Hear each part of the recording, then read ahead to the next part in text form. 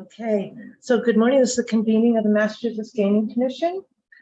We are holding this meeting virtually, so I'll do our roll call this early morning at 9 a.m. Oh my goodness, did I get ahead of Commissioner O'Brien? Oh, there she is. No, I'm here. There you are. Good morning, Commissioner O'Brien. Hi, how are you? I'm well. How are you? And you are here. There. Good morning, Commissioner Hill. Good morning. I'm here. Right. Good morning, Commissioner Skinner. Good morning. And good morning, Commissioner Maynard. Good morning, I'm here.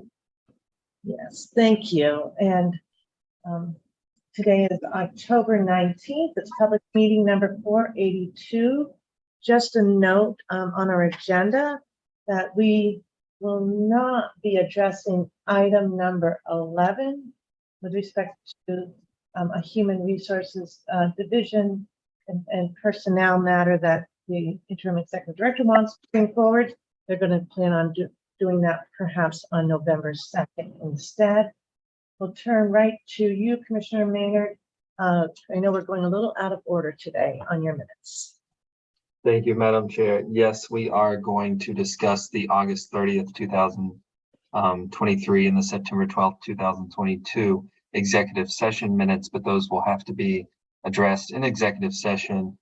We have reviewed minutes from February 23rd and February 27th, but given the timing, we will present those on November 2nd meeting. Okay, the 23rd and I'm sorry, the 27th. Thank you. And that's what, okay. Thank you so much. Thank you. All right. We're next going to turn to our screening committee for the hiring of the executive director. Turn it right over to Commissioners O'Brien and Commissioner Maynard. Thank you. So both postings are up, internal and external, and we have gotten some resumes in, is my understanding. We are going to have a first formal session, hopefully next week. We'll get on that and get a first formal session in terms of starting to review. But the one outstanding matter is a couple of commissioners had expressed an interest in participating in the selection of the executive search firms that are going to help push this out to a broader audience. And so the staff has done the review and has some recommendations. And so that's what's on for today to make sure the other three of you have a chance to say whatever you want or ask questions about those search firms. Excellent, thank you.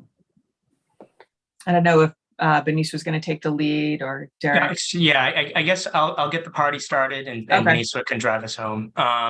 So without further ado, I'll give us a little bit of background and a little bit of insight into the process, and Benice will give us will bring us home from there. I guess I'll get started. In a public meeting on July 27, 2023, the Commission discussed the process and potential means for attracting candidates for the executive director vacancy. Part of the discussion was retaining the assistance of professional search firms to aid the MGC HR department and vetting committee. As discussed in that meeting, a successful search firm would likely exceed the incidental threshold, which would then necessitate the use of a statewide contract, an RFR, or a procurement exception. We asked the Commission to allow us to do research to see if an intentional diverse spend would yield qualified firms. The Massachusetts Gaming Commission collaborated with the local Enterprise Assistance Fund, LEAF, using its grant in which LEAF helps to identify DEI vendors and adds them to a procurement database. This collaboration aimed to narrow down a broad list of supplier diversity certified recruit firms provided to them by the Commission, as well as firms identified by LEAF's proprietary supplier network to a pool of 5 distinct search firms. In a public meeting on August 17, 2023, staff presented to the Commission a discussion of its findings that determined that there are diverse firms capable of assisting the Commission in its search for the next executive director. In a public meeting on September 7th, 2023, we shared some high-level documents as well as the questions that were asked of potential vendors. After reviewing the information provided, the Commission then requested that we proceed with the evaluation process and determine the final recommendation.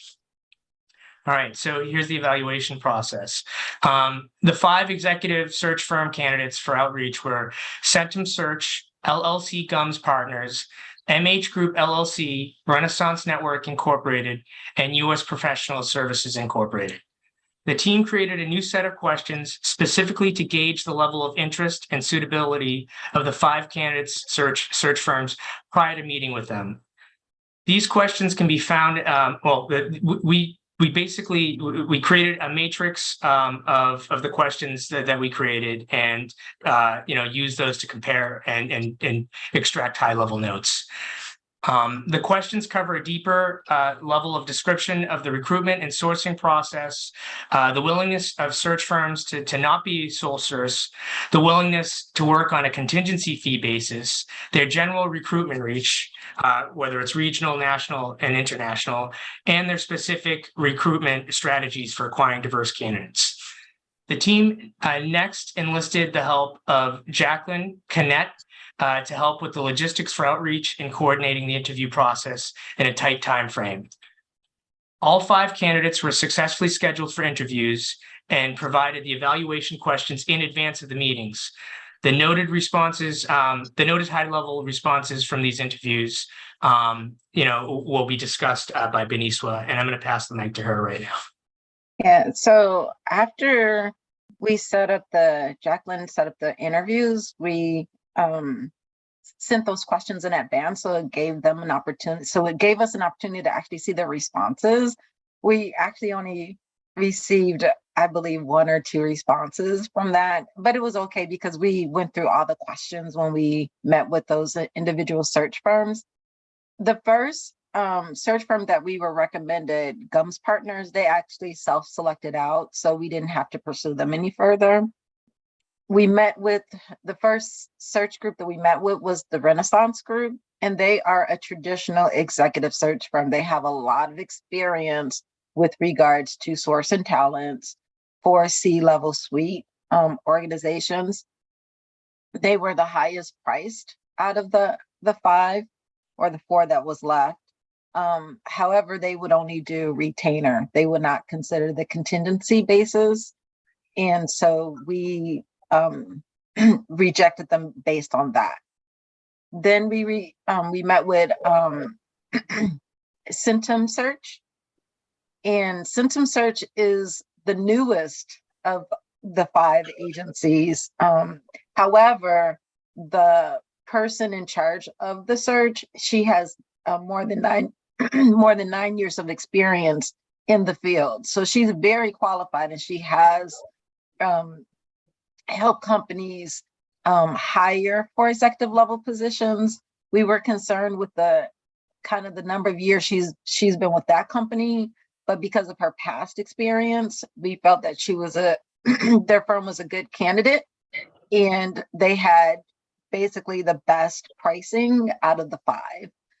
We met with U.S. Professionals, and we kind of joked a little bit that they were super recruiters. They're a large firm. They have a very, very large database. Our only concern was, would they be able to bring diverse candidates? They have a very, very large following on their Instagram and some of the other social medias. They really know how to, utilize those social platforms to gauge candidates, but would those candidates be the right for us? They are willing to work on a contingency basis. And then the last group that we met with was MH Group, and they are kind of tout themselves as being the diversity executive search firm. In fact, they said on average, they usually give their clients at least 70% diverse candidate slates. When we were reviewing and going over all of the 5, well, the first one self-selected. Renaissance Group kind of really self-selected themselves out too, because they would not consider the contingency basis. So we were left with 3, and from the 3, we were trying to decide which would be the best. And we came to the consensus that all 3 had different things to bring. And the fact that they're all willing to work on a contingency basis, our recommendation is to use all 3. because in the end, only one is going to get paid anyway. And each one has a really, we feel will have a really bring a good benefit to the agency with regards to this executive search. And I think we do need to give some kudos to Leaf for providing these search firms, because they provided us with some really strong candidates, and hopefully we could utilize all three of these and moving forward with regards to the executive search. Thank you. Right, So so the just only- to, so, Oh, go sorry. ahead. Just to reiterate, the three that were selected were MH Group LLC, US Professional Services Incorporated, and Centum Search LLC. And this was in an effort to cast the widest net. So the question that I have, I know Dave Muldrew and I had this conversation earlier. It's unusual to use more than one simultaneously. So if you could just talk about that fact, but you're still recommending the three, and then the circumstances, if more than one of them brings a candidate in that ultimately is hired, how that contingency works, whether it's just the one contingency that is then split amongst multiple firms, or what that would mean financially for MGC potentially. Yeah, so that's how it would be. The candidate that we select, the firm would get the payment. I'm just So- curious if that same candidate came in from two of them. So we asked this is actually one of the questions that we asked, that we created for them, is how do you have ownership of the candidate? And the answer to that is, and it could be a variety of ways. It could be through a checkbox in Taleo. It could be in the cover letter, certainly, or they could just let us know in advance, this is our candidate. Those might not be the only options. If there's a better solution in the future, we could use that as well. Yeah, so that would It would be the first one that brought it forward, because we discussed okay, I was going to this. ask that, because there's got to be Yeah, something clear in the contracts in terms of how we interpret who's Yeah, going we to own, discussed right? this. We discussed this with them, and they said this is a typical issue, especially when you're using multiple search firms. So these three are not their preference to be included in multiple But they've search done- firm, but they've done them before, and they said, we're not going to be dumping hundreds of candidates on you. We're really going to limit ours, because that's how we keep a good database. If we just send everyone your way and there's no traction, that doesn't help us. Right. So, and that was actually all four that we interviewed said that. So that was one of the other reasons we chose to go with three, because they're not just treating it like a huge funnel to send to us. I think they were saying most of them, actually all four of them said the most they would probably bring is 5 or 6 to us, because at that point they lose the interest of their clients as well. Okay, great. And just to add on to that too, they would communicate regularly with regards to the candidates. Each one of them said that they would give us a candidate profile, so we would know, and we could mitigate any of those risks right up front by saying, hey, this person is also with this one. And then we could decide at that point who would get the credit for that candidate. Okay. Commissioner O'Brien, I know when we had our discussion, I thought this was the best approach, having these three to cover as create a wide recruitment net as possible, because they're going to be referring a small number of qualified candidates to us as they instructed. We will be conducting on the recruitment side a timestamp. So if there are any issues, I will specifically be speaking to the agencies to clarify it up front, so we don't run into any type of conflict, if you will. Okay. And then just also to clarify, it's my understanding, and I think everyone else on the search committee, and particularly Commissioner Hill for you, that we're going to see all the resumes that come in. They're not going to be screening things out. So I wanted to make sure, Commissioner Hill, you knew that. Thank you. So I don't know if anyone else has any questions for the group. So we only had a vote on here if you wanted to go against our recommendation, but since we're the procurement group, we don't need a vote. You don't need it. We basically made our decision here, but we did put that vote on there out of an abundance of caution in case you wanted to only use 2 or not use any. Right. So it looks like we have consensus to go with what staff is choosing to do, which I think is a good idea.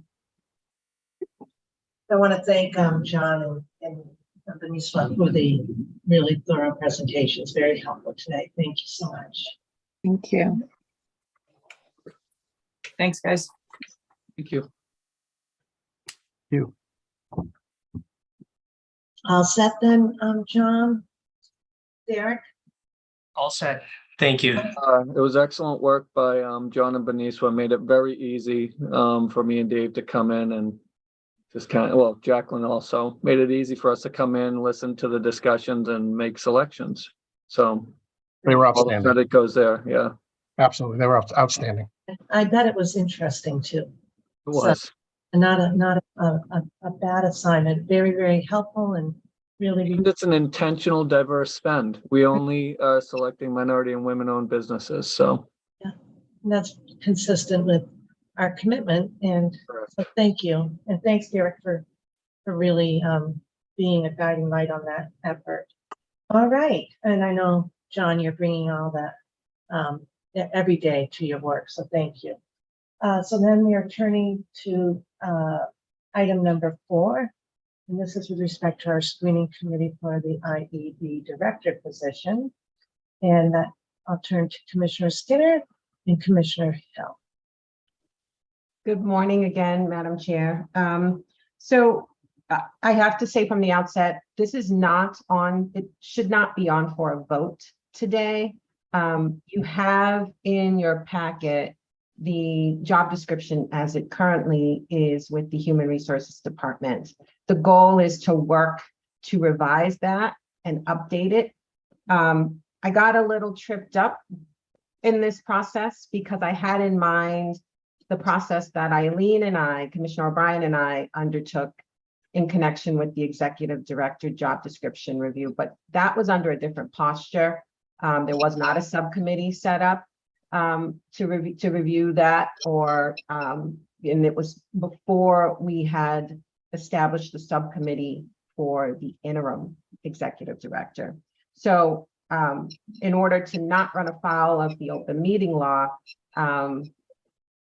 I did not circulate or include in this packet the beginnings of a marked up version of this job description.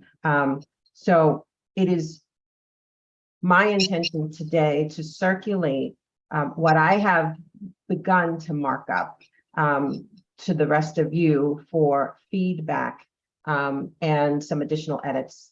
Not necessarily today. I'm hoping, Madam Chair, that we could have this put on again for a more fulsome discussion of the edits that need to be made to this job description at a later meeting, in particular the November 2nd meeting. So Trudy does have a version. My fellow subcommittee members have not seen this. Though we met, we didn't get it on the agenda for their review. So this is really just my proposed edits, and I welcome further edits and comments from my fellow commissioners and Chief Muldrew as part of the screening committee in the next couple of weeks. Could I pause for a minute, please? I just need a 2-minute break, if you wouldn't mind. Sure. Okay, thanks so much.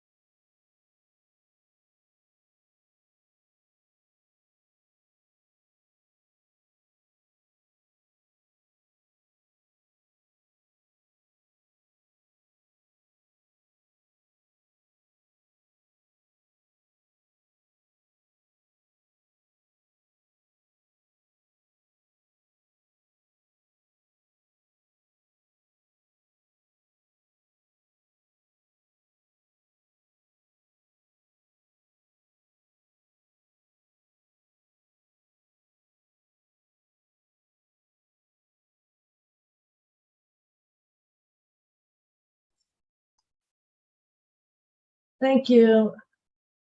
Thanks so much.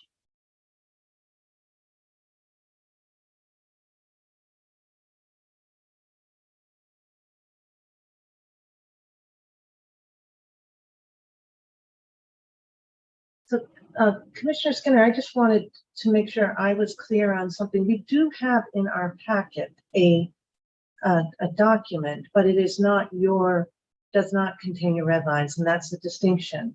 Correct. I did look at the one that's in the packet, and it is not the one that we used to hire the last, Loretta Lilios. And I wasn't sure if you had the most recent version and this was your markup, but it sounds like you want to work from this document that we do have and mark it up. Commissioner O'Brien, I think we probably decided the job description in a commission meeting as well. Commissioner Cameron and then Executive Director Wells worked on the version I had. I guess I'm just wondering, I believe I have that version. And I don't know, Commissioner Skinner, if you would like me to, I don't know if I'm allowed to even share it with you. Well, I don't that's see why helpful. though. That's It's not the helpful because document, right? we did get from the version that I worked from, I did get from Human Resources. So there's obviously a disconnect, and I understood that I was working off of the most recent version. I think the whole committee thought that. Yeah. Yeah, so definitely, I mean, the posting that went out when Loretta Lilios was hired will obviously be a public document, so I don't see why that couldn't be shared with. Right. Yeah, I am concerned I could be wrong, right, Commissioner Skinner, but I looked into my files because to see the final for the Director of Investigations Enforcement Bureau and what I printed out. So then I looked at yours and I said, oh yeah, there's been some edits and I'll just think about it. But then it occurred to me, maybe we had two different versions. So Yeah. can I just go ahead and send that to Commissioner Skinner? Is that permissible? I'm going to turn to. I think, well, I wonder if all of us should get it. It's a public document, so if I Jack, presume whoever's it is. helping you guys disseminates to all of us, because then that could be the jumping off point, right? And then Nikisha's red lines from there. I presume it's a public document. If it was never distributed, then it wouldn't be. But Well, but that was posted for the job. well, I guess I'm hoping, Eileen, that is that version. I'm Got wondering, my records could possibly be wrong. I don't think so, because it really rings true to me from, was that not that long ago, right? Mhm. But, and I know Commissioner Cameron was very, she was attuned to it. So, and I'm willing for it to be, I don't claim any ownership over it. So I'm happy to have Trudy circulate and it to the extent that's helpful to you. Yeah, absolutely. And that, the fact that I wasn't working or we weren't working off of the most recent version, it But makes again, sense because you could be. I want to make sure I could be wrong. yeah, but I wouldn't be surprised if we were not, because it struck me that there were some significant items missing from this particular job description that it just Okay. certainly wasn't ready, in my opinion. So it would be good. So then Trudy, I need to send it to her. yeah, and just Trudy, there's no need to circulate now the marked up version of the old job description that I sent you this morning. Okay. Or would it be, you don't want it, you want to take a look first at. If I didn't work from the most recent version, it doesn't make sense to circulate. Yeah. And again, I want to be really clear, just because it says final in my records, I could be wrong, but I think you'll see it looks a little bit more fleshed out in certain areas. So perhaps it is a different, a later version. Yeah. Great. And that could be on us or on me for not sharing it with HR. I just, all right, so I'll tend to that. Thank you. And again, thank you for the quick pause. I just wanted to see where I was and make sure I had a little bit of an understanding. Thank Certainly. you. Chair, Okay. could I ask Commissioner Hill and Chief Muldrew if they have anything to add to this item? Not at this time. Thank I look forward to seeing what gets sent around. No, not at this time, Commissioner Skinner. I do have a copy of this, so if it's possible, if you could please distribute that to me also. Because I have copies of the job description, I believe. And I want to make sure that we are consistent with our information leaving HR.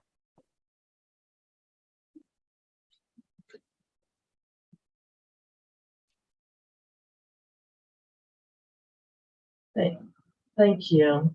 So Commissioner Skinner, Commissioner Hill, are you all set now at this juncture? And we'll get our marching orders next time around. Is that the plan for November 2nd?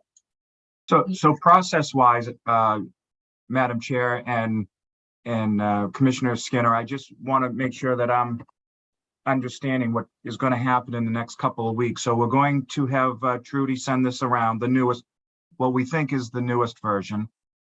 And will we take comments within that 2 weeks and then discuss on the 2nd and vote on the job description? Because the hope is, at least it was the hope of the committee, that we would be able to start posting this job on the 3rd.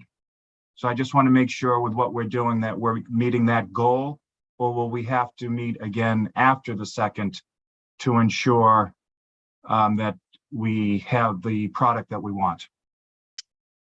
The latter, if I may, Commissioner Hill, because the commissioners aren't allowed to share their opinions on this outside of the public meeting, so you'd have to discuss that at a future meeting. Yeah, the only thing I'm wondering is the 25th, we have agenda setting. Could we add a very discrete, IEB job description as sort of a solo topic in the end of the 25th to keep you guys on your cadence? Either that or discuss it in full at the November 2nd meeting and just be. And sort of add it as we did with the ED job description. That's an option too. Mhm. I would just remind everybody, I think we have a very busy meeting on the 2nd, and this will take some time. So just putting that out there. I do like, if available on the 25th, that would probably be the best scenario. We would have, it would be marked up as a separate public meeting. Could I just take an assessment about how busy November 2nd is? You're also going to probably get a request from Trudy. I do have a medical appointment at 9 on the 25th. So if it's going to include, a substantive discussion like that, it's at the end, I'll make it to that, no problem. But if we have an 11 o'clock start, it's going to be easy, but I don't know what everybody's schedules look like. So, but let me take a look. It is an important, very important item, and I don't want it to get lost in the shuffle of an agenda setting meeting. So,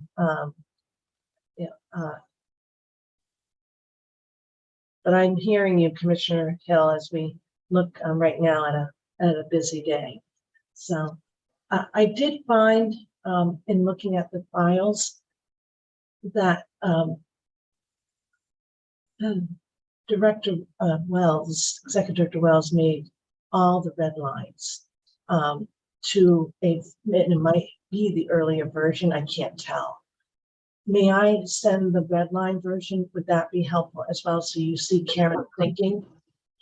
Is that okay? Can we send Karen's thinking and then the clean version? Yes, certainly. And because you're talking about it here at a public meeting, you can absolutely do that. Okay, so when I get a chance, because I don't want to make a mistake on the email, Trudy, I'll send both the red line and then what I've noted, not as final, as clean. So, and that was done September of 2020. So it was, there could be a good reason, given it was smack in the middle of the pandemic, that somehow the files just weren't perfectly updated. Okay, so I'll send that along. Thanks. Madam Chair, Yes. can I just get clarification on the November 2nd meeting? Are we confirmed for Springfield on that day? Yes. Okay, and were you suggesting, when I thought you mentioned a 9 o'clock appointment that you had? Was that was on the for- 25th. That's on the 25th and the agenda setting. So if we were going to make it into a public meeting, as long as it were at the end, I want to be part of that discussion. I think I can make that just fine. I think we're just going to take a look, assess how busy the 2nd is, and it would be, I'm hearing two different things from the two of you. Commissioner Skinner, I think you're leaning a little bit toward November 2nd. Commissioner Hill, are you leaning toward the 25th? So I leave it to you. I can work out my schedule fine. I'm just hoping that we can have it all finalized by the 2nd. If it's done on the 2nd, great. If it's done on the 25th, great. As long as it's done, because I would hate to put it off again, because we have a pretty good goal in mind, and I'd like to keep that if possible. So my request, even if all we do is distribution of the red line version on the 25th, so that the other three of us get a look at it, that would speed up the 2nd, even if it's just a really short meeting for distribution of the red line, so that we can see what was the last actual posting when we hired Loretta Lilios, and then what are the red lines that coming out of the committee. With a vote on November 2nd, potentially. Right. So even That's if there's perfect. no substantive discussion on the 25th, at least we can mark it up for distribution of the red line and the original. I like that a lot. Thank you, Commissioner O'Brien. Yeah, if that's the goal, that makes great sense. So Trudy, we'll just make a note that we'll have a second public meeting to follow on the 25th, and we'll have a single item of basically what was on today's, without a vote noted. Okay, thank you. Thank you. Thanks. And you know what? These processes with the screening committees are just new challenges for us. So it was perfectly managed today from my perspective. So thank you very, very much. Okay. Let's see. Madam Chair, just so you know, I'm going off camera now for a period of time. I'm here, but my camera won't be on for a while. Well, thank you, and I'm glad it worked out for you, Commissioner Yep. O'Brien. I know you'll be interested in listening to Beniswa's presentation. Yes. So we've got a Yeah, little- thank you for taking out of order for me. Oh, no problem. I'm thrilled that we got that accomplished. Thank you so much. All right, so now we're going to item number 5, and we will turn right to our interim executive director, Todd Grossman, and I know we've got a presentation today. We do. Thank you, Madam Chair. Good morning, commissioners, and to all the members of our team and all who are joining us here today. We actually have 3 pieces of information we'd like to share with the commissioners, all by members of our team. The first, as you've noted, is from Mr. Muldrew and Beniswa Sundai, who will talk about the commission's own diversity, equity, and inclusion efforts. Also like to update you as to the goings on relative to a responsible gaming conference that's in the planning stages, and Director Vanderlinden will discuss that with you. And then finally, we'd like to offer an update as to the East of Broadway development, and Chief Delaney will be here to talk a little bit about that for you. But without further ado, if I may, I'd like to turn things over to Mr. Muldrew, Ms. Sundai, to talk about the Commission's DEI efforts. So good morning to you both. Good morning. Good morning, Madam Chair. Good morning, Commissioners. Good morning, Todd, Interim Project Executive Director. I want to thank you for inviting myself and my colleague, Beniswa Sundai, Senior DEI Program Manager, to present the MGC Diversity, Equity, and Inclusion Report. As we begin, I want to give full recognition to Beniswa, who has been an incredible addition to the team and was the lead in collaborating in the gathering of the data and presenting it as such. So I want to make sure it's evident. I think you'll agree. In 2020, Madam Chair Kathy Judge Studd created the MGC Equity and Inclusion Working Group. The creation was in response to societal, racially intolerant issues that were prevalent at the current time and are prevalent today. Statement of purpose. MGC is a committed and racially equity and justice, diversity, and inclusion that expects the same of its employees, licensees, and stakeholders. We realize that in our society at large, there are systems, policies, and practices. and they continue to yield inequitable incomes. We recognize that in addressing systematic issues, everyone who's in part of any system that has an opportunity and responsibility to examine how systems work and to dismantle barriers, obstruct racially equity, is responsible. We embrace the anti-racism as a guiding principle. Anti-racism, in contrast to absence of racism, calls for a proactiveness. On the topic of racial equity, neutrality is insufficient, preserves the status quo, and is equivalent to an abdication of moral obligation. Here at Mass Gaming Commission, we hold ourselves, our licensees, our vendors to this cornerstone of our culture, and we continue to improve upon it. Benicia, next slide, please. Our core values: commitment to transparent gaming licensing processes, encouragement of open exchange of ideas and participation among our staff, management, with our licensees, strict adherence to ethical standards in licensing and regulation. We embrace diversity in workforce as well as we embrace diversity in our vendors and working closely with our communities to meet the commitments and to have representation.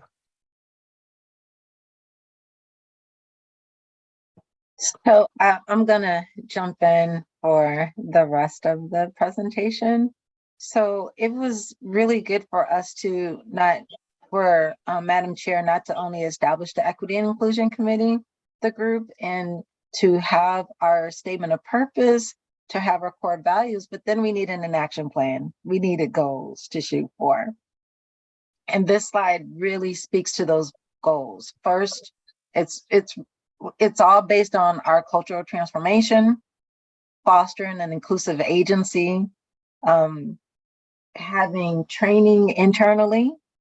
We can't grow as an agency if we don't know or are educated on processes and things that affect our society and our agency as a group too. So we have our internal culture that we're building, and that is kind of driven by societal culture as well.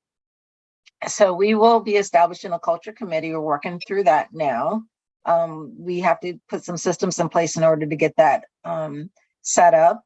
Regulatory review. We want to make sure that we integrate an anti-racist perspective, and we want to review it every 3 years. So it's about time now that we're coming up on reviewing the processes that we talked about a couple of years ago, and we'll move forward and possibly alter these goals, add to new goals, and really take a look at how we have progressed through these through this action plan, and ensure regulations don't disproportionately harm or hinder communities of color. We want to enhance customer service. So we have to review our policies and procedures to make sure that we're being fair, that we're accessible, that we have economic opportunities for our communities of color. That also means our hiring and retention. We have to look at that internally as an agency. So we are trying to improve those processes. We just talked about looking at those job descriptions, and that's what we're doing. And also thinking about how can we do more outreach and mentor and monitor our licensees' diversity efforts as well. And procurement enhancements too. We want to continue to broaden procurement policies to increase spending with minority businesses. Again, we talked about that through the executive search committee. So those are just some of the things that we're doing, and making sure that we have intentional spend within our organization that we're expecting of our licensees. This is our team. So we have our HR team. I'm on that team. We have Annie Mesery, Trupti Banda, Dean Ventola, and Natasha. And each of them play a vital role into ensuring that our diversity goals are met not just through the DEI portion of it. And just want to go over a few of our diversity stats. Now, our goal with regards to our agency is to be 25% diverse. Right now, we are at 31% diverse as an agency. So that is looking at what we talked about, that diversity hiring, to be intentional about providing opportunities for people, looking at the job descriptions to make sure that we're getting diverse candidates who qualify, diverse candidates who are applying and who can be hired. And this is the result of that. With regards to our spend in year 2022, we had $3.6 million in diversity spend. And with regards to hiring, being gender diverse, 40% of our agency staff are women. And just to look at some of the outreach that we have in 2023, we're looking at an MGC internship. I recently participated in DEI training with Pacesetters. We're really trying to be intentional with regards to expanding diversity recruitment reaches. For example, we participated in a recruit military event in which we had a good turnout for that event. And we followed up with several of the candidates that we met at that event as well. And that kind of ends the presentation. Do you guys have any questions? Great. If you could bring down the deck, we'll be able to have a conversation more easily. Wonderful presentation. Commissioners, what questions do you have for this team? Madam Chair, Yes, Commissioner Hill. I actually don't have any questions. That was a great presentation, and I appreciate you bringing it forward. I most noticed that we're at 31% of our DEI goals, and that is a big number. It looks like it's a low number, but believe it or not, that's a big number. And so very proud to stand with you in all that your division does to get that number where it is. And with the goals that you've set, I know that number is going to get even higher. So congratulations on a job well done. But more importantly, I just wanted people to know that that 31%, that's a highlight for sure.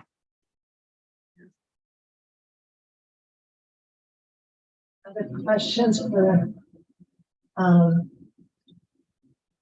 Anisha or Dave? On the spend, I think that's a very good number too. I don't know if there's any way, Commissioner Maynard, I'm turning to you because you usually have some perspective on how we think about it. Should we be thinking about it in terms of our overall spend, or how do we think about it with respect to diverse? Or here's Derek too. Because I know we've been, as we mentioned earlier, Beniswa, very intentional around this. So Derek, do you want to give some perspective on that number for us? I can fill in around Commissioner Maynard after he gives his perspective, but Yeah. I mean, I think, listen, first of all, like Commissioner Hill said, these numbers are very commendable. It's easy to look at it and say, there's more work to do. There's always more work to do. But, and Beniswa and I had a long conversation outside of my office probably a week or so ago about a lot of these topics that are coming up. Intentionality, though, is the first piece of this, right? And so knowing that you have to do it, understanding that you've got to pick, and I don't know if Derek's going to go into this, and he's much more of an expert on this than I am, but you've got to pick vendors that are in spaces where we need spend, right? Which is part of the equation. But I think it's important. And really my question was, Madam Chair, if I may go off of your question, is, what can we do as a commission to continue to put gas on the fire? What can we do to make sure that people know that, A, we're looking for suppliers, we're looking for vendors, anyone who wants to join the MGC, we take it very seriously to have the best, but also to make sure that the people here reflect the Commonwealth of the Commonwealth. And so, what can we do? Dave and Benicio, what can we do to help? Well, thank you, Commissioner Maynard, in your comments.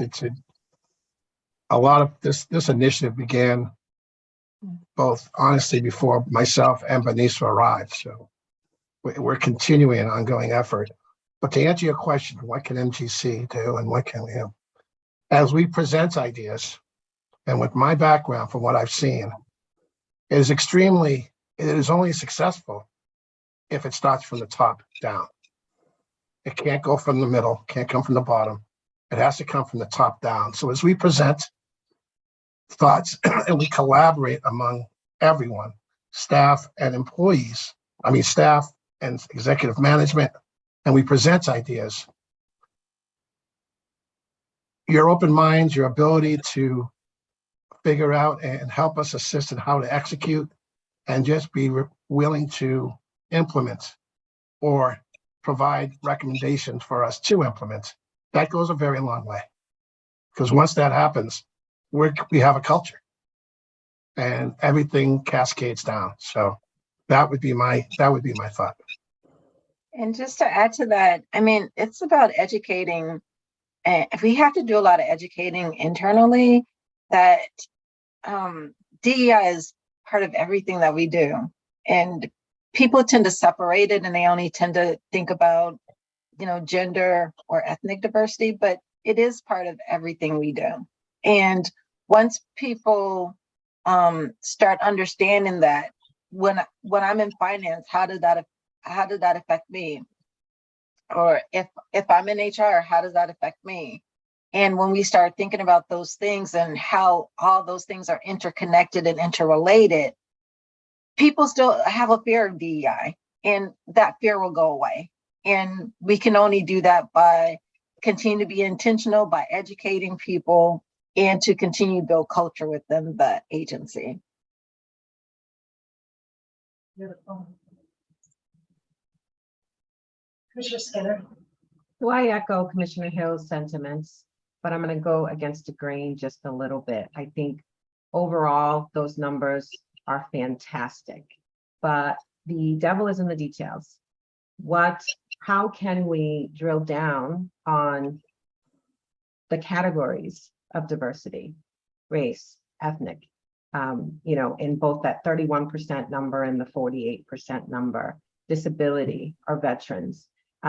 It'd be helpful to see where we are internally with respect to our management numbers and diversity. So I think we are absolutely on the right track. It's something for sure to smile about in what you're presenting today, particularly the establishment or the goal of establishing the culture committee. I'm really looking forward to that and to see what work comes out of that committee. So keep up the good work for sure. Thank you. And we actually are putting more systems into place. We're finding that some of the systems that we had in place weren't necessarily reliable. And we do have limitations like our applicant tracking system. We have the ability to do the tracking, but we don't have access to it. So some of those things that we're trying to work through to figure out what is the best way to keep those, to provide accurate numbers internally, we're working through those. So they are on our mind. Sounds like it could be the first task of the culture committee. Yes. And I think you Commissioner may be Skinner, correct. I'm sorry, go ahead.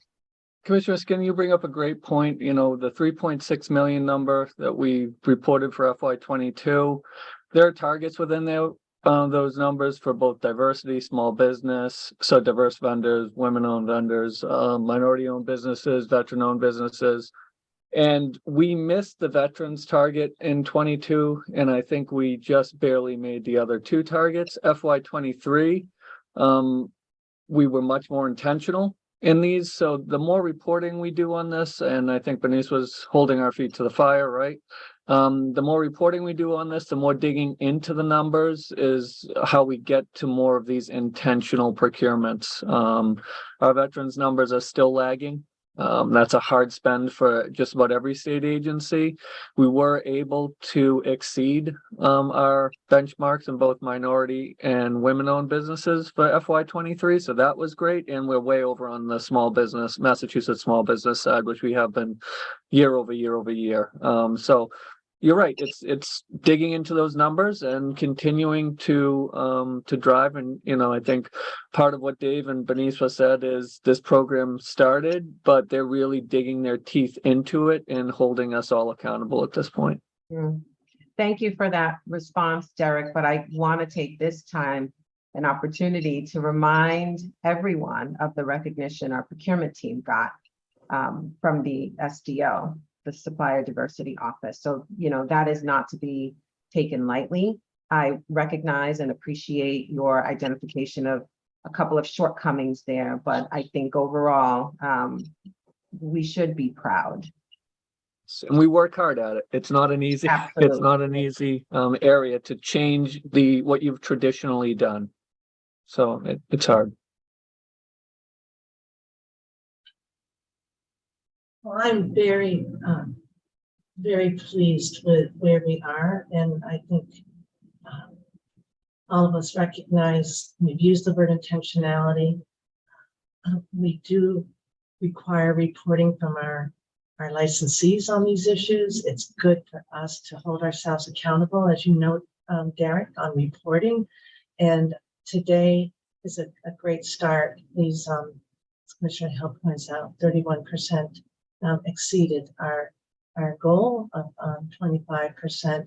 And I suspect with the team that we've got in place and everyone's commitment, and that is across the agency, we just have seen just a lot of good results, and just looking forward to the future. So thank you. I want to mention, I mentioned at the agenda setting, I had invited Beniswa and Dave to give their presentation today. We had this presentation and Commissioner Maynard joined the GPAC meeting, and I said, it's not, I want to make sure that our team has seen what the GPAC saw. So now we're all caught up. So thank you. Looking forward to continuing reporting. Thank you, Madam Chair and Commissioners. Thank you. Thank you. Excellent, excellent, excellent. All right. Moving on to item number 6, Commissioner Hill. Thank you. I'm so sorry. We do have a few more things. Yes, there are, which I today. didn't know about when I did my time frame. So I'm sorry. My apologies. Quite all right. We'd like to turn it over to Director Vanderlinden, if we can. Mark, good morning. Good morning. Good morning, Madam Chair. Good morning, Commissioners. I will be quick, but I do have just 2 very brief things here. First is an update on the research conference that is planned for the spring. Included in the FY24 gaming research agenda that the Commission approved back in May is a section on knowledge translation and exchange. In short, the goal of this section is to focus on activities that ensure that the findings of the MGC research program are accessible and usable by a broad range of stakeholders. The main activity in the FY24 research agenda is an inaugural research conference. The goal of this conference, to dive a little bit deeper, is to bring together a diverse network of stakeholders and researchers to discuss the findings of more than a decade of MGC research, to collaborate on knowledge mobilization strategies, and to develop ideas to broaden and deepen our research. This will be tentatively held on May 14th in Worcester. We're working on some of the contract details of that right now. I would like to just give a shout out to the Mass Council on Gaming and Health for helping us coordinate what is a relatively complex task that I have very little experience in. But I also want to call out Grio, who has worked with us for a couple of years now on knowledge mobilization activities, and the UMass Amherst.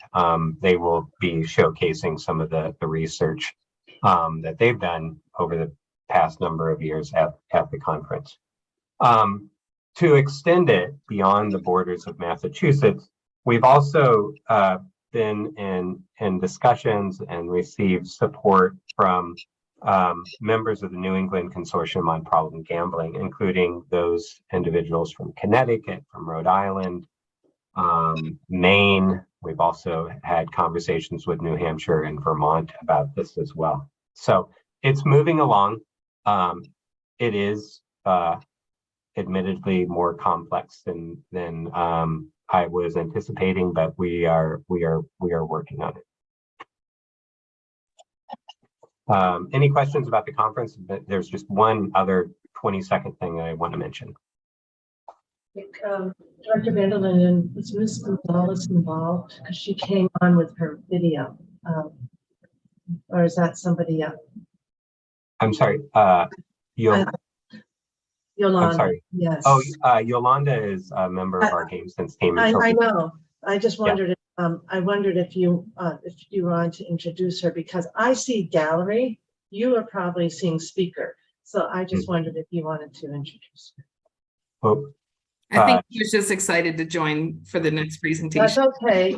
But I wanted to note you, and she was listening with intentionality, so I like that. Good morning, Yolanda. Good morning, Madam Commissioner. Yeah, thank you. All right, next.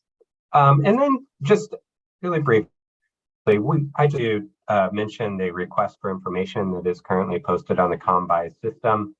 It's the Gambling Risk Identification and Response Technology RFI.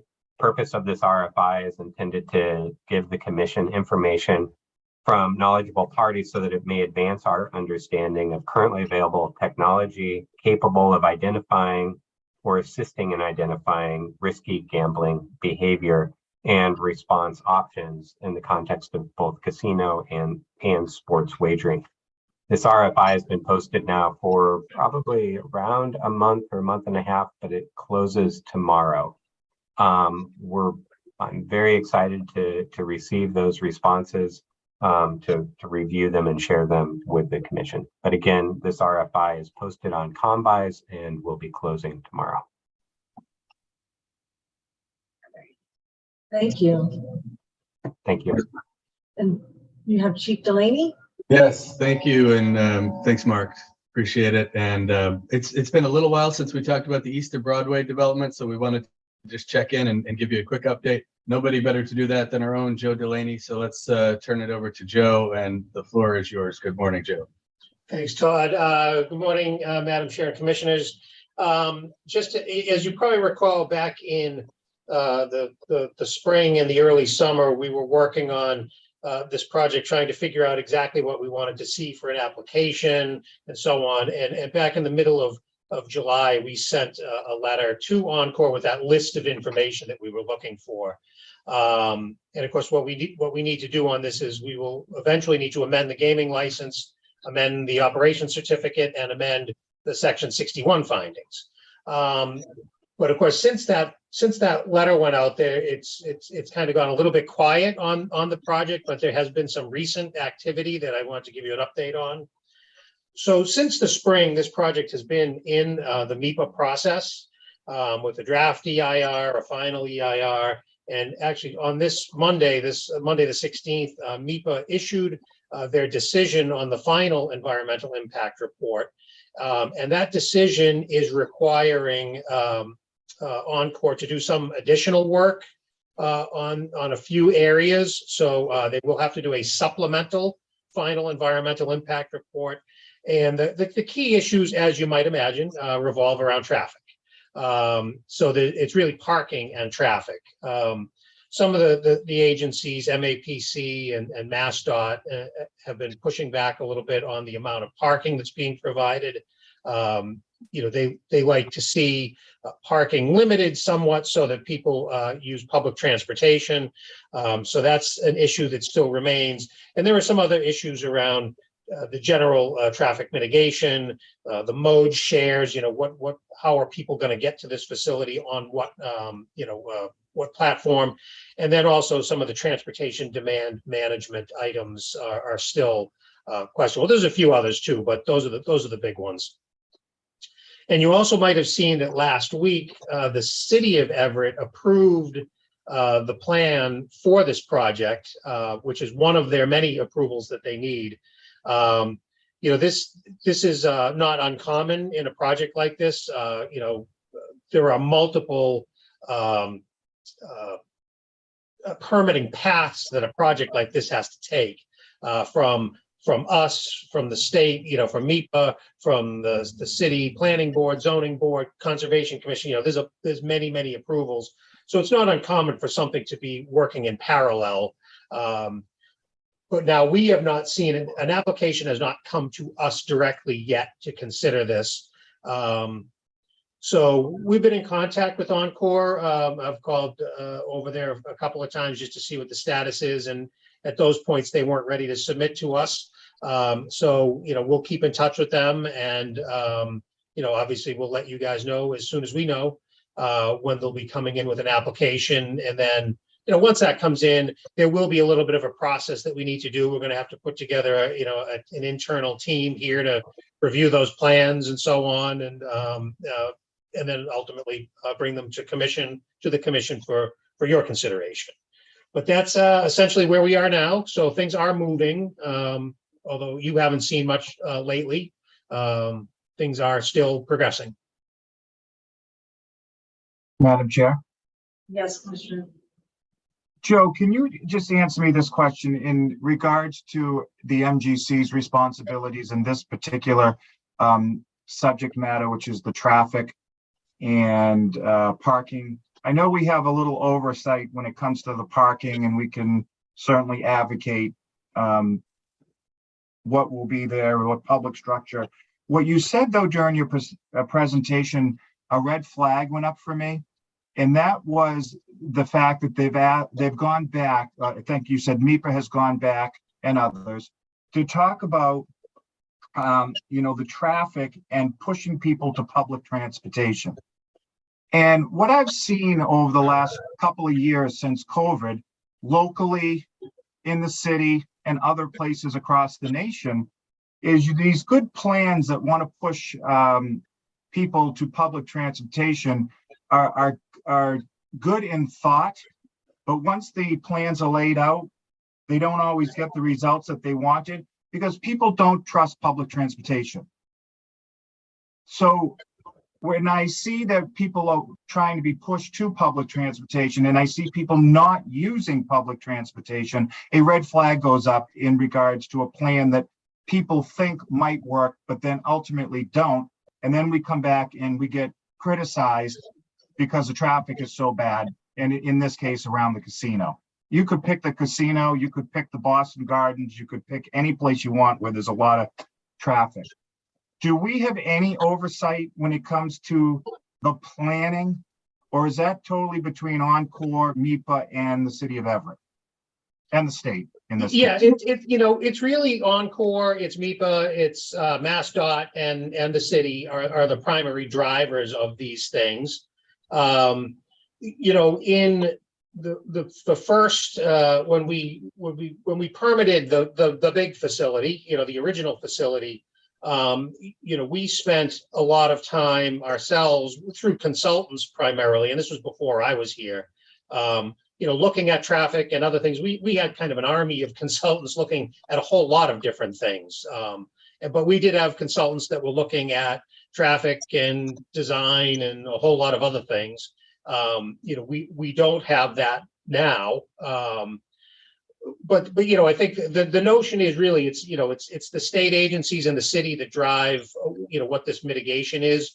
At no point during the original process did we say, we think that there needs to be more mitigation in this area. I mean, we required a couple of very minor things, like in our Section 61 findings.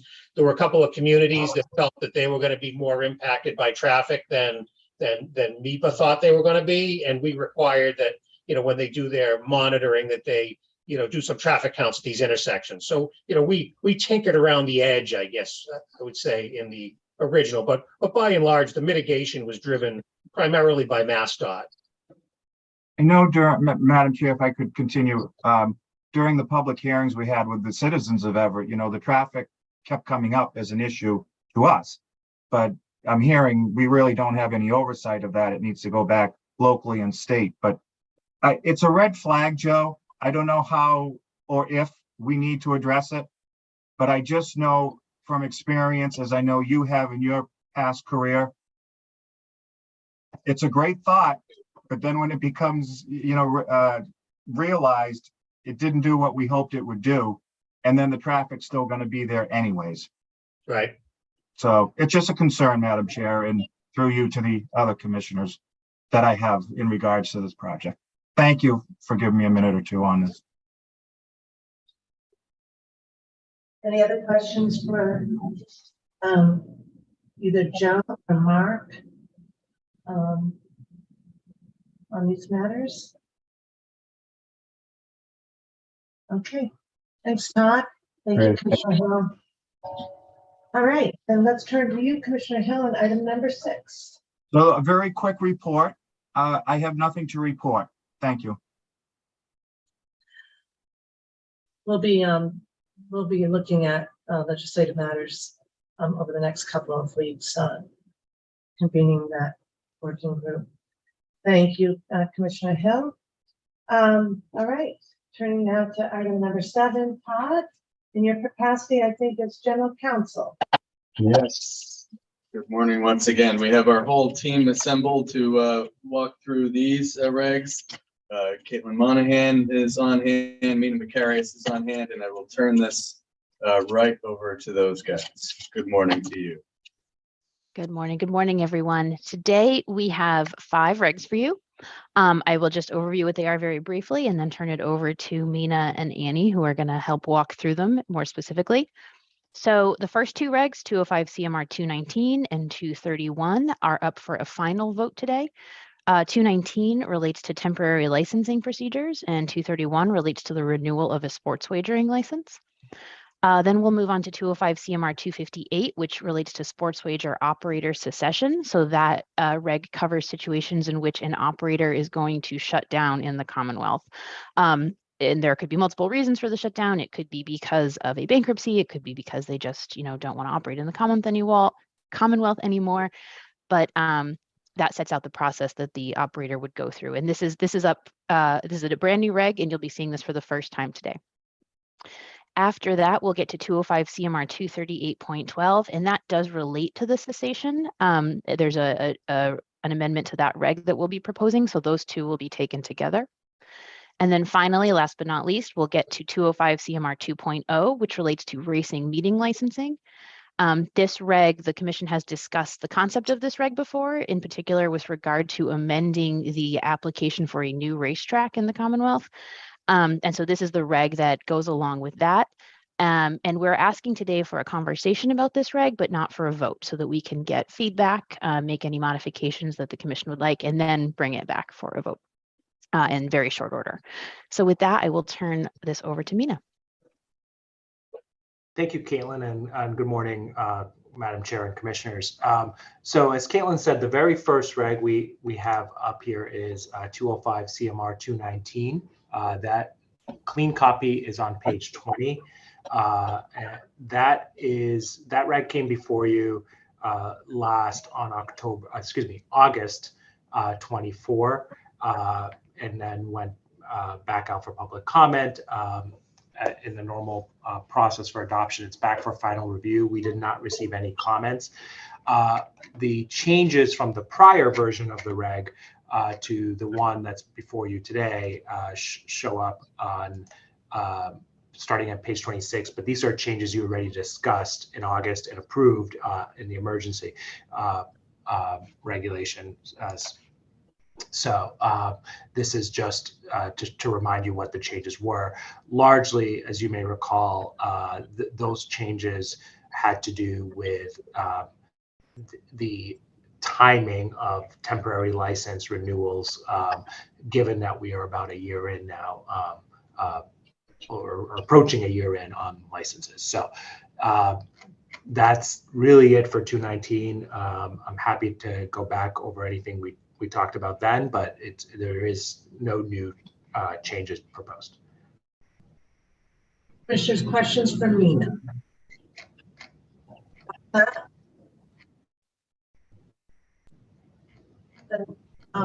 We would work to move on this if somebody is prepared. I'm prepared, Madam Chair. Thanks, Commissioner Skinner. I move that the commission approve the amended small business impact statement and the draft of 205 CMR 219 as included in the commissioner's packet and discussed here today. And further, that staff be authorized to take the steps necessary to file the required documentation with the Secretary of the Commonwealth to finalize the regulation promulgation process. Second. Thank you. Any edits, concerns? Okay. I believe I've got Commissioner O'Brien. Yep, I'm here. Thank you, Commissioner O'Brien. Did you hear Yep, the motion okay? I did, yep, and I'm aye. All right, thank you, Commissioner Hill. Yep. Aye. Thank you, Commissioner Skinner. Aye. And Commissioner Maynard. Aye. And I vote yes. Excellent. Thank you for that, Mina. Thank you, Madam Chair. The next one is on page 234, also came up on August 24th. This is a license renewal process reg. No comments received. We have one very small edit. There's a incorrect cross site in 231.013B. The subsection cross reference needs to be changed. So that is the only proposed change on 231. Everybody saw that, right? I had to look like 3 times because it was in green. Thanks. With that, commissioners, do you have any questions? Commissioner Maynard, are you prepared to move? I'm prepared to move. Okay, just make sure no questions then. All right. Madam Chair, I move that the commission approve the amended small business impact statement and the draft of 205 CMR 231 as included in the commissioner's packet and discussed here today. And further, that the staff be authorized to take the steps necessary to file the required documentation with the Secretary of the Commonwealth to finalize the regulation promulgation process. Second. Thank you. Any questions, concerns? Okay, Commissioner O'Brien, did you hear that okay? I did, yep, and I'm aye. Excellent, thank you, Commissioner Hill. Aye. Commissioner Skinner? Aye. And Commissioner Maynard? Aye. And I vote yes. Okay. All right, Madam Chair, we're on to page 41, and I apologize. I don't think the next 3 are going to be quite as quick as this, but we'll use the balance of my time and the balance of Commissioner Hill's time from the legislative update. Mina, will you allow me just to make one note? We do have bookmarks, and I want to credit Trudy. She learned, Grace, introduced bookmarks, and Trudy trained herself yesterday, and she said, not hard, just a little tedious. And so here we have multiple bookmarks. Wonderful. Okay. So thank you. Well, great. Yeah, that's fantastic. Thank you. That actually makes my job a lot easier. Here. So this, as Caitlin alluded to, this is a regulation we've prepared to address, and really this one and 238.12 go together, and I'll explain why as we go along, to address potential closure of operations. This is an issue that the commission first raised when you were discussing temporary licensing back over a year ago at the outset of the passage of sports wagering. It was sort of put on the list of regulations to develop. Recently, I think there's been news around the country of various entities that have been reconsidering whether or not to stay in all of the jurisdictions that they were licensed in, which raised this to a little bit of a higher priority to get this going. And then, of course, as always, they're sort of just in the normal course of business, businesses decide to make decisions to shift their resources elsewhere or to no longer operate a particular product line or lose funding and go into bankruptcy or sort of financial distress. And this regulation is intended to address that process and the disruption it would have for the Commonwealth in terms of revenue and potential wagering losses. It would also attempt to address the impacts it would have on individual patrons, particularly in an industry that has wagers that may not be paid out immediately. Is one of the features of sports wagering, so that kind of creates a different issue that isn't as true for brick and mortar casino gaming, and also to sort of just have a game plan. As we go through this reg, I want to emphasize, I guess, a couple of sort of structural things. One is we have worked with bankruptcy counsel to get their feedback on this as well, because bankruptcy presents particular circumstances. The long and short of it under the bankruptcy code, I am not a bankruptcy lawyer, so I won't go into the intricacies of it, but the federal bankruptcy code preempts state regulation almost entirely. So if an entity goes into bankruptcy, there is not going to be a whole lot that the commission can mandate. However, there are things that we have tried to do here to try to set up the commission and the Commonwealth to be as protected as possible in the event of bankruptcy. That's sort of point number one. For everybody else, anybody else who sort of chooses to cease operations, the way this is set up relies in large part on the cooperation of entities who are closing in Massachusetts. And I think one sort of threshold question that might be in the back of everyone's mind is, why would they cooperate if they're no longer licensed? And I think the short answer to that is first of all, some of these may have other businesses in Massachusetts.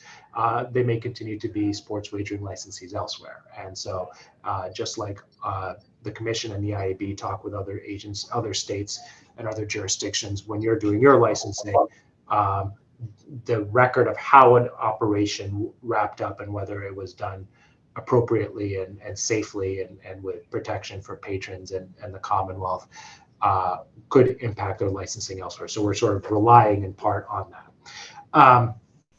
And we also understand that's not going to be one size fits all. So with that, I can start going into the process. I'll stop at the end of each section and take questions. There may be this is sort of a more or less chronological regulation. So the first piece, 258.01, is a notification. If a entity knows or intends to shut down operations in Massachusetts, whether they're brick and mortar or online, a category 3, they're required to give the commission at least 90 days notice and to sort of begin this process.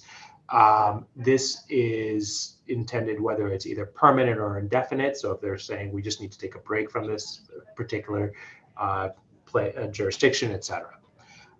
That's sort of the basic. Again, there is, of course, a risk that someone doesn't do this in the event of a current licensee or someone who's going to continue operations. That could, the remedy is really that the commission, it ruins their reputation elsewhere. In the case of bankruptcy, which is, it may be more likely that they do not provide notice, or if it's sudden, we'll get to sort of one of the ways that's addressed later. It would be harder at that point legally to force notice or to force someone to stay open. Once you receive the notice, if I can go to 258.02, the commission has options, and the idea is, again, to keep discretion as broad as possible. One, it could decide, look, we actually want you to cease offering wagers or accept, immediately. If you're going to be shutting down in 90 days, we really don't want you to accept bets on the Super Bowl or March Madness this early. That's an option. It's not a requirement. All of these are intended to allow you to survey the scene at the time.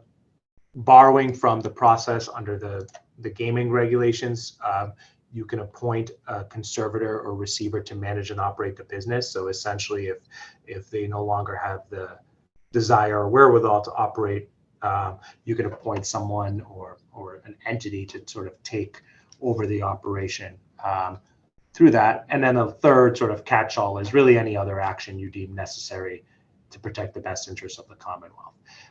This is again intended to be broad and not prescriptive based on the circumstances. Mina, can we pause here to just check in? Because I think the idea of section by section makes great sense. Commissioners, any questions so far on either point 01 or point 02? Or suggestions, comments? Commissioner O'Brien, I just want to see if you have, I can't see you leaning in right now. No, I don't have anything right now. Thanks. Okay, great. I'm just,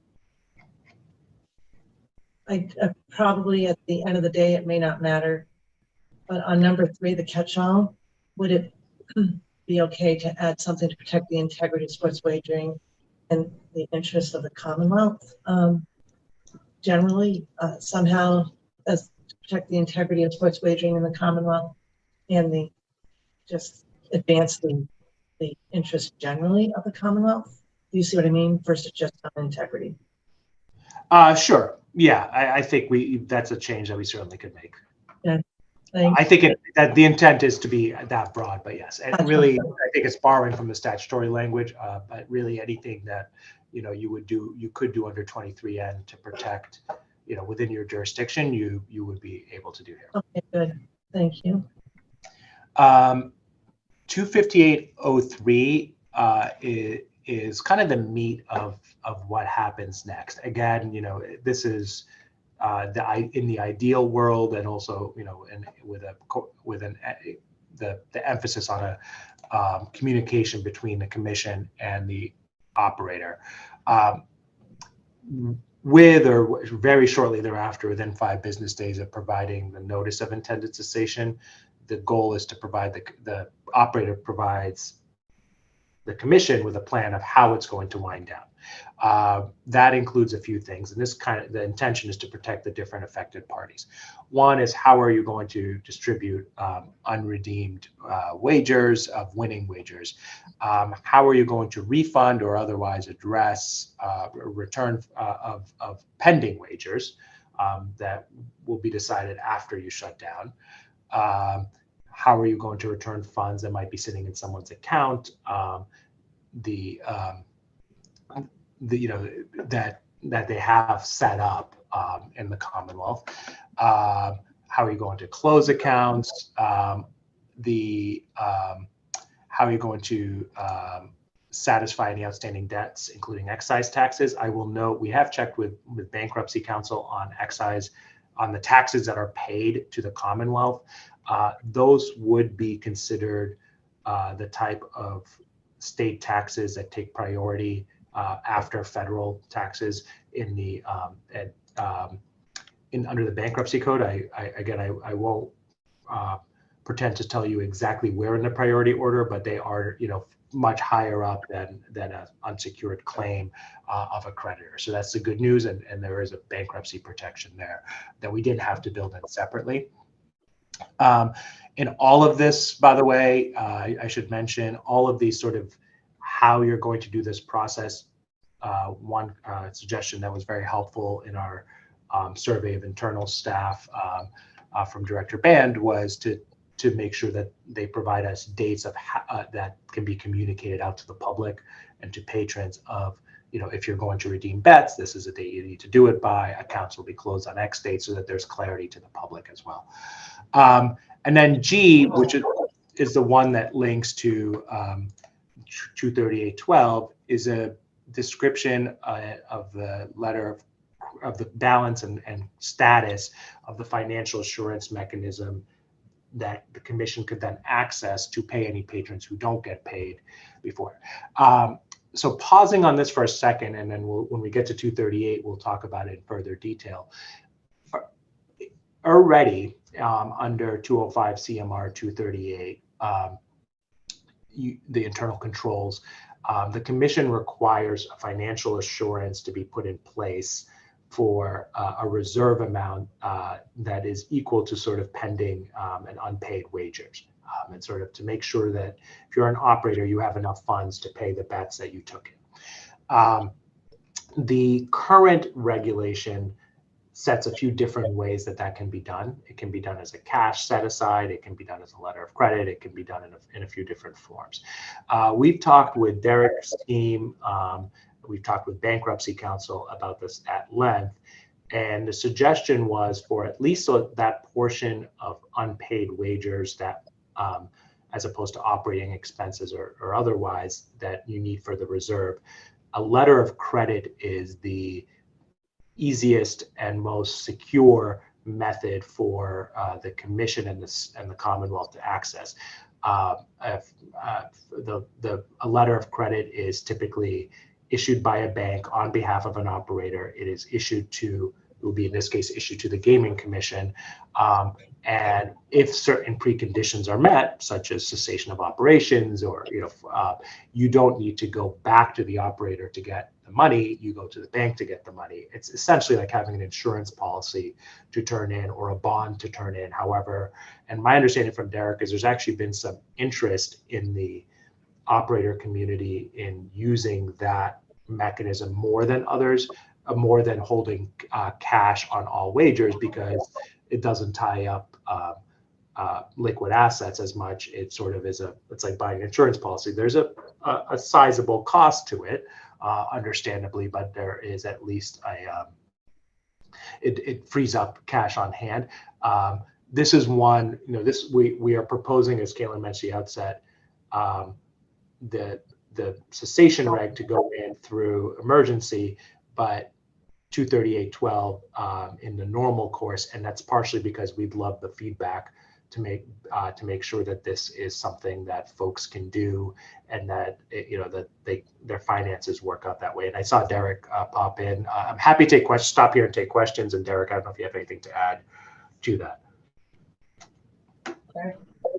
You covered it perfectly. We're looking for the most secure instrument to protect the patrons' deposits, as well as their wagers that are on hold and any payouts that are on hold to them in the bad circumstance that one of these operators ceases to exist, not just merged and taken over, but actually ceases to exist.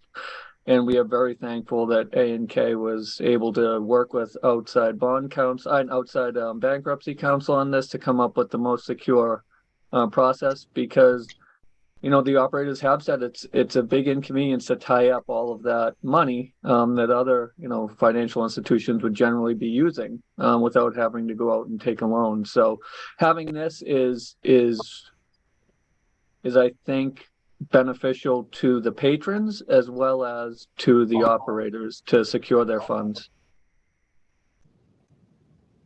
Excellent. Commissioners, questions for Derek or for Mina on that, and then also for the cessation plan in general. Commissioner Maynard? In general, Mina, I'm assuming that you looked at other jurisdictions. How did this compare? I want to make sure that we're being as protective as possible, because this is a pretty extreme situation if it comes to fruition. Yeah. I'll let Annie weigh in as well. Other jurisdictions candidly have a kind of mix of some of these processes, mostly the notification and cessation plan pieces. It did not appear to us that there was a lot of thought yet given to bankruptcy status. Now, a lot of them do require, I know when we were going through the internal control regs, the requirement to have a reserve is there. So they may have it sort of in that form. They didn't tie it quite as closely, but this was one that jumped out to us almost immediately, and to the internal legal team in sort of tasking us with this reg almost immediately. Annie, I don't know if you have other additions.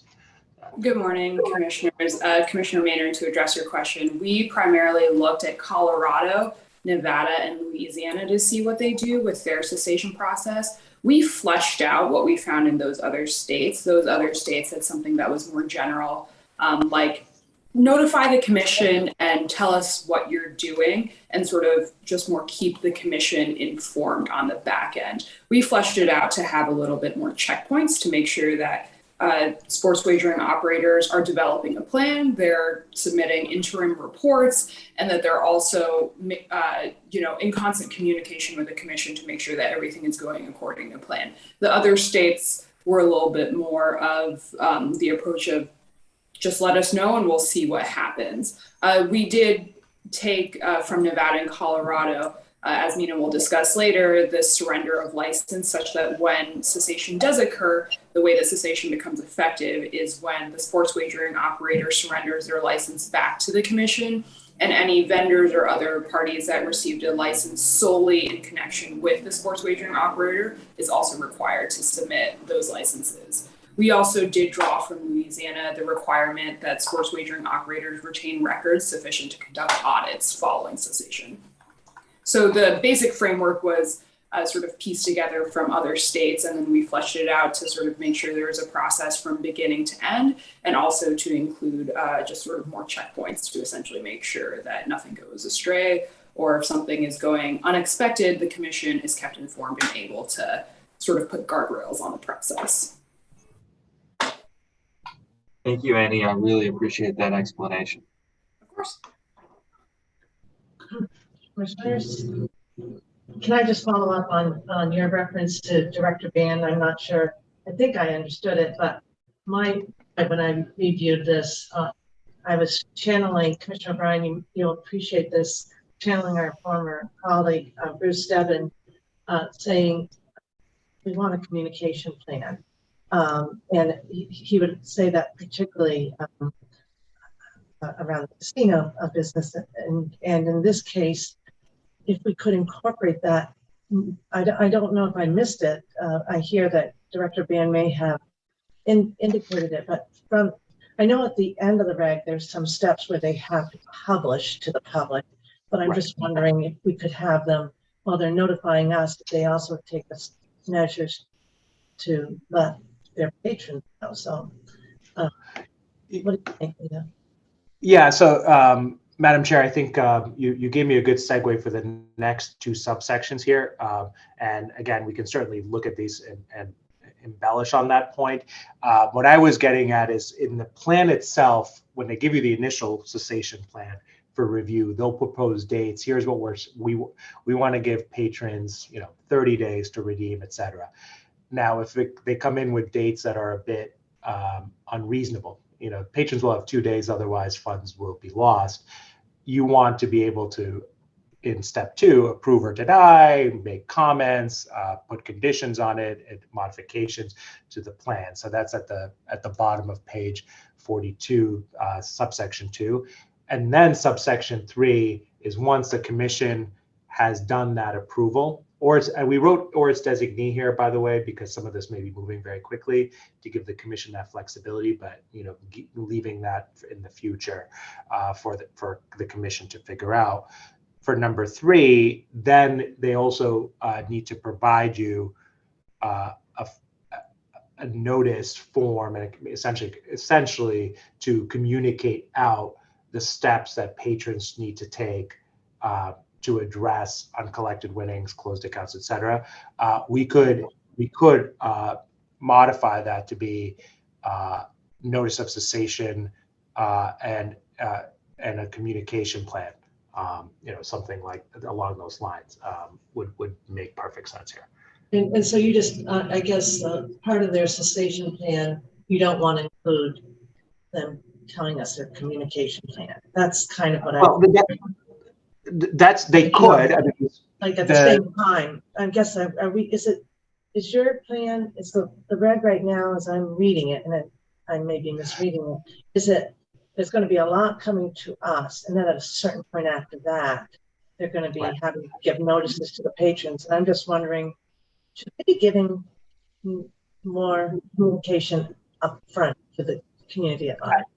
I think you're asking two separate things. So we certainly could include in the list in one, there's the A through G, a communication plan for notifying patrons, et cetera.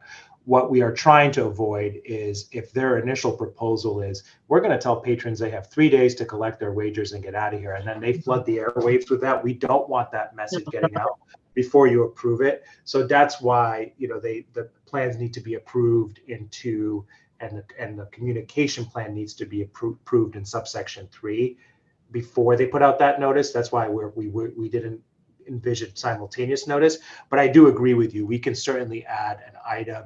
I would actually put it as G and move G to H that says a communication plan for alerting patrons, employees, vendors, and the general public to the steps in the cessation plan, including means to access funds, etc. Yeah, on the general level. Okay, yeah, I got it. Thank you. Very helpful. Happy to add that as part of this.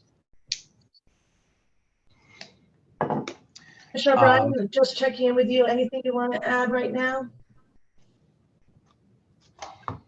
No, not right now. I see your point though, and I can hear Bruce's voice echoing with your question. You love a good communications plan. So, and then Director Band also raising it made me think, oh, do something there. So that's good. All right. Okay. So we talked a little bit about 2 and 3. Subsection 4 at the top of page 43 is where the notice goes. It's sort of a minimum requirements for notice.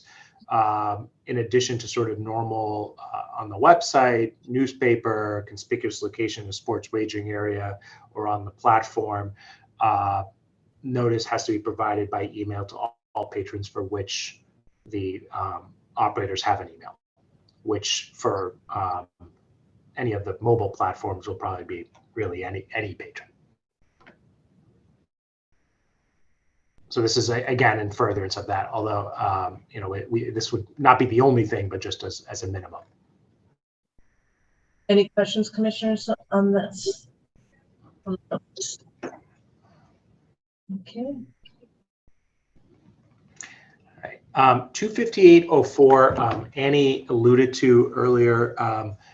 Once the commission approves the plan and you're sort of in progress, this was borrowed from the other states. As Annie mentioned, there is a normal, a normal schedule of reporting how it's going. What steps they've taken, where are they in the closure. We set it to be at least every 10 days or on such other schedules the commission requests. 10 days may end up being too much, to have an update to every 10 days. But the reason we kept it in is we wanted to at least have a reminder of how quickly this time could pass so that the commission could decide, actually we do need, a weekly or every other week update, or we'd like, we actually knowing a little bit more about the cessation plan, or perhaps the market share of the particular operator could have something lesser. You also could decide that the reports all come to you for public sessions versus going to the executive director or the IB. There's again many different ways to do this based on the circumstances, but we wanted to have the concept of regular reporting, so it's not just a plan at the beginning and then you're sort of left wondering how's it going at the end. It also allows you to take steps as you get a report to to adjust the plan, right? If you're getting feedback that the communication plan, for instance, hasn't really been reaching folks and patrons still don't seem to have an idea, that gives you a way to adjust. Can you go for what you're imagining for designation and why? You just mentioned timing, but I just wondered. Sure. The opening the possibility for designation is that there may be a lot to do day to day, and it may be the case that given the commission's meeting schedule or the ability to sort of handle handle all of the stuff that needs to happen to cease operating, that you want to appoint a point person at the commission or a point team at the commission to really be the kind of core operations team dealing with that. And that's really the intent. And so we operate that way anyway. So I guess I'm wondering That sounds like team delegation that we use. What's this different in this designation? What's different in this designation may be that there may be small decision points. I'll sort of liken this to the analogy of moving out of a house, which is really, what this is, right? You're sort of ending that operation. There are some big decisions where you're going to move to, what's going to happen with the furniture, who's the moving company. Those may be things you make, but as you're packing up, little stuff comes up all the time. Do we take this trinket or not? Do we, is the newspaper of general circulation, this one or that one? And if you're waiting to come back to the commission each time, there may not be enough time. The commission, in its discretion, entirely up to the commission at that time, could decide we actually want the director of sports wagering or the executive director or the IB to really be handling this point and have some discretion on their own to say yes or no when a phone call comes up, rather than having to take it back.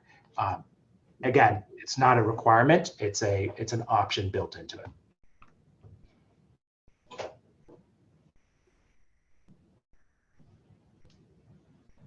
Any other questions? So can I actually, I hate to do this, but going back to 0.03, subsection 4, where you talk about the notice.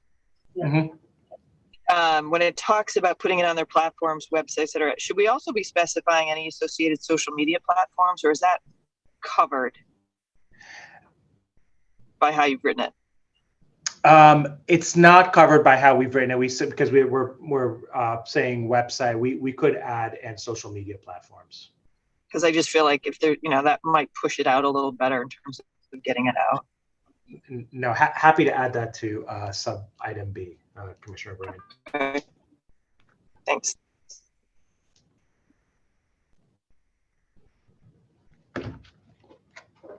I guess I would, just for the record, add a caveat that while there's a lot of opportunities for designation, the difference is, we of course rely on our experts, internal experts all the time. The difference is, for instance, where there's an amendment here to the cessation plan, the designee could approve it. Well, there may not be an issue in terms of designating. What it does do is it takes it out of the view. Correct. Yes, and that's a decision, and that's why I say it's a decision the commissioner would have to think hard about. Is, do you want to do that at that time?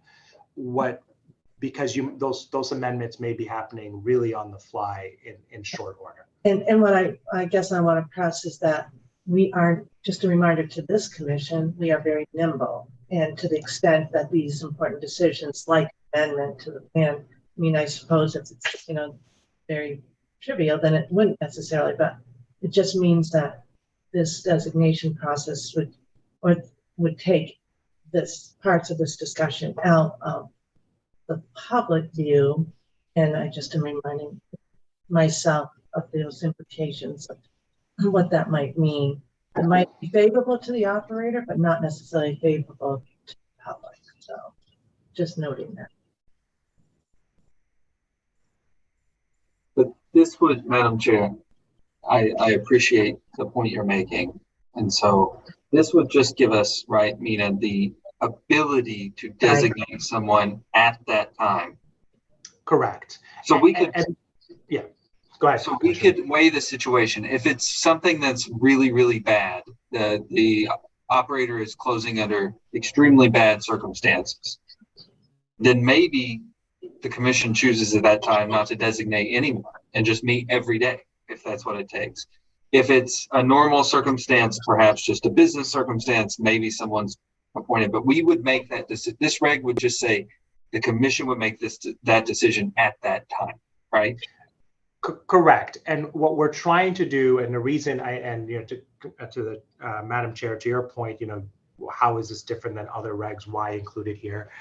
Part of the thinking was that if you are in the time crunch of a very short designation cycle, the whole reason to have this reg is to make sure this is set up, the process and authority is set up. So we didn't want to leave the words out and not give you that option in that time period, and now you're going back, amending a reg on an emergency to also allow you to do the designation you might want to do at that point. But I agree, there may be very good reasons not to designate. It may be, in fact, the default not to, but knowing that, you know, there may need to be, and it may be that the designation is to a commissioner or to a subcommittee of the commission to move more nimbly as well, right? It's not necessarily to staff. It's just it's to be able to have a way to handle that day-to-day stuff. Just another point of clarification for withdrawal. We've had one of an application was it under the reg or under statute, Mina, that they had to come in front of us? Was that under the regulation? Yes, yeah, and we're actually, we'll touch on that when we get to the racing. That comes in front of you for withdrawal. That's right, yeah. Yeah, okay. So, you know, I liken it.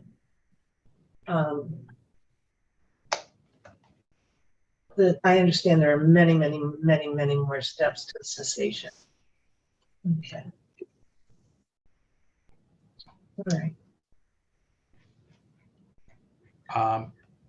So one important thing, actually to this point, is 25805. Moving on to the next one is, when does cessation become effective?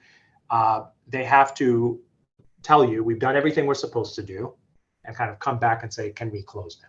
And that the commission has to approve. And you know, we've made that clear. The commission has to approve the cessation, the final cessation request, so that you can't say, okay, bye, we're leaving town now, we're done. You really need to have completed all the steps in your plan at that point. But a designee could deny it.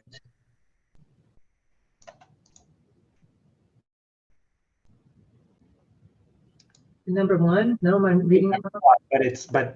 They can deny it, but it can't be approved until the commission approves it.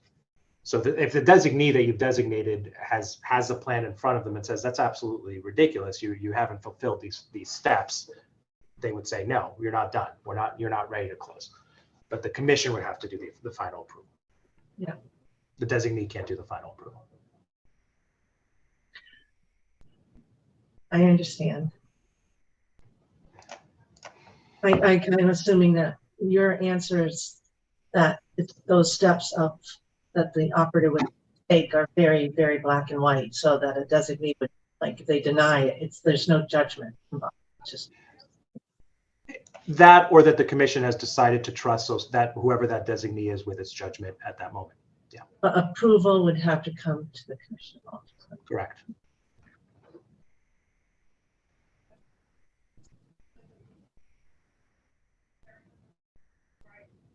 Let's hope we don't see too many of these. Yeah, I hope so too, right? And you know, again, and you know, one of the goals would be for it to be as black and white as possible. So but that's right. I mean, but to be clear, the designee may have some judgment there, but again, that's a choice that commission would have to make at that time. Yeah.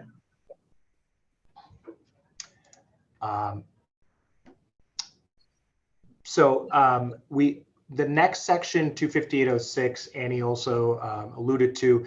Other states call this surrender of a license, and in our conversations with the in-house legal team, we kind of got to the point of realizing there's really not a badge, you know, to turn in here for the most part. So really, it's expiration of a license. We also didn't want there to be any confusion that somebody has to formally say, here is my license. You know, once you've approved the cessation, you know, let's say you say cessation is effective December 1st, the license expires December 1st. That's what section 25806.1 does. 25602 takes away all licenses that kind of flow from it, if they only flow from it. So a vendor that might be doing work for two different operators wouldn't lose their vendor license. However, a vendor that's doing work, you know, through and for only one licensee could have their license expire. So they would have to they may need relicensure at that point, because they're sort of nexus to the Commonwealth is now gone. That's true for occupational licensees, vendors, et cetera.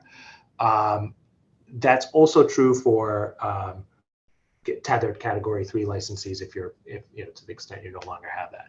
Part of the rationale for all of this was to avoid the pattern that happens sometimes, for those of you familiar with the local licensing a situation sometimes for liquor licensing, of folks sort of trying to close up and hold on to the license, and then try to market the license as sort of a commodity that they can then give to somebody else. Especially if you are talking about Category 3 licenses and you are at the maximum, you don't want you want the commission to remain in control of who gets the license, as opposed to trying to swing this through a transfer of interest when it's really a defunct operation. And as Annie mentioned, a audit period after for retention of records. Again, this will rely in part on the fact that that's still a going concern. There's obviously always a risk an entity's not around. So that's 25806 as well. Any questions now?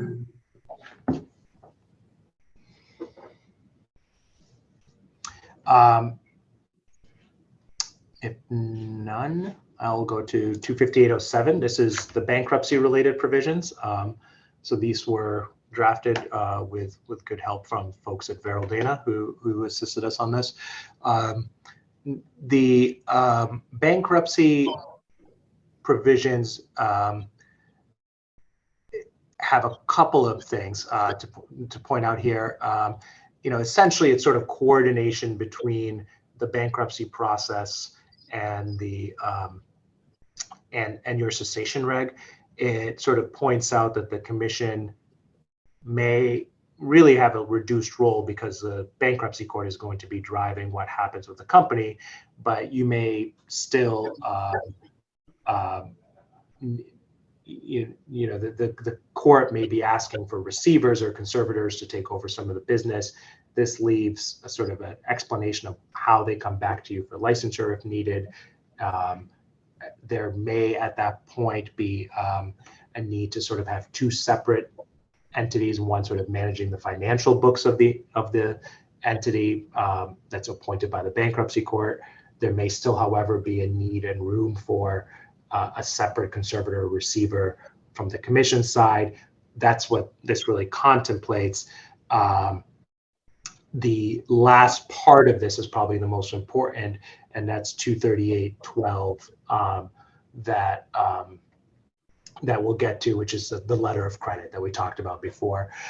One point to make when I mentioned the bankruptcy, because I think this was a helpful thing for us to keep in mind, and we did discuss this with staff internally, is bankruptcy and cessation of operations are not necessarily always going to happen together.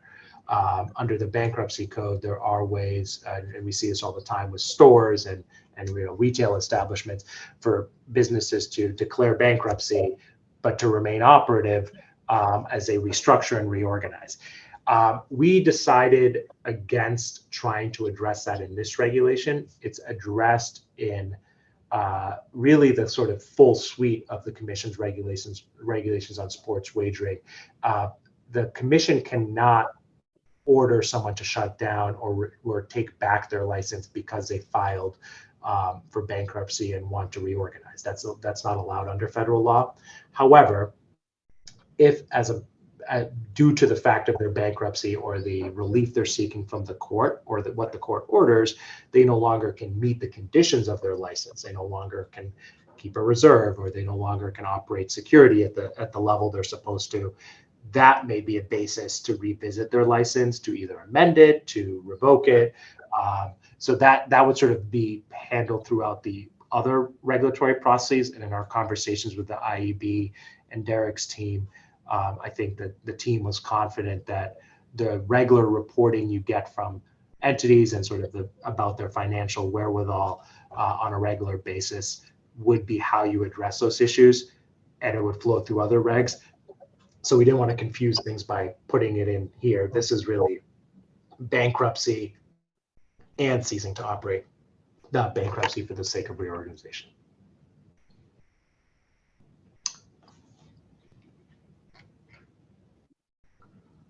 Mina, would you mind repeating the firm's name that helped?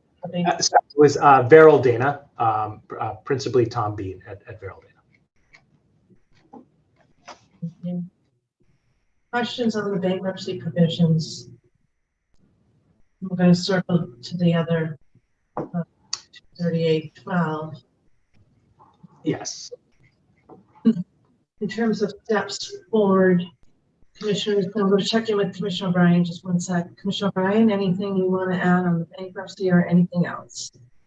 No, I'm fine. Thank you. Okay. Questions? Commissioner Skinner, you're all set for right now? Commissioner Yes, Hill? I'm all set. Commissioner Hill's giving me a thumbs up. Commissioner Maynard, thoughts? Good to go. Okay. So we need to move on this. This is going to go under emergency, right? It is. We did make a few suggested edits. There were a few suggestions for edits today. I can kind of walk back through where they are if we want to vote today. Caitlin and Todd, I don't know if you have a preference of doing that versus coming back with sort of adding those points in. I think the points were discrete enough that if we walk back through them quickly, I think we can vote with sort of the amendments discussed today and get this moving just so that we have it in place. I like that. Okay. Okay. So, and of course, anybody tell me if I miss anything. The first edit was in 258.023. So we're back at page 41.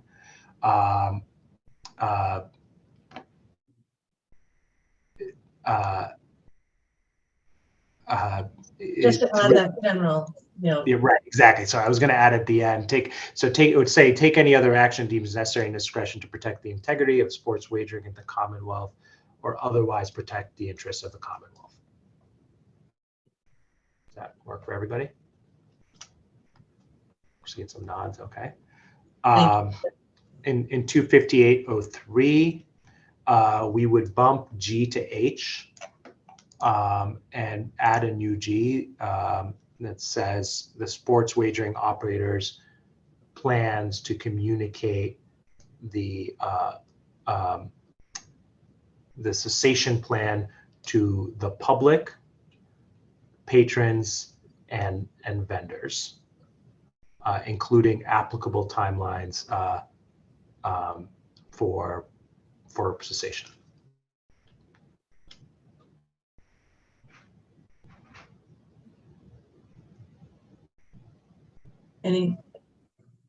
You all set with that, Caitlin? Andy?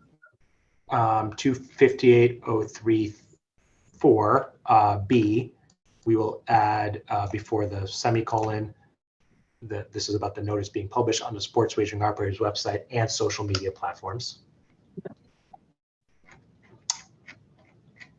And I believe that was it.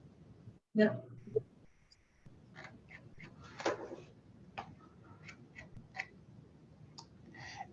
And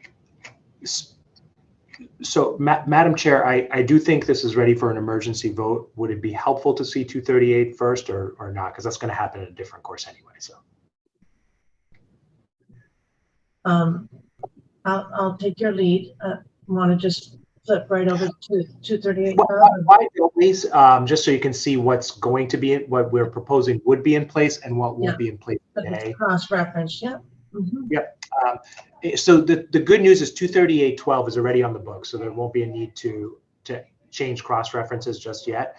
238.12.1, which is on page 48, is the current forms of financial assurance that are required for the reserve.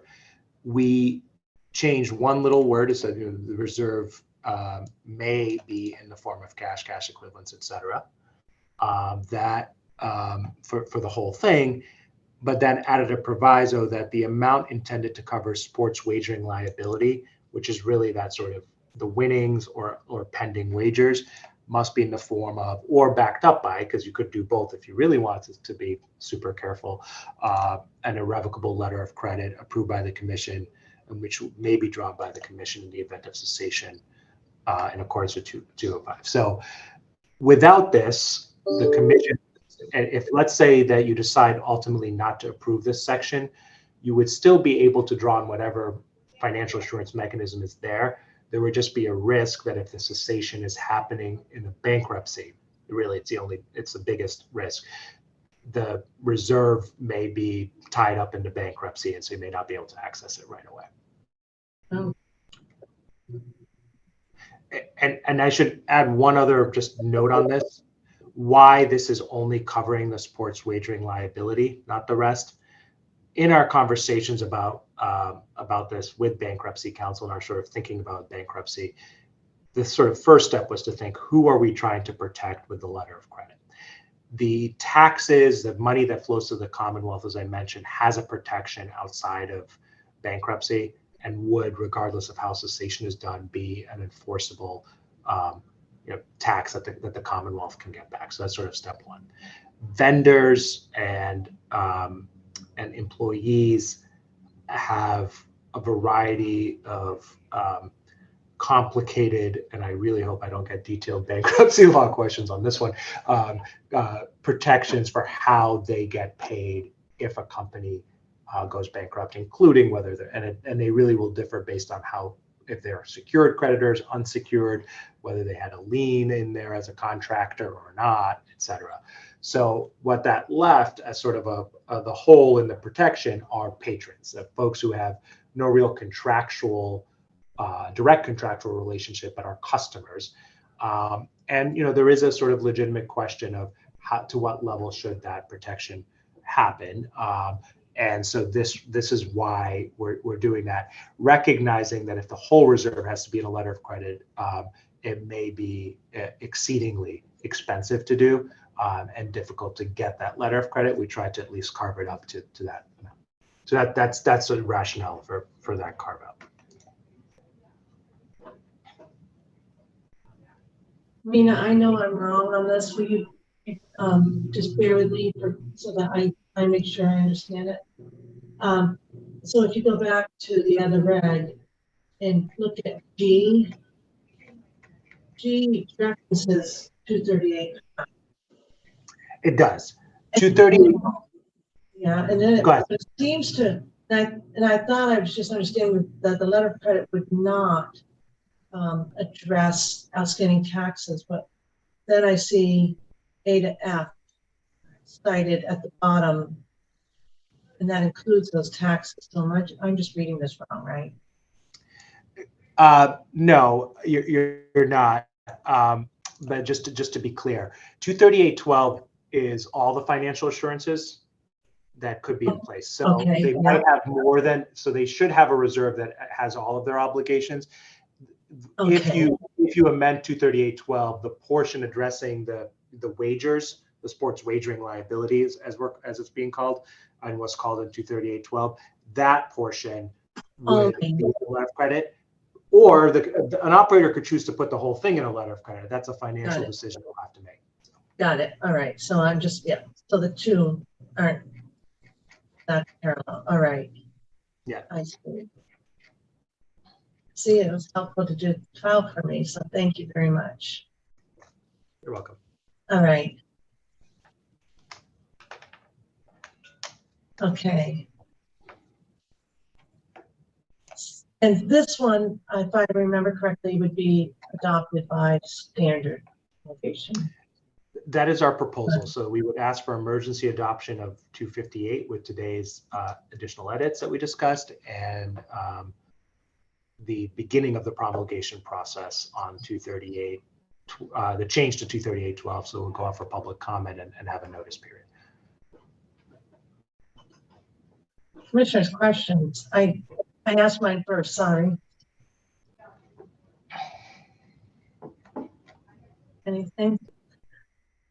So we need, if everybody is satisfied and to move, we need a motion on 258.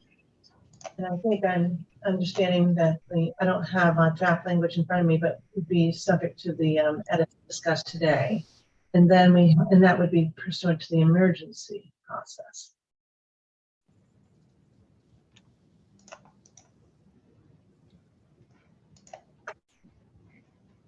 Do I have a motion? Or no?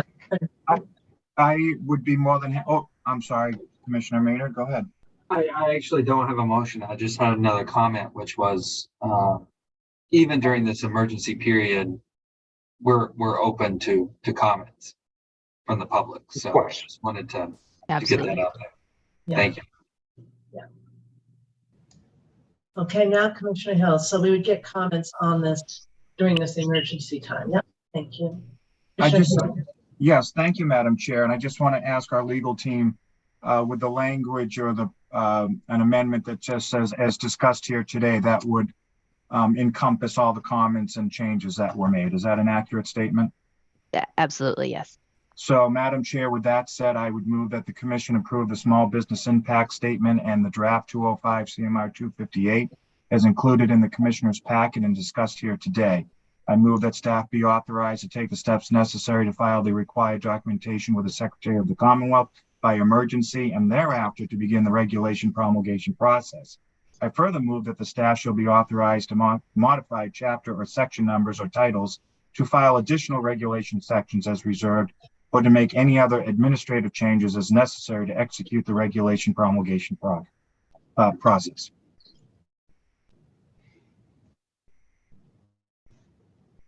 Second. And any comments or questions? Commissioner O'Brien? Nope. Aye. Commissioner Hill? Aye. Commissioner Skinner? Aye. Commissioner Maynard? Aye. And I vote yes. Okay. Now with respect to 23812, I have a motion.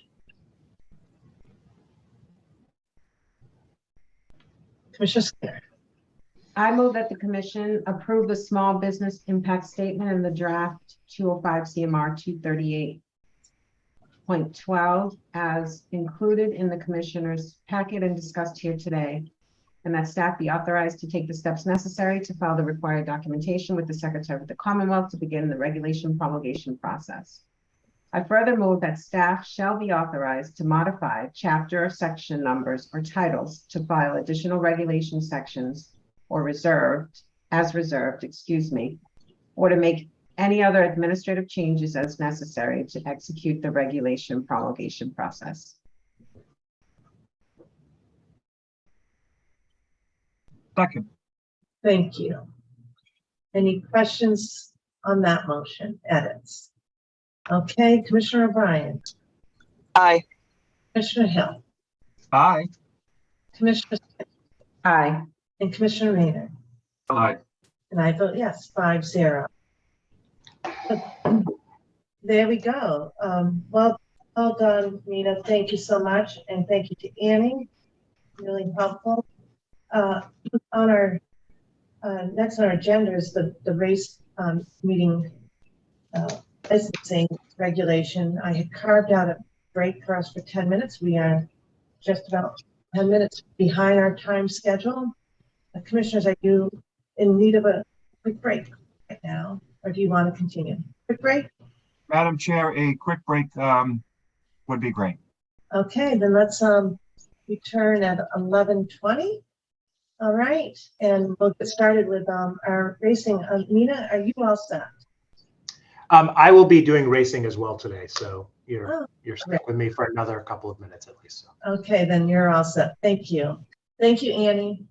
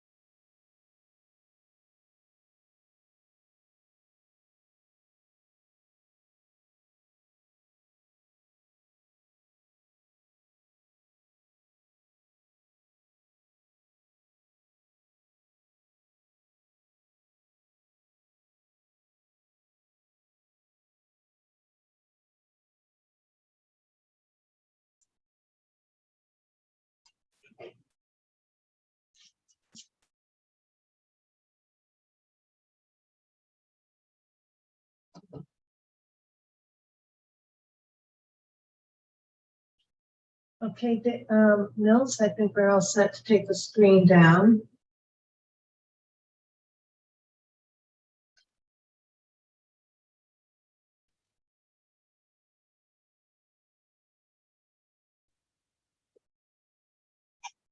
Hi, Judy.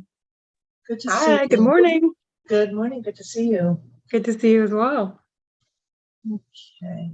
Commissioner Maynard, I didn't get my copy refreshed. I had forgotten my water. I had to go back and get it. All right. This is, I've got Commissioner O'Brien still here. Reconvening of the Massachusetts Gaming Commission. We just took a short break, having started our meeting at 9 a.m. this morning. And we are now returning to our agenda for today's public meeting number 482, item 7E, 205 CMR 2.0, our race meeting license. And Mina, I understand must be you and Judy are working on this together. It is. It was a team effort. Paul Commoners on our end, myself, Judy, and the IAB, and others, of course, and of course the racing division. So appreciate all the help. Judy, I don't know if you have anything you want to start with, or I can jump right in. Sorry, are we going to do a roll call before we jump in, or are we good? Oh, I'm sorry. In my head, I did it. I am very sorry, Commissioner O'Brien. That's okay. We're meeting virtually. I'm here, obviously. Commissioner O'Brien is here. Commissioner Hill. I am also here. Commissioner Skinner. I'm here. Commissioner Maynard. I'm here. And we can get started. I think what I did is I looked for you, Commissioner O'Brien, and in my mind, I said, there, we're all set. Right. Thank you so much. Okay. We're turning to 7E. Thanks, Mina. Thank you, Judy. Caitlin. All right. So I'll kick it off. So much of this regulation, 205 CMR 2.0, this is in the racing section, and I know you have this in your packet. So this is really more for my, with the bookmarks. So this is really for my purposes, page 55. Much of the regulation is borrowed from the 200 series of sports wagering regulations. The aim was to standardize the evaluation of racing meeting license applications using a regulatory framework that's already designed to juggle similar policy objectives, and that's familiar to both operators, the public, and the commission and its staff. The key, of course, is that the racing statutes are not the sports wagering statute. Chapters 128A and C and 128C govern racing. And the most important high-level distinction is that racing licensees apply for a new license annually. And the statute sets firm statutory deadlines for when applications must be received and decided. This comes closest to mirroring the temporary licensing renewal process. So where there's a need to balance the annual burden imposed on the operator and commission staff to go through the process with the goal of making sure that information is accurate, up to date, and properly processed. So because of the length of this regulation, it covers a lot. I'll take it again sort of in section by section, pausing on the important pieces. And of course, I'm happy to answer questions as I go along. And Judy and Caitlin and Todd, of course, please do interject on this one, especially, not that you wouldn't, but especially interject on this one if you have something to add. Starting with 205, 201, authority and definitions. This is most of the racing regs were sort of inherited by the commission, so there weren't a lot of the initial definition sections that exist elsewhere. This is really to simplify language so we don't have to keep saying multi-jurisdictional personal history disclosure. We could use MJ, PhD, etc. So that's really what 201 is for. It's really a roadmap of definitions. 202 is the beginning of the actual application process.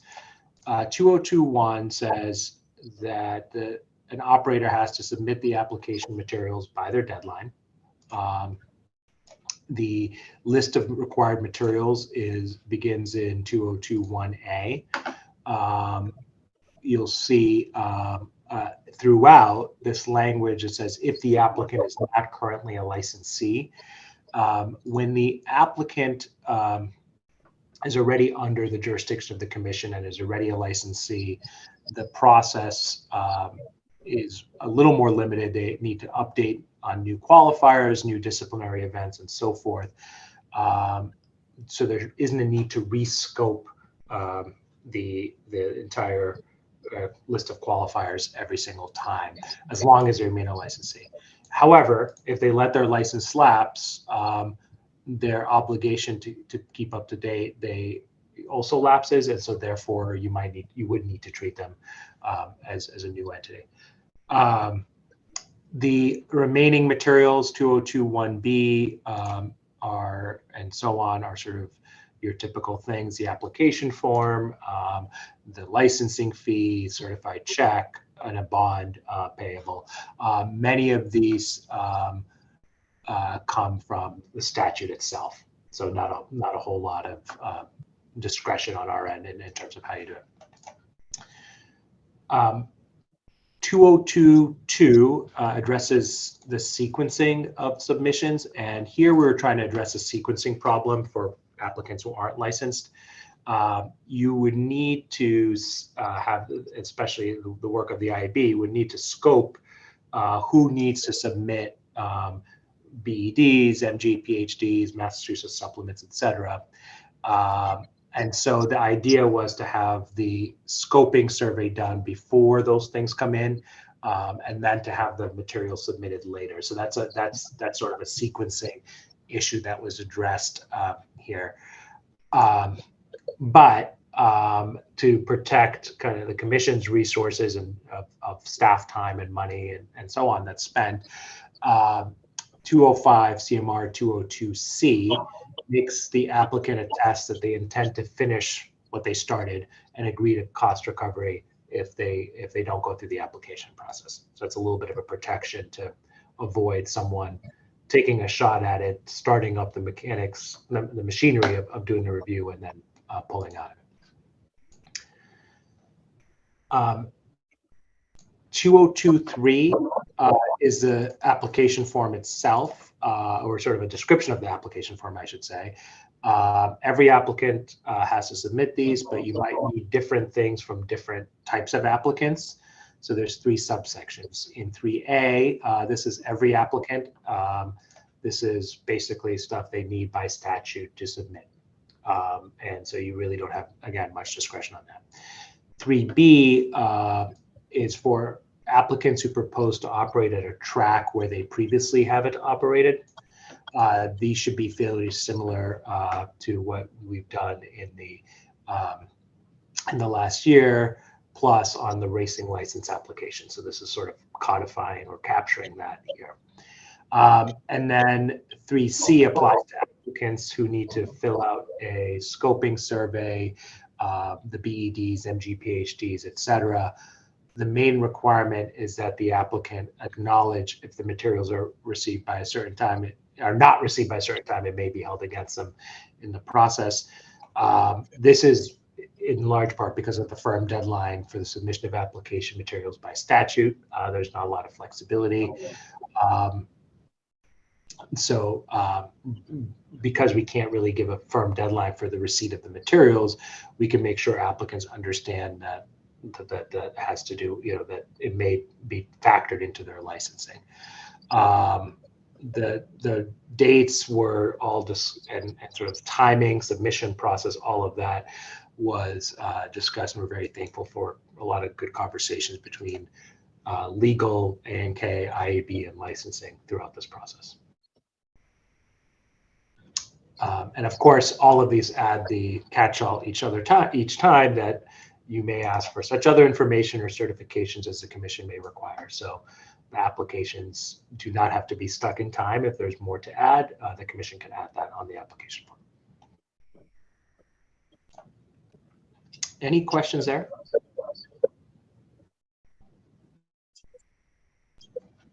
How's that, commissioners? Looks like we know. Okay.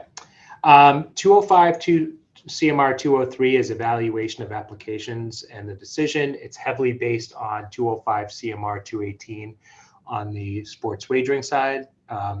20302 is the first place draw your attention. This is administrative sufficiency review. We discussed this when 218 was passed. Because application materials may come in at different times, the Division of Licensing will have to review them as they come in, not all at once. So it's a little bit different in that sense. And the treatment of deadlines is a little different as well. In sports wagering, the commission established an application deadline because there's not in the statute. Here you have the statutory deadline, and applicants are permitted to cure deficiencies until the application deadline. If the deadline passes, there needs to be a good reason to resubmit corrections.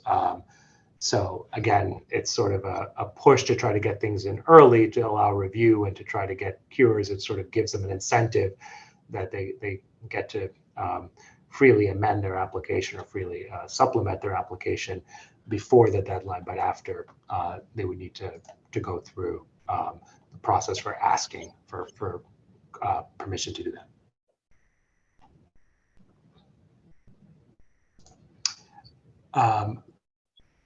Going to jump to 203.4 public meetings. The statute requires a public hearing in every municipality where the applicant proposes to hold a racing meeting. So this is required, and consistent with 218.05, the commission has the option to hold other public meetings, including in that jurisdiction. So again, this is a mix of statute and precedent from sports wagering. 203.5, and Commissioner Hill, I'm sorry, was that a hand there? I'm sorry, I didn't see it.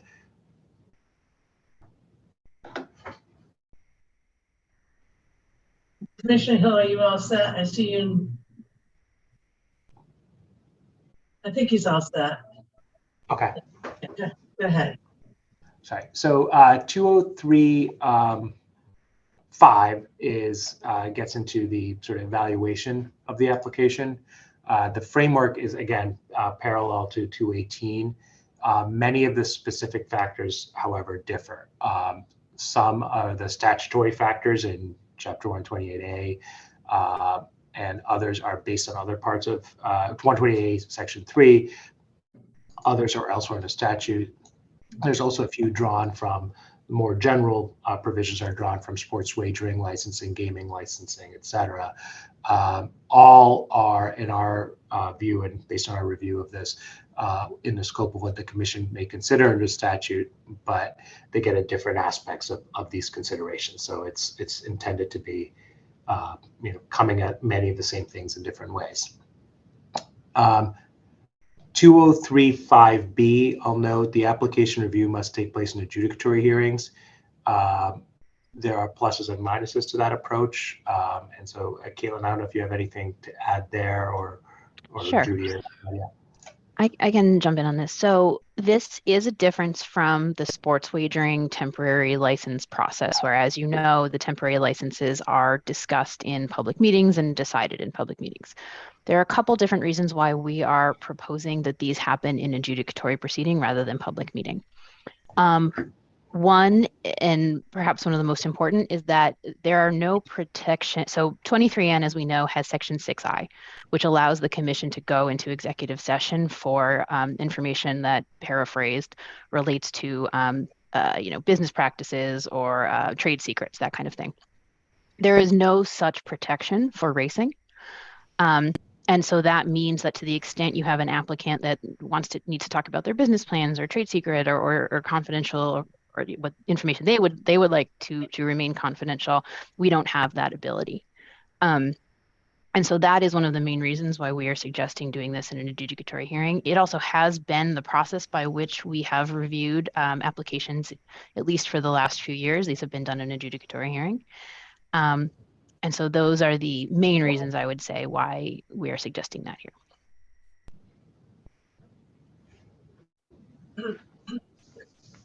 We, just to elaborate, Caitlin, we have been holding an adjudicatory hearing, but in a public setting. Correct. Then we opt to go into the private for those matters that you just raised. So, yes. Do we need to include that in our regulation? Like, you mean, could we be opting for public and only use the adjudicatory? Because we could also do all the adjudicatory in private. You could, and it is, but it has, as you correctly note, it has been the process of the commission with every adjudicatory hearing I'm familiar with in the last few years that they are, for the most part, conducted in public. And then to the extent there's a request or a need to go into a closed session pursuant to 205 CMR 101, that can happen. But the commission does that sparingly. And so again, because of the lack of ability to go into an executive session under 128A or C, that's why we would suggest that here. And Madam Chair, to your sort of additional question of should we be referencing that here, I think our feeling was that because it's part of the process under 101, that you could choose to go into it, that it's already referred to within that process. Has 101 been updated? Because I think is that the one with I didn't look at it, I'm sorry. I don't know, no, that's fine. I don't think 101 has been updated that recently, but we can absolutely take a look at that. I'll just add really briefly. So 101 actually does already contemplate adjudicatory hearings for 128A.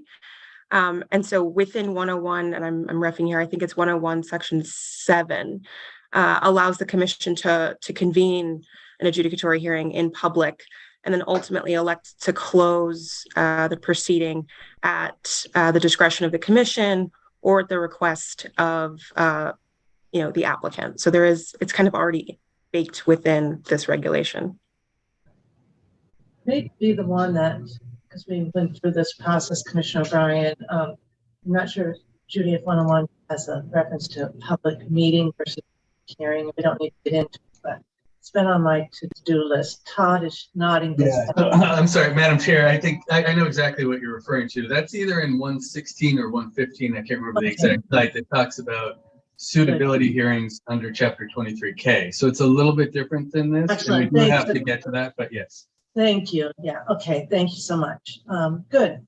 So it already allows for that. It's in other words, the commission has the flexibility of going always private on this. We've always exercised under our mission to always be as transparent as possible. But I understand the point is to preserve the option that wouldn't otherwise be available. Okay. Thank you. Thank you, Madam Chair. Any other questions on those provisions or what Caitlin just described before I go forward? This is Commissioner O'Brien. The only other question that I have is I know you work closely with IEB trying to come up with these, but I didn't know if IEB wanted to comment at all. Like, are they satisfied with where you guys all came out? Was there any of this that's sort of, a fine line that was still kind of being worked out? Heather, you're in, I know that you've been involved all along, right? Yes. Thanks, Chair, and thank you, Commissioner O'Brien. We did have some spirited discussions about this. I think there are pros and cons for doing it both ways. I do, however, think that the way it's set up at this point is a fair process, and I think that the IEB can work with it as the reg is written currently. Okay, great. Thank you.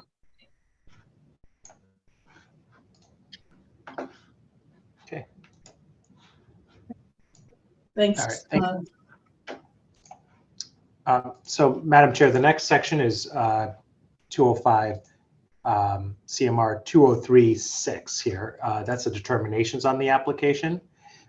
This is drawn more or less directly from 218.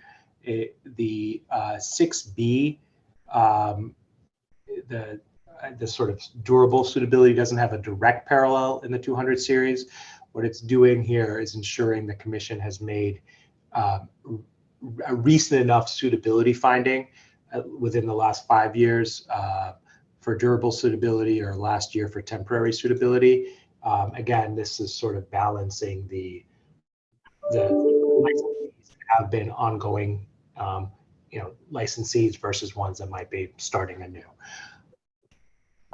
The last provision to mention in 203 is 7C license conditions. There are relatively few license conditions that apply to all applicants, as there might be elsewhere. We opted to include these at the end of the licensing provision rather than their own section. And as always, the commission can impose other conditions. So this is a little more truncated than some of the other regs you've seen with licensing conditions. The following section is suitability of new and existing licensees. For organization substance, this kind of tracks to 205 CMR 215 in sports wagering. The fact that racing licensees must reapply annually meant we replaced the idea of preliminarily with temporary suitability, and in fact, suitability for this year only. And the scope of the investigations and standards are similar to those for durable and preliminary, which is here is temporary in sports wagering. 2043 are the factors to be evaluated in determining suitability, again drawn from 128A primarily, but also adding in the provisions from gaming and sports wagering. And then the rest of the process of sort of how you get the subsections 5 through 11, so it takes up a lot of space, but it's actually should be familiar because it's drawn largely from the sports wagering world. So a lot of the same process for how the suitability determinations are made, reviewed, etc. And then finally, subsection 12 makes sure the commission has a suitability analysis before approving a transfer of an interest in one of these licenses. So that's the end of 204. So, Mina, can I ask, the decision to say temporary suitability as opposed to preliminary, like we said in sports wagering, is that, was that I know it was deliberate, but can you just elaborate on that a little bit more? Sure. It really has to do with the tenure of the license in the racing license. It's not preliminary because under the statute, it's not sort of presumed that it will someday become permanent. It has to be done every year. So temporary means we are finding them licensed, suitable for this year only. They're still getting the same license because it's 1 year. Whereas durable means the suitability behind it, we expect will last for 5 years, even though they have to be relicensed every year. Okay. And in terms of timing, I know one of the conundrums is, given how quick the statutory turnaround is on these license applications, et cetera, I guess I throw this out to Heather again. Any concerns at all about the timing? I know we're trying to get the forms into you early, but any concerns on that? Yeah, thank you, Commissioner O'Brien. We did talk a lot about timing, and as Mina mentioned, there was discussion with our licensing division as well.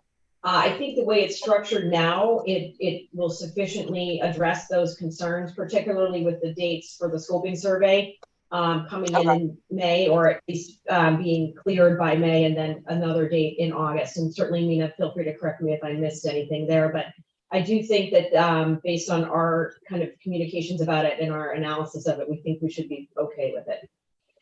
Okay. All right, great, thanks.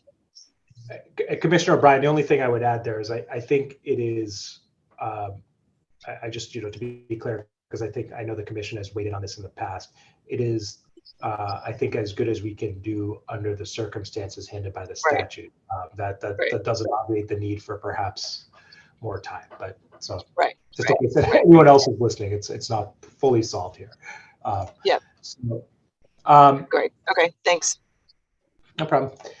The following sections were reserved. The reason we did them as reserved is just sort of to maintain the same structure as some of the other licensing statutes, but they're not needed at the moment. This is for potential advanced deposit wagering, licensure, that's a category that I think is being worked on, licensing, registration, fees for owners, traders, stable employees, et cetera, financial payments and outs. So those are reserved. There's nothing proposed now, but the Secretary of State's office doesn't like to see blank sections unless they're reserved, and structurally this made more sense this way.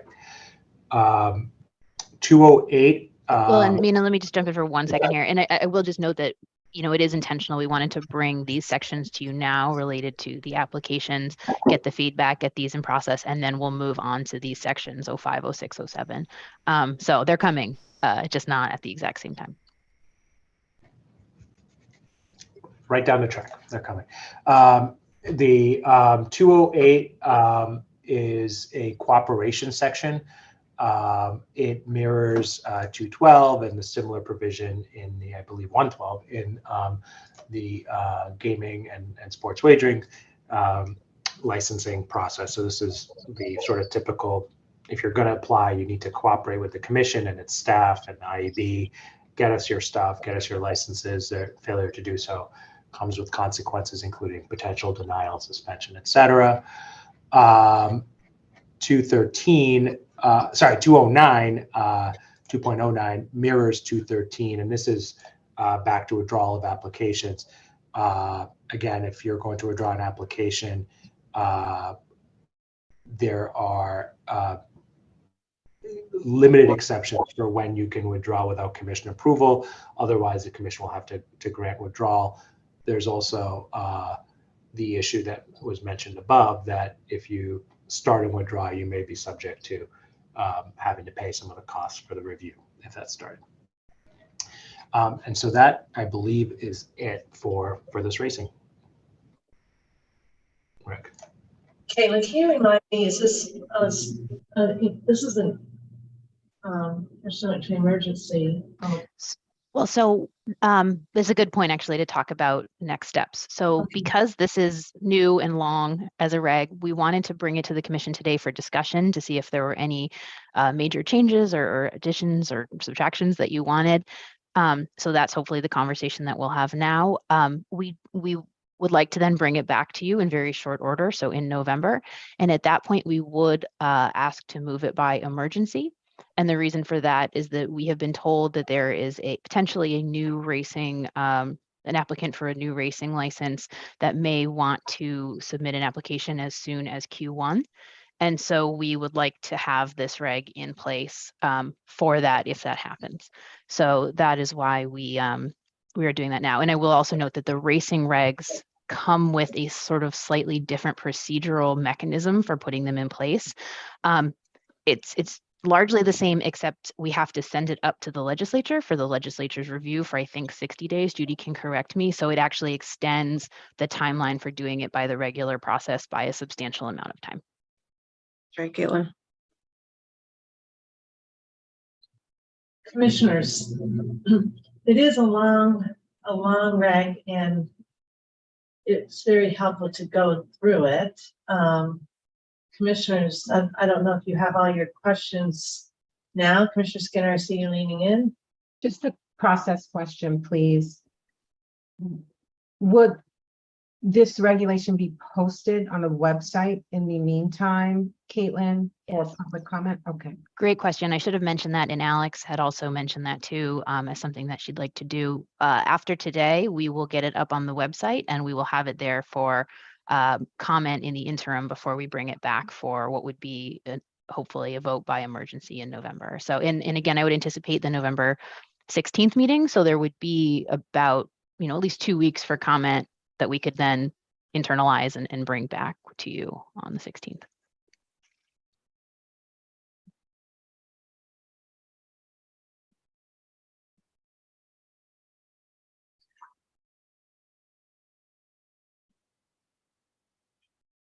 We want to make sure that the stakeholders all are aware of it. So I'm glad that Dr. Lightfoot inquired.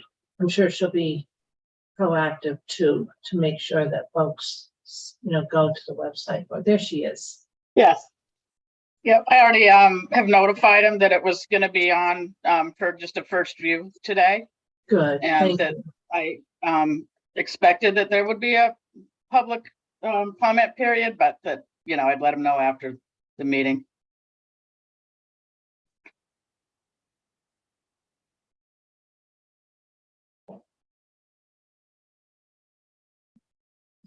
So yeah, we're happy to take any comments, questions, or, you can think about it again for a few weeks. We'll bring it back hopefully on the 16th, November 16th, and then have continued discussion and hopefully get a vote.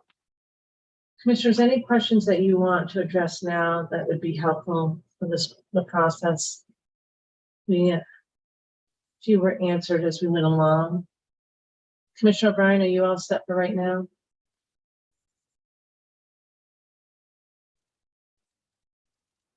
Maybe she didn't hear me. Okay, sounds like everybody's all set. Caitlin and Judy and Nina, Dr. Lycon, thank you. Heather, thank you. I know it's a big group effort on this reg. It's been underway for a while and so such critical work. So thank you. Excellent teamwork. Okay.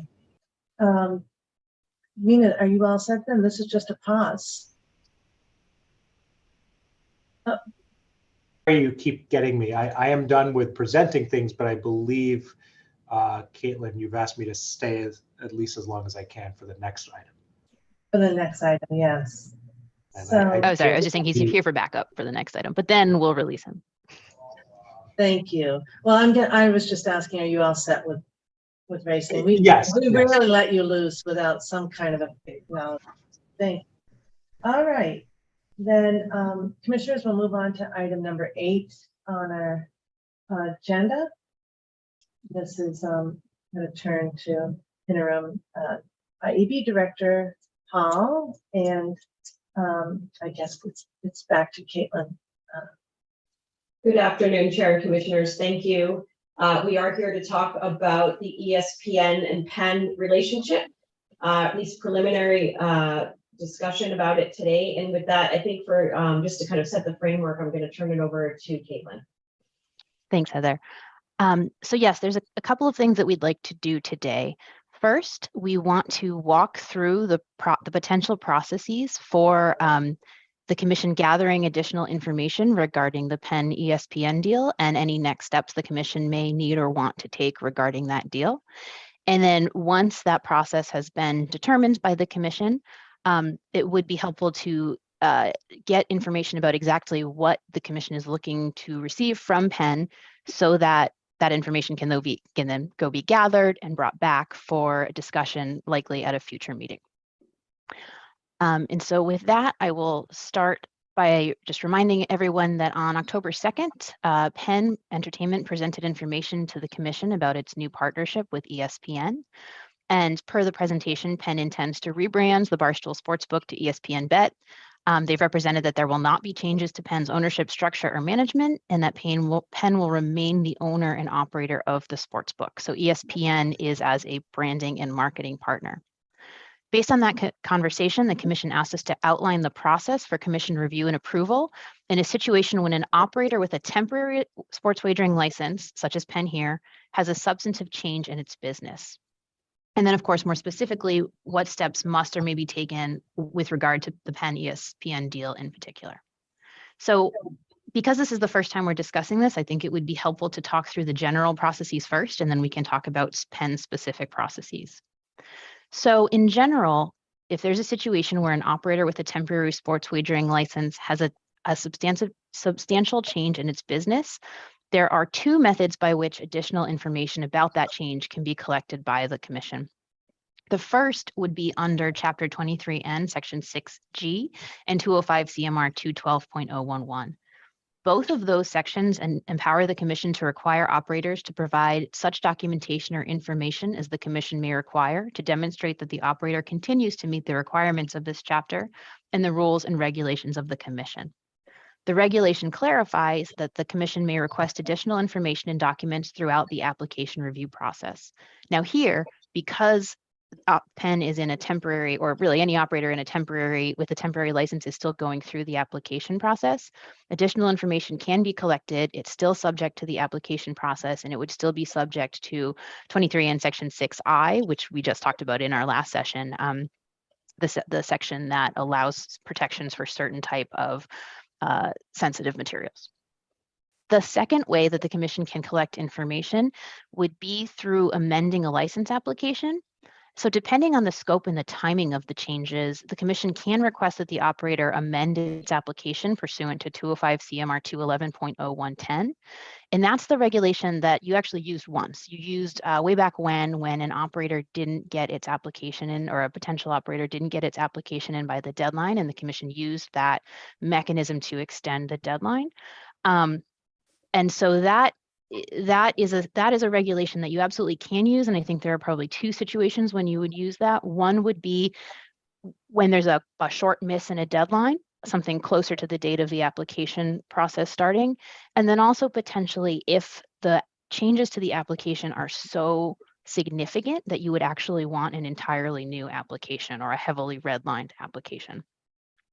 So again, those are two ways that the commission can obtain information in this situation. You can either sort of just ask for additional information pursuant to statute and reg, or actually go through a process of amending the license application. Once you have that information, the question becomes, what do you do next? And so pursuant to a case called Covell versus Department of Social Services, which is 42 Mass Appellate Court 427 from 1997, agencies have inherent power to reopen their concluded proceedings in compelling situations as justice may require. And while this power should be exercised sparingly, it is appropriate to do so in situations where a licensee's business in the Commonwealth will differ significantly from what was originally presented to the commission. So here, again, we'll talk about Penn specifically, but this is really what we're talking about today. The legal team does believe that this is a significant enough change in what the application was that the temporary license could be opened and potentially amended. Then finally, there's a transfer of interest. So if a licensee was going to transfer its interest in, a temporary licensee was going to transfer its interest in the license or any direct or indirect interest in license, it would then go through the transfer of interest process under 23 and Section 6H and 205 CMR 229. And I won't get into the details of that here because it's not particularly relevant for today. So then moving on to the processes for the Penn ESPN deal, based on what we've just discussed, the first step the commission would need to take is whether it wants to obtain additional information from Penn and what process it would like to use. Here, I think legal would suggest using the processes under 212, which would allow the commission to ask more specific questions and get sort of a more succinct standalone document that would be considered an amendment or a supplement to its application for review. The commission could go through the 211 process and reopen the deadlines and seek a sort of a red line of the application. But as you'll hear from Ms. Hall and the licensing division, we don't believe at this point that that would be necessary. So then once you have the information, what the commission can do with that is review it and set up time in a public meeting to evaluate the information and determine its impact on the temporary license.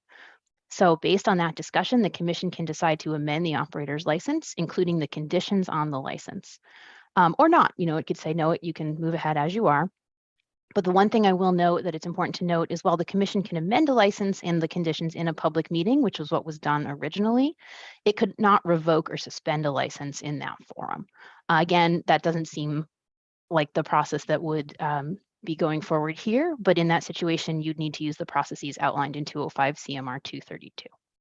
And then again, transfer of interests aren't really relevant here. So that was an awful lot, so I will pause for any questions on the process. Questions for Caitlin so far? So with that, what I would say is, could I just make one note before I forget? Yes. I know that the transfer issue is not right for today. If we could maybe note for educational purposes, if we could go through that process, even if it's not right, nothing but just with respect to category 3 operators, it would be helpful to me. And I'm not sure if other commissioners feel, but maybe when we have, a very quiet public meeting agenda, Caitlin, Sure. include that in. Thanks. Happy to do that. I just made a note. Yeah, I mean, I'd be stopping by your office and I think it would probably merit repeating anyway. So let's maybe make it a little bit of a public session. Thanks. Great. So yes, I think it would probably be helpful if Director Hall discussed her section first, and based on sort of all the information about the facts on the ground as they stand right now, the commission can decide the exact process it wants to use to gain additional information and move forward. Thanks, Caitlin. Chair, would you like me to continue at this point? Yes, thank you. Okay, thank you. So I just want to first say a thank you to Caitlin and the rest of the legal team, including A&K, for the teamwork on this, as well as Chief O'Brien, who has done a much more kind of surgical look at this than I have. So I'm going to kind of take it from a high level and then turn to her more specifics, and she can certainly supplement anything I'm saying. So Chief O'Brien has taken a look at the general application and the business entity disclosure form that was originally submitted in the context of the applications for the sports wagering licenses in this particular, for this particular applicant. And it does not appear that there are that many references to, the prior relationship with Barstool in those documents. Now, that said, what the IEB and the licensing division are looking at this and viewing it as is this is really more of a kind of a sports wagering registrant situation where they're actually a marketing affiliate. To the chair's question about the transfer of interest, and I think you make a great point, Chair, that it's not right for this. This is really more of a, to be colloquial, a sticker change. And I know it's certainly more complicated than that, but this particular change is not impacting the tech stack. So in that context, one might be considered a sports wagering vendor, but that's not what we have here. So what we are thinking is, and I certainly want to have some feedback from the commission about, all of your thoughts, but what we would need, I think at a minimum, is a written explanation from Penn with respect to how the relationship will be different going forward. There may be some specific topics that the commission would like Penn to address in that written explanation. For example, the commission may wish to ask about how the ESPN college football show will interact and intersect with this particular change in the relationship and connection with Penn.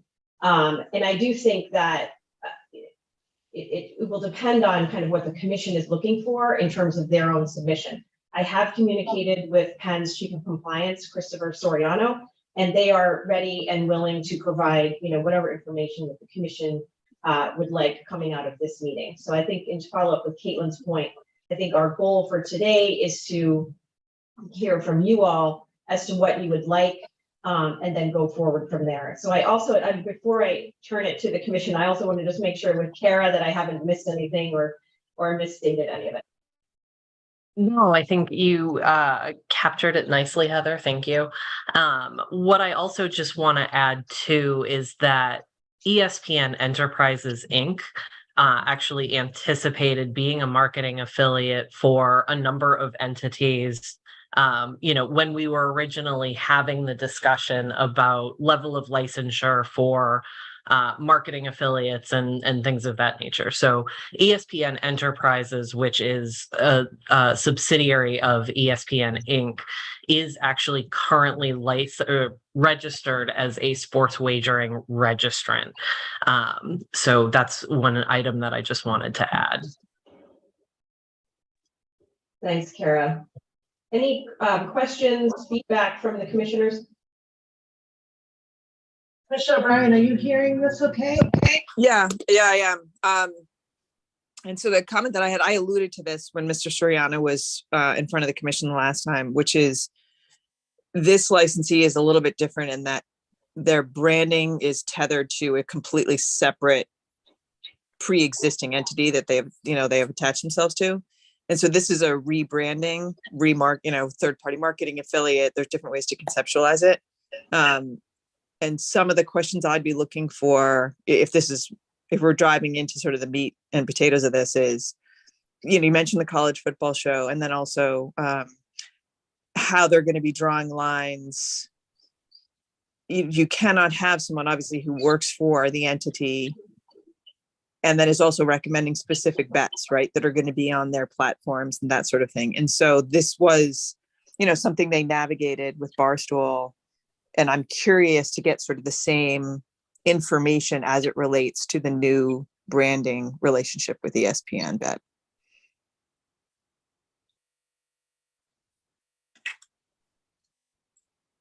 Thoughts? Heather, Karen, Caitlin, how do we navigate that? Certainly, Chair. I mean, I think that's a good point, and I think that's certainly something that the commission could ask Penn to provide information to the commission. Yes, I would say the goal coming out of this meeting would be for, Heather and myself to be able to go back to Mr. Soriano and say, here is the request from the commission regarding additional information as a supplement to the application. So we'll keep a list of all these questions. And so part of it for me, Heather, is also, and Caitlin, is it may be a two-step process in terms of understanding, having them identify shows, that might fall into that category. Because it may be, look, we can draw lines here and these are the X that are left, right, that we're going to have to deal with. And here's how we propose to do that. Just to follow up to that, I think this process seems to me to be a little bit backwards. I am not aware that we have gotten anything from Penn Entertainment relative to what they are proposing here. We've spoken about it in very general terms. There are a lot of, there's much media attention being given to this deal. Everything I know about what is proposing to happen here has not really come from Penn Entertainment. And so that's, I think, a disadvantage for us as a commission because we really don't know where to start. So I, for one, would like something to respond to, as opposed to us coming up with a range of questions that, may or may not include all of the questions that we have in their entirety. I am really looking for something from Penn to get, Penn, to get this conversation started in a much more granular detail. Commissioner Skinner, thanks for that. I think that's where I kind of pivoted last time when Mr. Soriano was here. Because he had said, mark it up. And I'm like, I don't know what you mean to mark up because we don't have anything from you. I think today's effort was at least for us to understand the process, because that was another piece, right? Like, what are our options? And I think that was really helpful today, right? Commissioner Skinner, like, oh, all right. So in this situation, what's our process? But I am feeling like you a little bit at a disadvantage because they haven't come to us with other than an announcement of the deal, and they are complicated because while there may not have been many references to Barstool in Chief O'Brien's papers, there certainly were many references to it through out of the application. And in fact, there was a significant condition, which I'm not sure when we look at the condition options, whether those conditions would, do they need to, would it need to stay or not stay? Because I don't think I understand the relationship enough. So I'm with you, Commissioner Skinner. I'm waiting for the ask, unless there's this notion that, well, they don't need to ask us for a branding change, but I think given the first application, that's what's really triggering it, right? Commissioner Skinner, is that how you feel? Like I didn't catch the. I guess I'm just wondering in terms of why we haven't really received a request. I don't know where the disconnect is. Yeah. Commissioner And I- Bryan, remaining in, I'm sorry, Caitlin. No, so- oh, go ahead, Commissioner Bryan, sorry. So that's kind of where I am too, Madam Chair, in terms of, as I said, this licensee is unique in how they do their branding of their sports betting app. And they came into the jurisdiction with, a media company. And now they're switching to another known entity that is a different type of business and marketing. But there are challenges to that pre-existing business model in terms of coming into the regulated space. And as you and Commissioner Skinner said, I'm not clear yet on what, if any, issues there are, because they presented us with information when they came in the first time. Eileen, you have your mic covered. Commissioner O'Brien. Okay. I think Commissioner Skinner probably hit it on the head with, I'm trying to give some guidance today, but I also do feel a little behind, like Commissioner Skinner said, because there's nothing, there's no sort of four corners in front of us of a document that spells some of this out that we can then say, these are the areas that are of concern or questions for us. Commissioner Ryan, I think all these are very good points and they're well taken. I think that, Penn is prepared to do that and to submit that document to the commission. I think great. What Caitlin and I were envisioning was, kind of the preliminary discussion about the process options for the commission and to try to get the ball rolling, so to speak. I know it's already started rolling to some extent, but to get it rolling more fully so that the commission has, what they need from Penn, I guess, if that makes any sense. And they are certainly poised to answer any issues the commission raises today, as well as provide, more detail about the specific relationship. Commissioner Maynard? I appreciate that, Heather. I joined just to give direction to both the licensee and to the team. I joined Commissioner O'Brien, Commissioner Skinner, Chair Stein. I think that I will hold ESPN to the same standard that I held Barstool during the application process. And so I agree with Commissioner O'Brien that, really, they're swapping one media company for the other, right? I mean, they're very different companies, but just because ESPN is big and a behemoth doesn't mean that I won't hold them to the same standard that I did Barstool. And so, I kind of want to see how Penn is thinking about this relationship swap. And it's not as easy as just taking one thing off and putting another thing on. I mean, there are shows, and really, arguably, ESPN has more opportunities to host sports shows than Barstool did.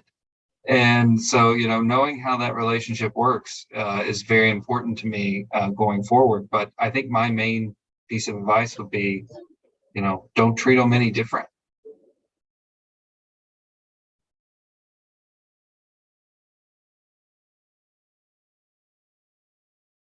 Commissioner Hill, any comments?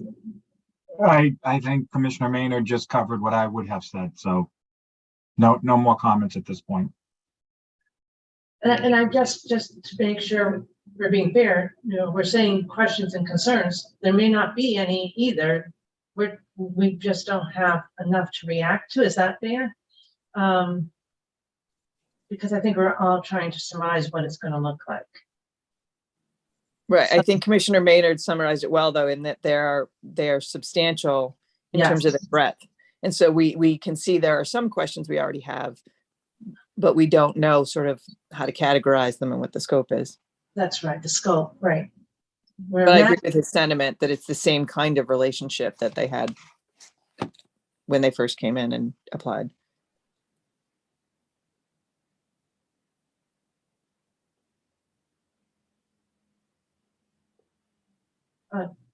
Is it I'm just going to turn to Chief O'Brien. You're saying that currently, is it the same entity or ESPN, I didn't get the name, is currently a third-party affiliate registrant? Correct. So the ESPN Enterprises Inc. Is currently registered as a sports wagering registrant. The company that is officially doing the deal is ESPN Inc., which is owner of that subsidiary.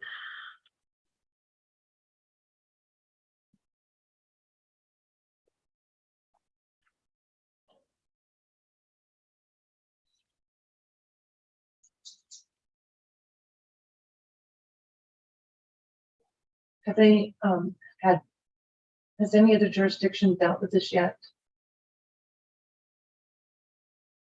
Or they I'm just not certain. Okay.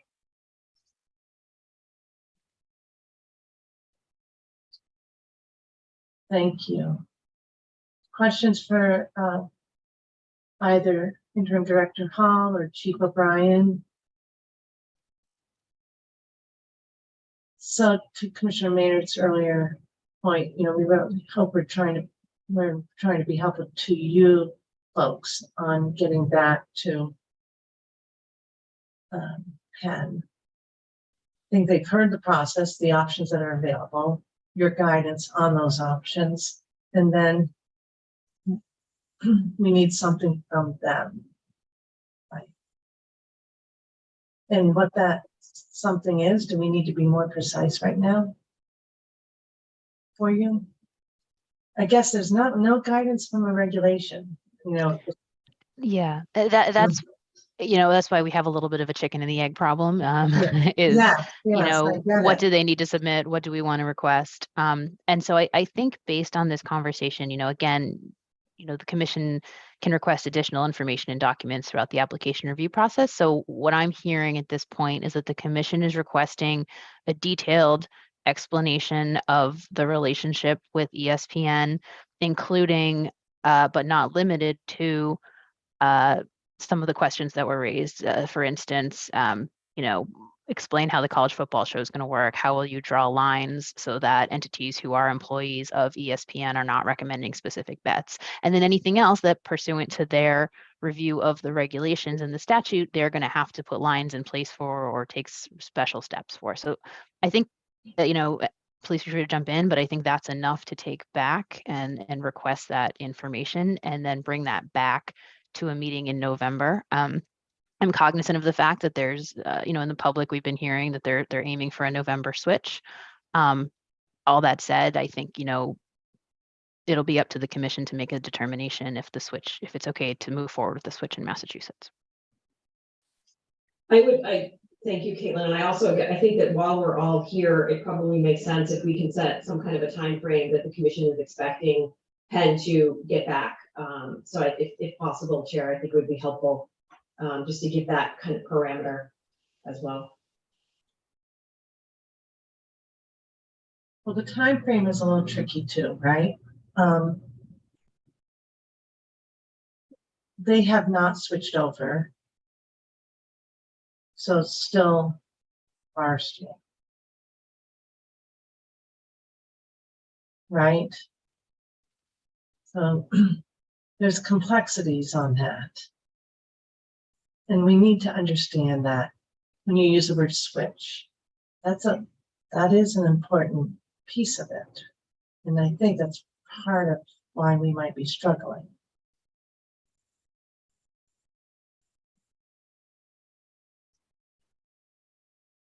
In my mind, it's when the rebrand happens. And I think, again, after this meeting, we can say to Penn, to the extent the process was not clear prior to today, the commission would like this additional information. It would then like to evaluate that information in the context of reopening the temporary license. And, it may choose to amend the license and or the conditions on that license based on the information submitted.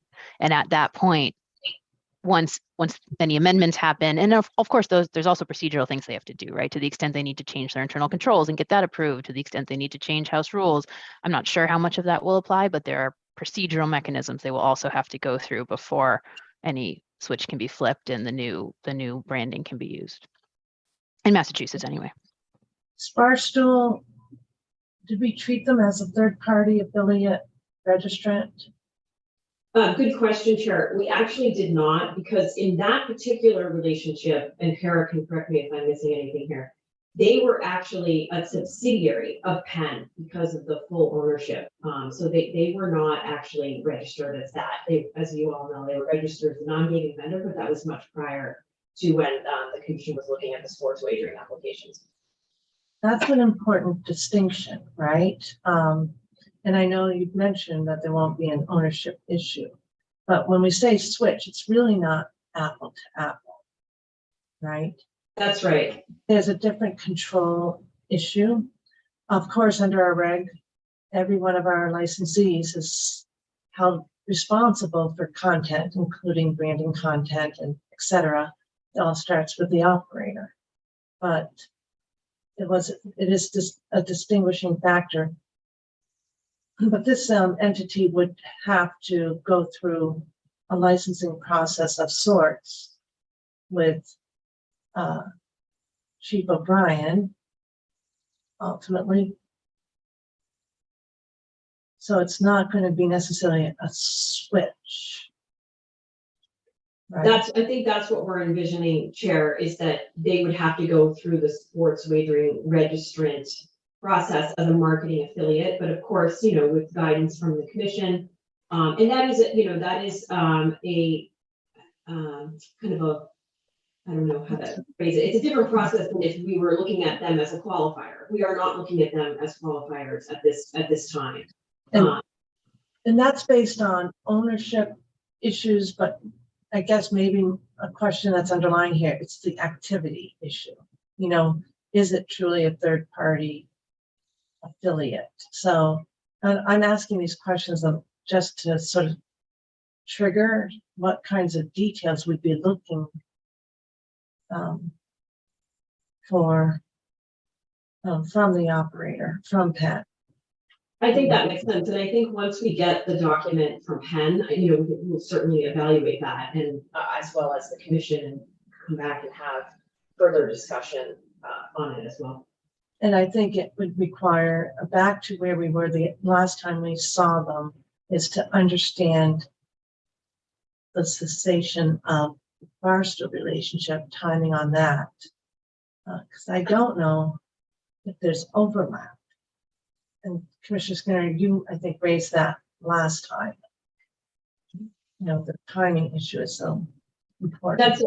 It's a good point, Chair, and I think that the commission could ask Penn to speak to that in the document that they're submitting. And Caitlin, I would, turn it to you if I'm missing anything, but I think that would be appropriate. Right. Commissioner, help me out. Is there anything that you're thinking that's going to be on your mind that we can help them address? Because that we certainly brought up last time. I know it's on our minds.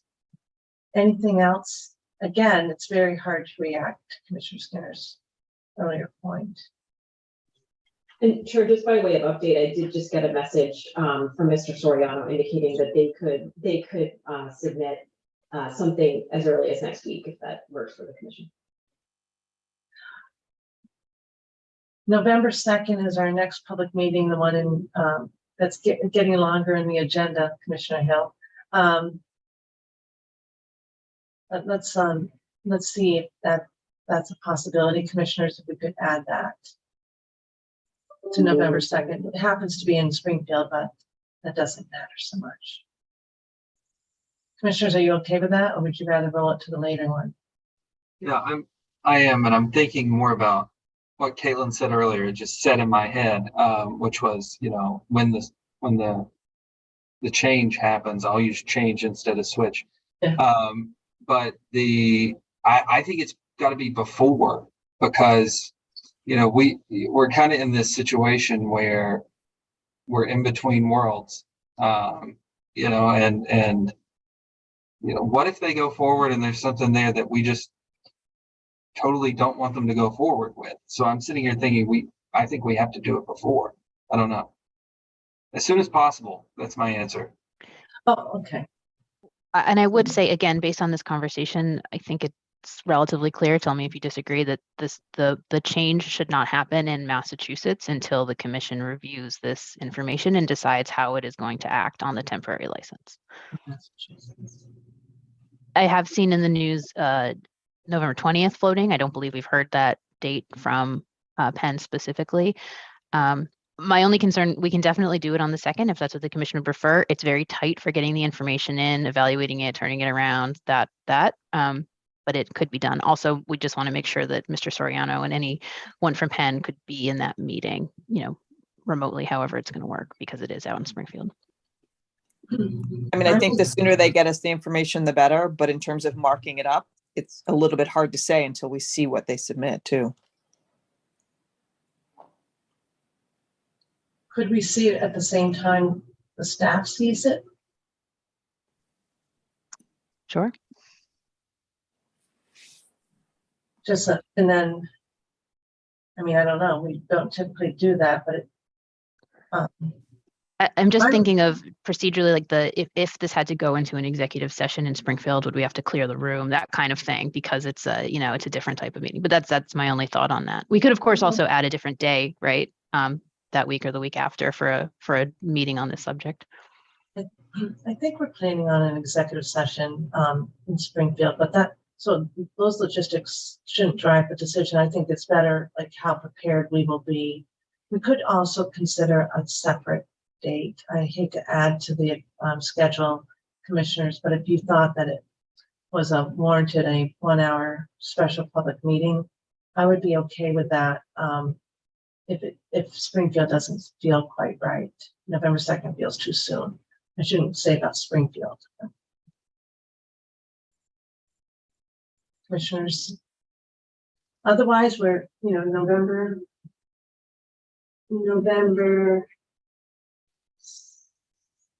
19th, is that right? Oh no, I'm in 2021. I think the 15th is the next one after the 2nd, right? The 16th. Or 16th? Yeah. So. Madam Chair, if we had to put an hour or two aside before then, that's something I would agree to for sure. I'm like Commissioner Maynard, the sooner the better here. Yeah, but Trudy, I don't know if the week of November 6th, we could entertain a short, 1 item agenda so that we can get guidance and give guidance.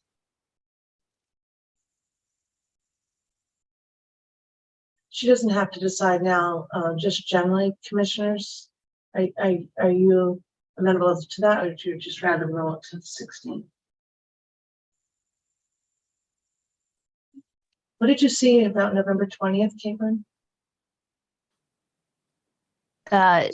Director Ban circulated a news report this morning that said that there'd been a media report that they were aiming for the 20th, but again, we have not heard that from Mr. Soriano, to my knowledge. So to actually make the change to switch the app from Barstool to ESPN. The app itself. Yeah. Madam Chair, I'm looking at my schedule and I'm looking at November 7th as a possibility in the morning between 9 and 12 to put an hour aside. I don't know how everybody else feels on that day.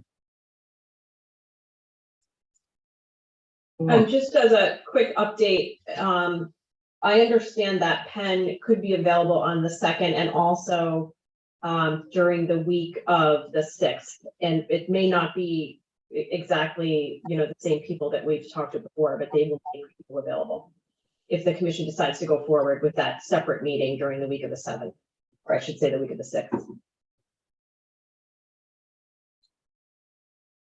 Trudy, how's November 7th looking in the morning? The morning is looking pretty good for everybody's open. I think you have internal. Yeah. Yeah, mine's all internal. So one very special one with you.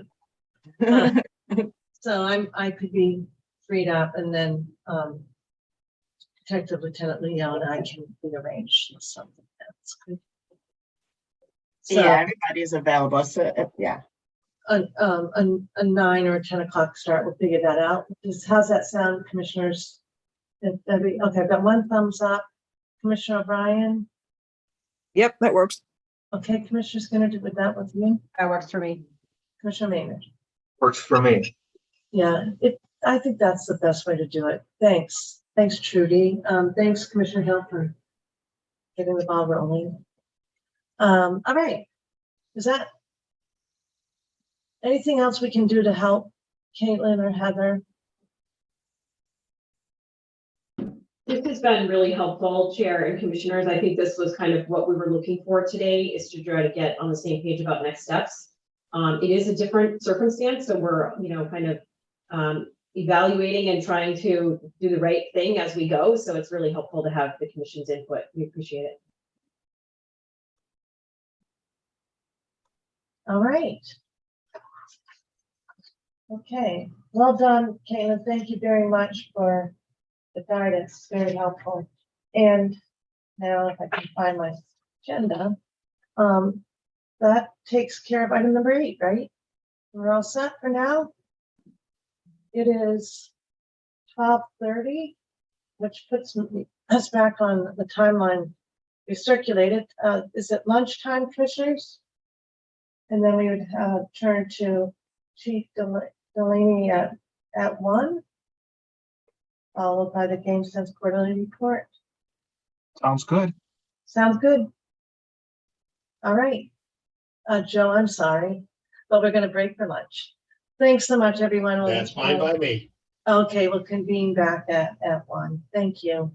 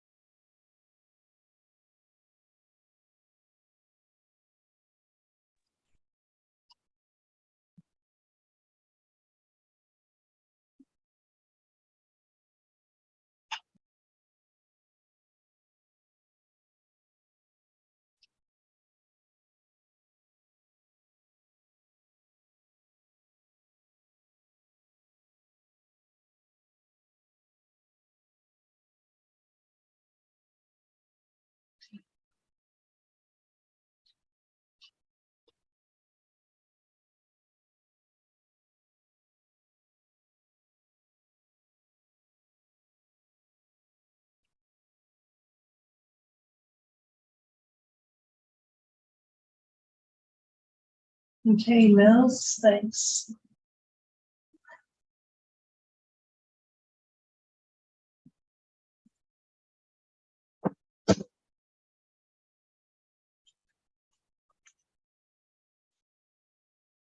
Okay. Okay, we have everybody. Okay. Thanks, Mills. This is a reconvening of Massachusetts Gaming Commission, holding this meeting virtually, so after our lunch and a 9 a.m. start. Commissioner O'Brien, are you here? I am here. I'm Thank fully here now on video and everything. fully. Yeah, well, you were completely here before. Now we have you visually. Okay, Commissioner Hill. I'm here. Commissioner Skinner I'm here. and Commissioner Maynard. I'm here. Okay, we'll get started then. We left off with finishing up the item number 8, now returning to you, Chief Delaney, and Community Affairs Division. Thanks. Thank you, Madam Chair and Commissioners. So today, we are asking for the commission to vote to put out for public comment the draft Community Mitigation Fund guidelines for fiscal year 2025 and the municipal block grant formula. These documents bring to fruition many months of work by the Community Affairs team to essentially, completely revamp this program. This is really a sea change for this program. It's changing the entire way that it operates. So this is, for us in Community Affairs, this is a big moment for us to get these guidelines done and in process. So earlier this week, we held our local Community Mitigation Advisory Committee meetings, as well as our subcommittee on community mitigation. And, we've been working with them since the summer on this project and keeping them informed every step of the way, as we have to the commission. And we've really received very positive feedback from those groups. They all seem to really like the direction that this is going. So if the commission does vote to put these documents out for public comment, the next step is we'll hold a public hearing a week from today, and to hear from the people that will be directly impacted by these guidelines. So what I thought I would do here, since you each had the benefit of a briefing on this and the documents are lengthy, I thought I would just quickly go through sort of the high points of the document and then open it up for any comment from the commissioners. So, the main change that we're talking about here with the program is essentially creating two programs under the Community Mitigation Fund umbrella. The first one being the Municipal Block Grant Program, and the second one being the Regional Agency Grant Program. And I'll talk about each one of those programs individually in just a little bit. So a couple of the other major changes, the program is being moved to a fiscal year. So you'll see on all the documents, it's now fiscal year 25, which would be starting July 1st of 2024. We did provide some additional guidance to our applicants to try to make the process easier for them and more successful for them. We have also are now allowing some administrative costs to be charged against the program, which is one of the requests of our communities that we deal with. And then the last thing we'll talk about is the proposed grant formula. So on the municipal block grant,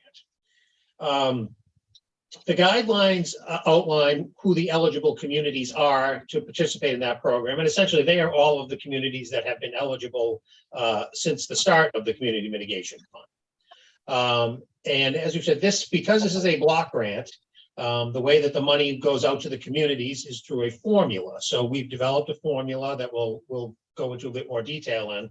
But that's what determines how much money the communities are eligible to receive.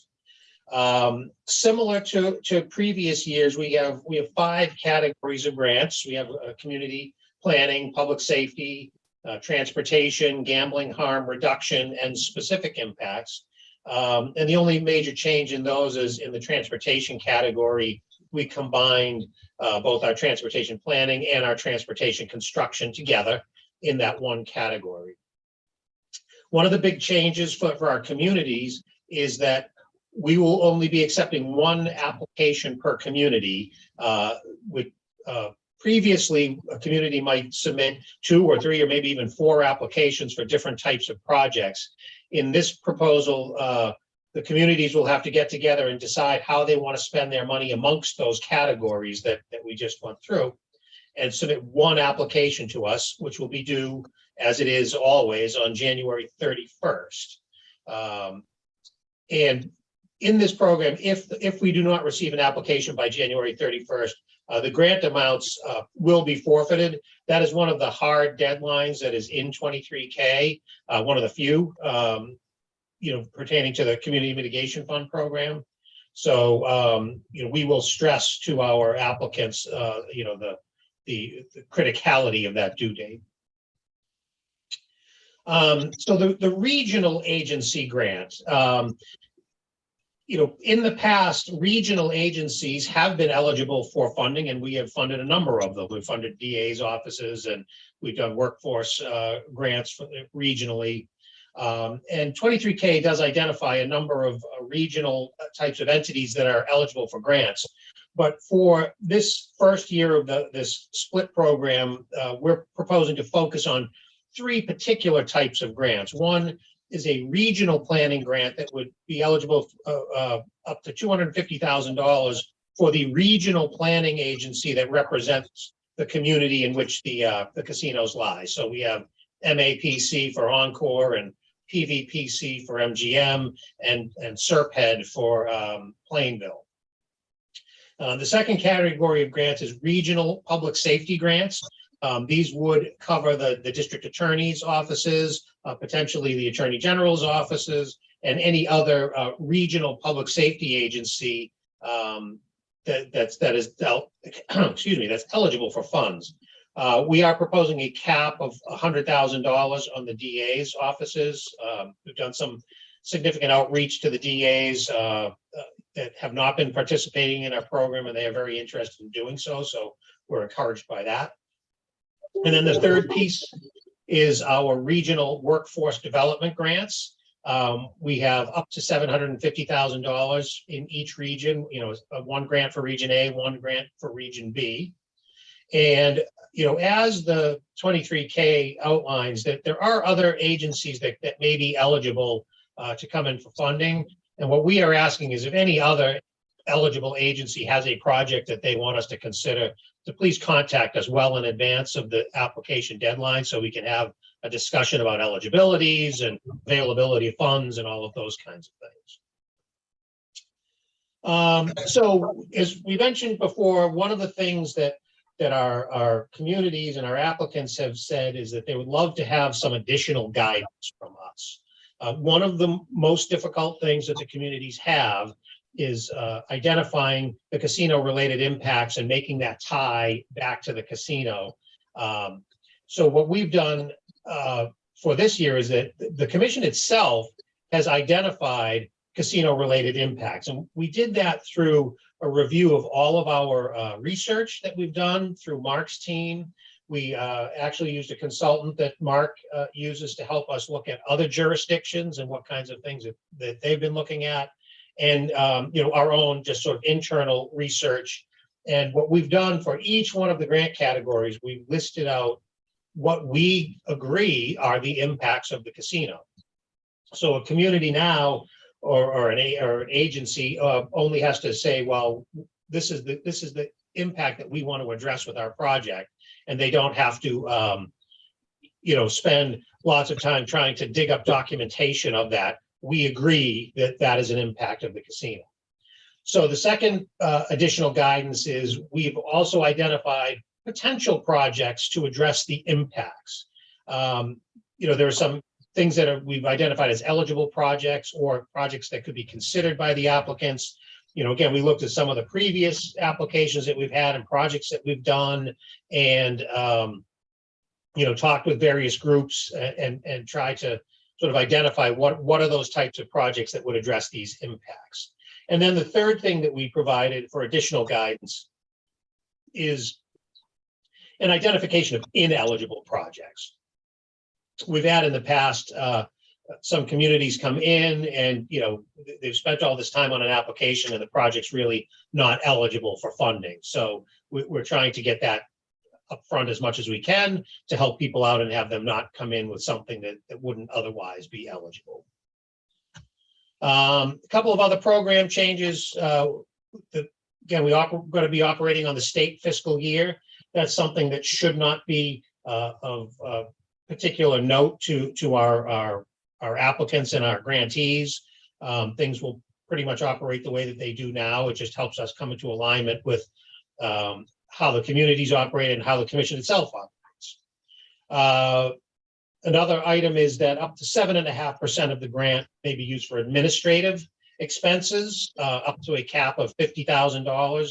Again, this is something that our grantees have requested, especially some of these smaller communities that may not have the staff that maybe larger communities have. And then the last major one is in the transportation construction category, we've revamped what our subsidy looks like. And we've gone, instead of just previously, we did 1/3 of the project cost was eligible. We've now gone to somewhat of a sliding scale where we're saying that the first $250,000 will pay 100%. And then as you go up, the percentage of the total project cost comes down. Again, that was at the request of some of our communities to give them a little bit more flexibility, and we think that will do that. And then I'm going to just talk a little bit about the grant formula. And, we had this back in front of the commission, I think a month or so ago in a draft form. And the factors that we dealt with then have not changed. We looked at 4 factors. The first one was that there should be some type of a base grant amount, and those vary between the regions because the regions generate different amounts of money for the program.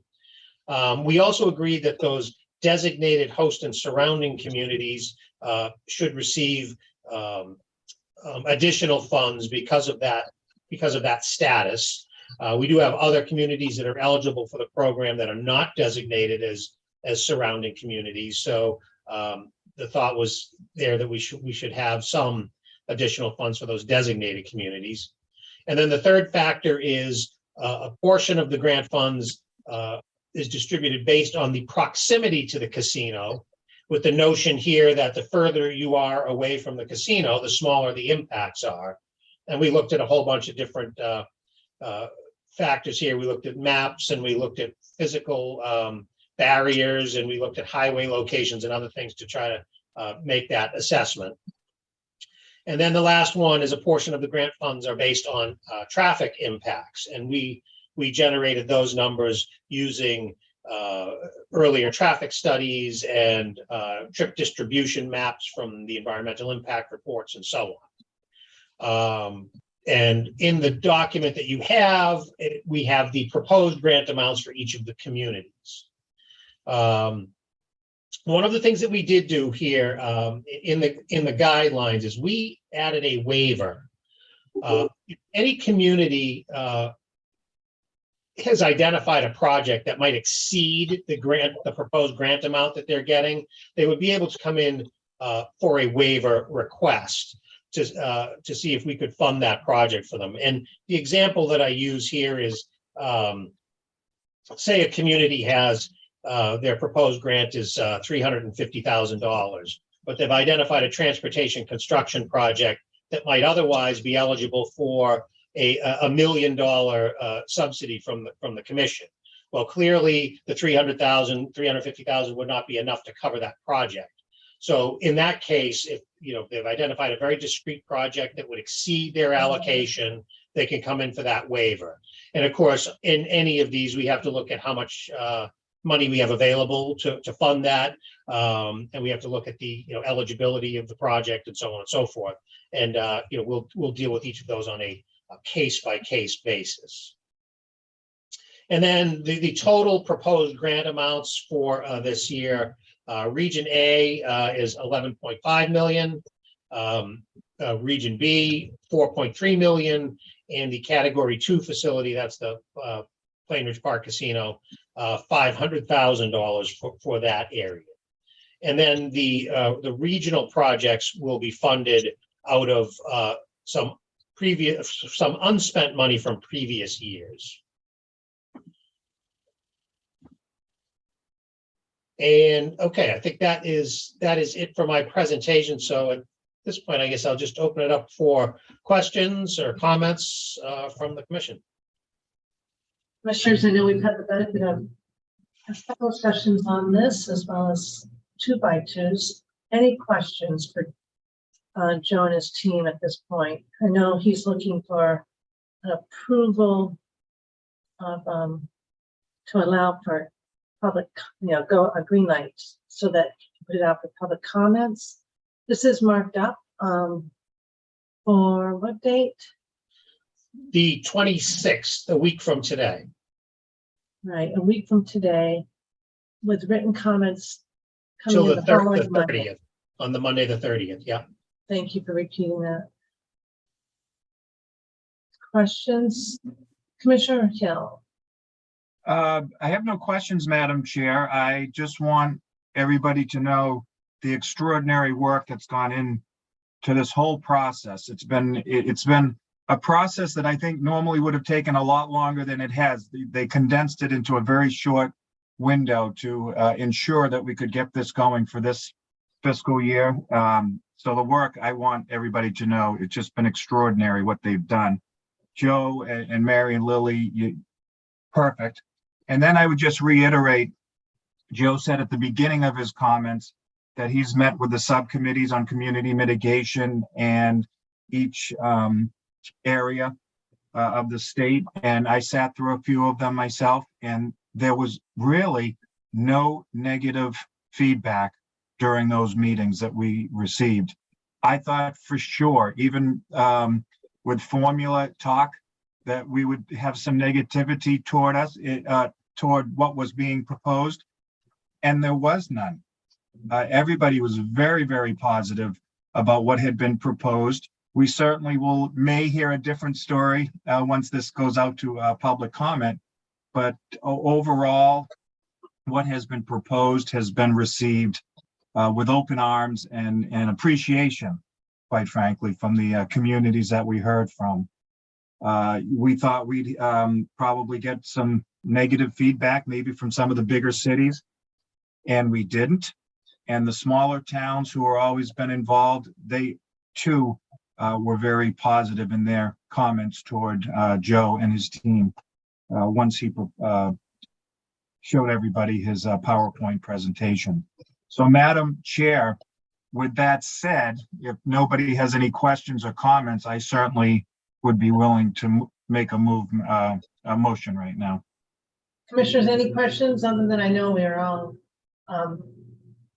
very impressed by all the work that's gone into this and pleased. And I'm very pleased with the briefing. So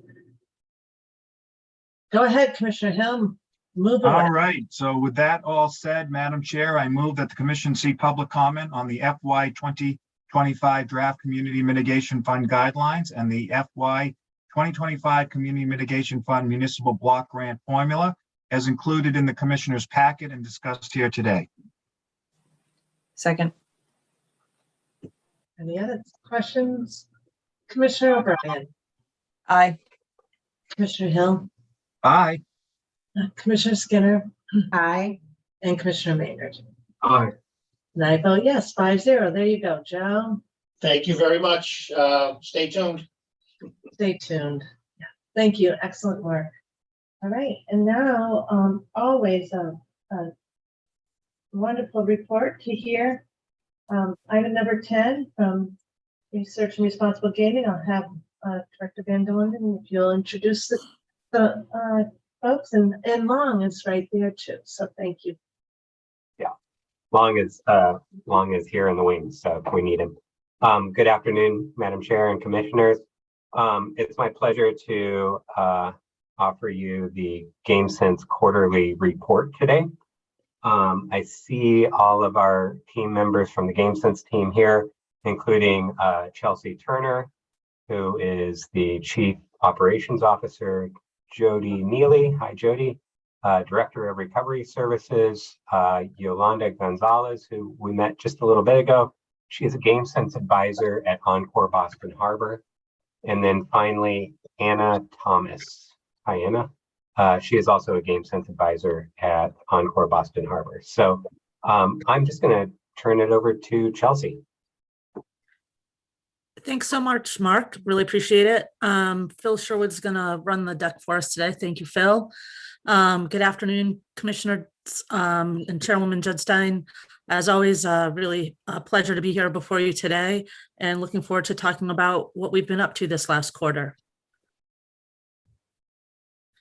So the topics we want to touch on are, we're going to start today with a personnel update, mostly so that I can brag a little bit about Yolanda and Anna, and you can get a little bit of background information about them before they present. We'll briefly touch on our interaction highlights from the quarter across all 3 properties. We're going to talk about the GAM line and the number of calls that we receive through that and where we refer them to. Of course, Responsible Gambling Education Month was a big initiative of ours this past quarter, and Yolanda's going to review all of that with you. Jody's going to also talk about September, which is also Recovery Month, and our Recovery Advisory Board, which has really expanded over the last few months or so. Anna's going to cover our GameSense Champion Award winners, which is always a highlight of our presentation. We'll talk a little bit about our internal Racial Justice and Health Equity Committee. I'm not sure we've ever actually reported on that to you. So excited to share a little bit about what we've been up to. We'll give you some communications highlights. And then, of course, we'll talk about some of the things we're currently working on and what's on the pipeline. So I'm going to start by introducing Yolanda, because she's going to follow me in terms of talking about Responsible Gambling Education Month. As you can see, Yolanda's on the call now. She's also the person on the far right of this picture. These are all of our new staff who started in July. And Yolanda came to us from Bailey's Tiverton Casino. She was a surveillance officer there. She's also been a table games dealer at Encore and at Tiverton. She has her associate's degree in business administration and general management from Bristol Community College, and she has hit the ground running. Next, I'll talk a little bit about Anna, who's in the middle in this picture with the gray sweatshirt, and she's also on video right now. Anna comes to us most recently from PPC, where she was a host. She also has a significant amount of customer service and marketing experience, including a couple of years with the New England Patriots, which I think is pretty fun.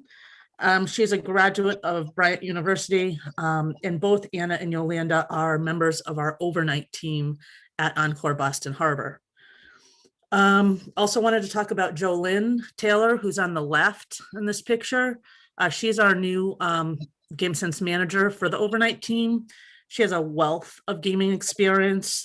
She came to us from Pennsylvania, casino there most recently, but she has over 20 years of experience in the gambling industry.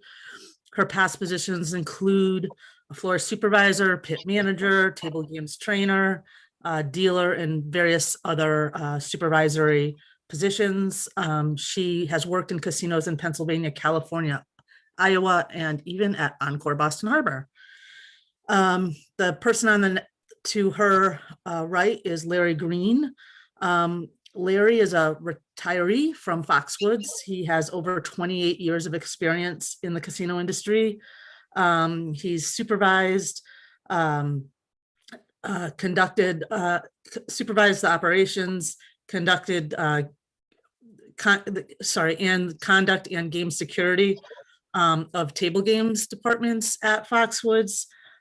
He's filling in as a floater for us, which is really helpful for us. So when we have folks who are out on medical leave or maternity leave or just on vacation, Larry comes in to fill in those gaps across all 3 properties. And the second person from the right is Lulu Lovancy. She is in the daytime, nighttime shift at Encore Boston Harbor. She's most recently worked in security at Encore Boston Harbor. She also has a bunch of customer service and sales experience. So we are super excited to have them all on board. They have already been rock stars and been value added to our team. I'm going to present the numbers a little bit more generally this presentation, just because we have so much to cover. So these are our numbers across all 3 properties for the last quarter. So as you can see, our team is performing very well. We had an 18% increase in demonstrations and exchanges this quarter compared to the same quarter of last year. These are our substantive interactions. It means that we're engaging with patrons and talking to them about safer play. That could be Play My Way. It could be through an educational activity. It could be telling them the difference and explaining the difference on the casino floor between different blackjack tables and how the odds change. We also had a 33% increase in voluntary self-exclusions year over year, which is great. We obviously want to reach anybody who is struggling, and that's a great tool for many folks. It's a great starting point. We had 100% increase in remote VSCs. So as you may recall, this is an initiative that we started really around the pandemic time, where we're able to now offer voluntary self-exclusions remotely over the computer with a live GameSense advisor. And that's great because folks that live far away from the casino don't have to travel to the casino. They also don't have to come back into the casino if they are struggling, where they might be tempted again. So we're happy that's been so useful. And obviously it's been great with sports betting and those VSCs. We had 164% increase in VSCs and reinstatements initiated by live chat. Live chat is when we're able to talk directly with a person over the computer. We promote both live chat and the remote VSCs through our communications team. And they've done a fantastic job of doing so, as you can see by the uptick in numbers. We had a 6% increase in reinstatements. So those are folks who have completed their VSC term, and they believe they're okay and ready to go back and gamble healthy again. We had 2,953 new Play My Way enrollees. I couldn't really compare this year over year because we just launched Play My Way during September of last year. So we didn't have a full quarter of numbers, but that's a very high number. It's significantly higher than the quarter was last year, obviously. We had 8,793 raffle entries over the course of the quarter. So I'm not sure if you all are aware, but I think you are based probably from your visits to the properties, but we always have a raffle basket out. It's a way to draw folks into the GameSense information centers. We try to change up what we're offering for the prize. So, in July, we offered a kind of a fancy cooler. In August, we had a barbecue themed basket and tools. And then we did a RG toolkit during Responsible Gambling Education Month. And I'll let Yolanda talk more about that. But we mix things up to try to appeal to a wide variety of people in exchange for engaging in an educational responsible gambling activity. They get entered into a raffle to win one of these prizes each month. So these are our GamLine statistics. Our GamLine is different than the helpline, which the helpline is DPH helpline for folks who are in distress. They have questions about problem gambling.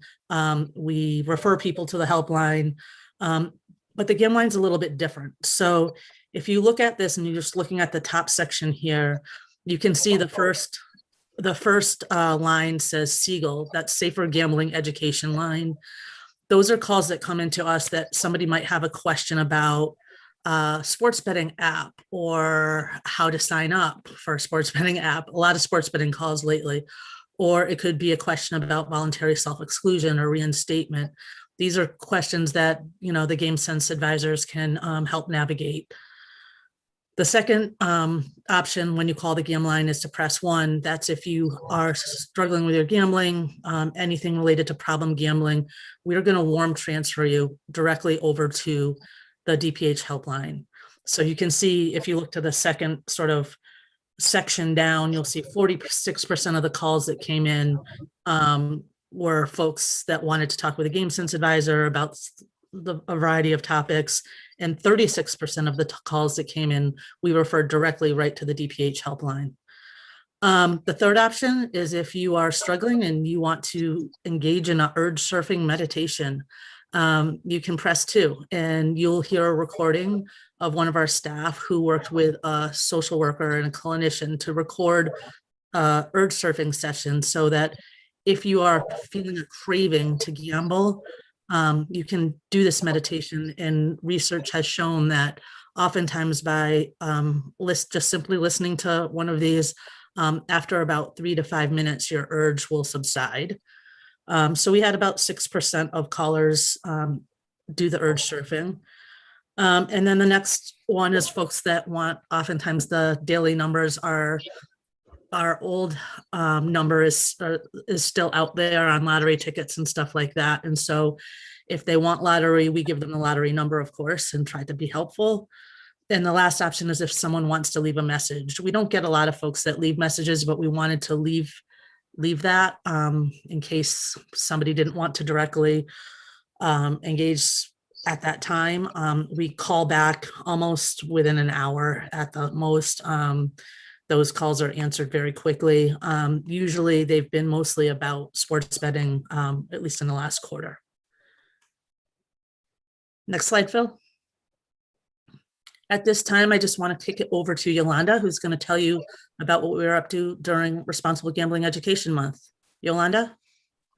Thank you, Chelsea. Hello, everyone. Hi, Commissioners and Madam Chair. As you may know, September is Responsible Gambling Education Month, RGEM. RGEM was launched in 1998 by the American Gaming Association Trade for the gaming industry as a way to promote responsible gaming and increase awareness of problem gambling at a nationwide level.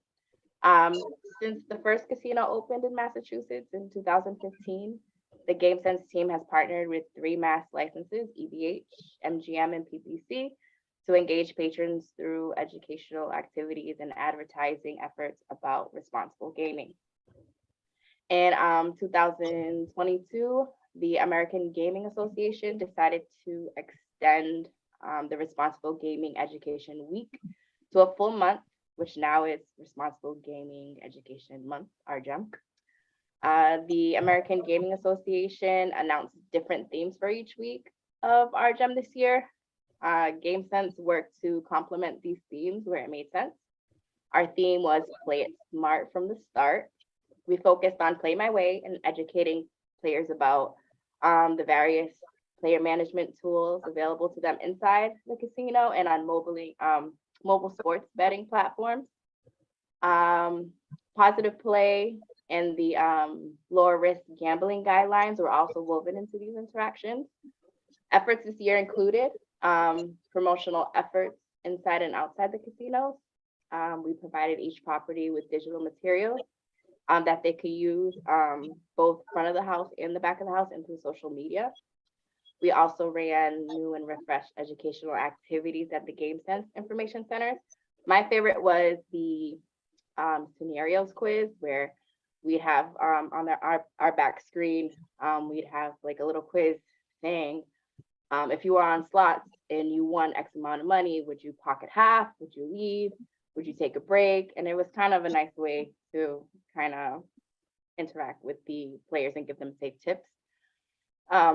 Also, Play My Way pop-up banners were stationed just outside the Game Sense Information Centers at MGM and PPC to help call attention to this voluntary tool. We had raffles for special responsible gaming toolbox themed baskets, front of the house, back of the house. These baskets contained a cordless drill, Game Sense education brochures, And in order to enter the raffle, they needed to complete the quiz. These baskets were very popular with the guests and casino staff. We ran tables outside of the Game Center as a way to reach more people. For example, at EVH, we ran tables both outside of promotions for patrons and back of the house casino staff. Folks engaged in a lot of educational activities in exchange for a raffle ticket. We also tabled at different times of the day to reach different shifts.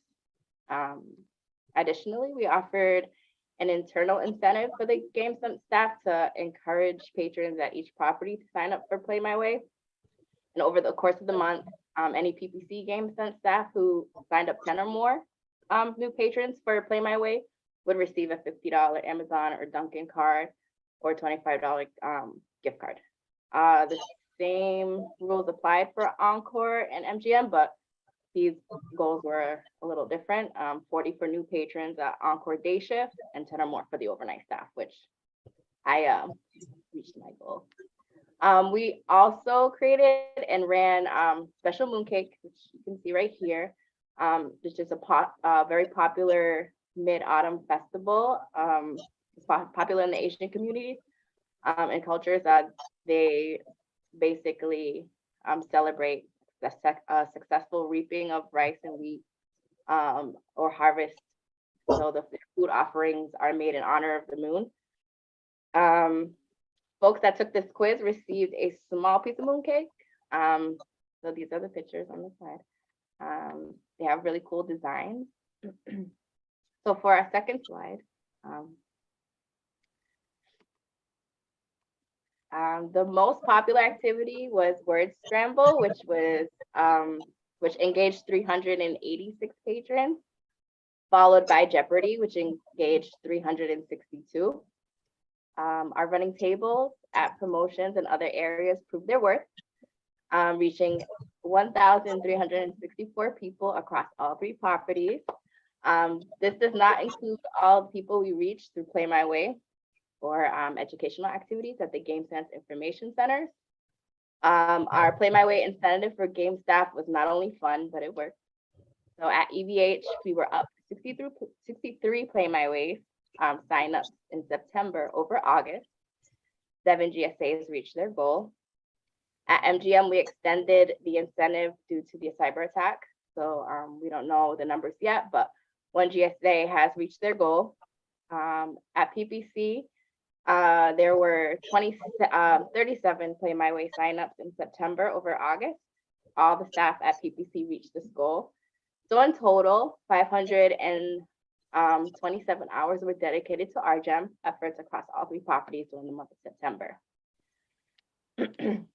And we also wanted to give special thanks to PPC for purchasing toolbox themed swag for patrons and casino staff, and for donating $550 in various increments, gift cards to patrons and casino staff, and also donating candy for patrons and casino staff,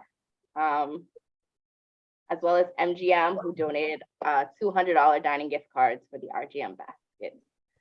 And lastly, the picture to the right is my colleagues, Winnie and Lulu's, and they're tabling at the back of the house in RGEM.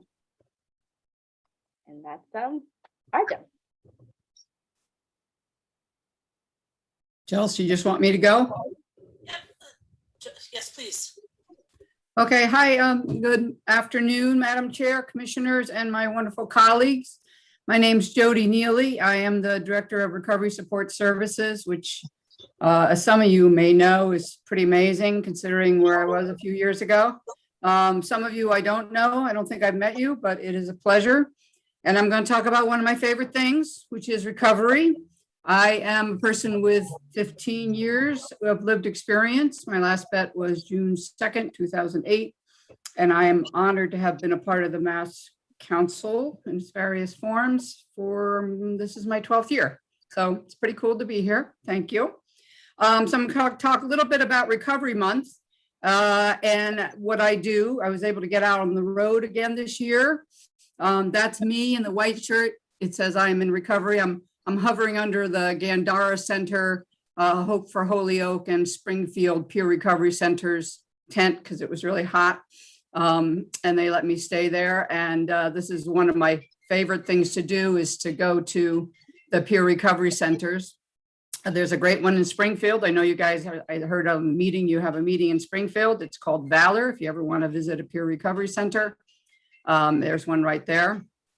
And I went to 7 in-person events. I reached out to about 15 organizations. But the cool thing is, just so you know, that there are going to be up to 39 peer recovery centers in the state of Massachusetts. I mean, Massachusetts is amazing. I digress, I know, for many reasons, but the fact that there are going to be 39 peer recovery centers all the way up North Adams, Pittsfield, like everywhere.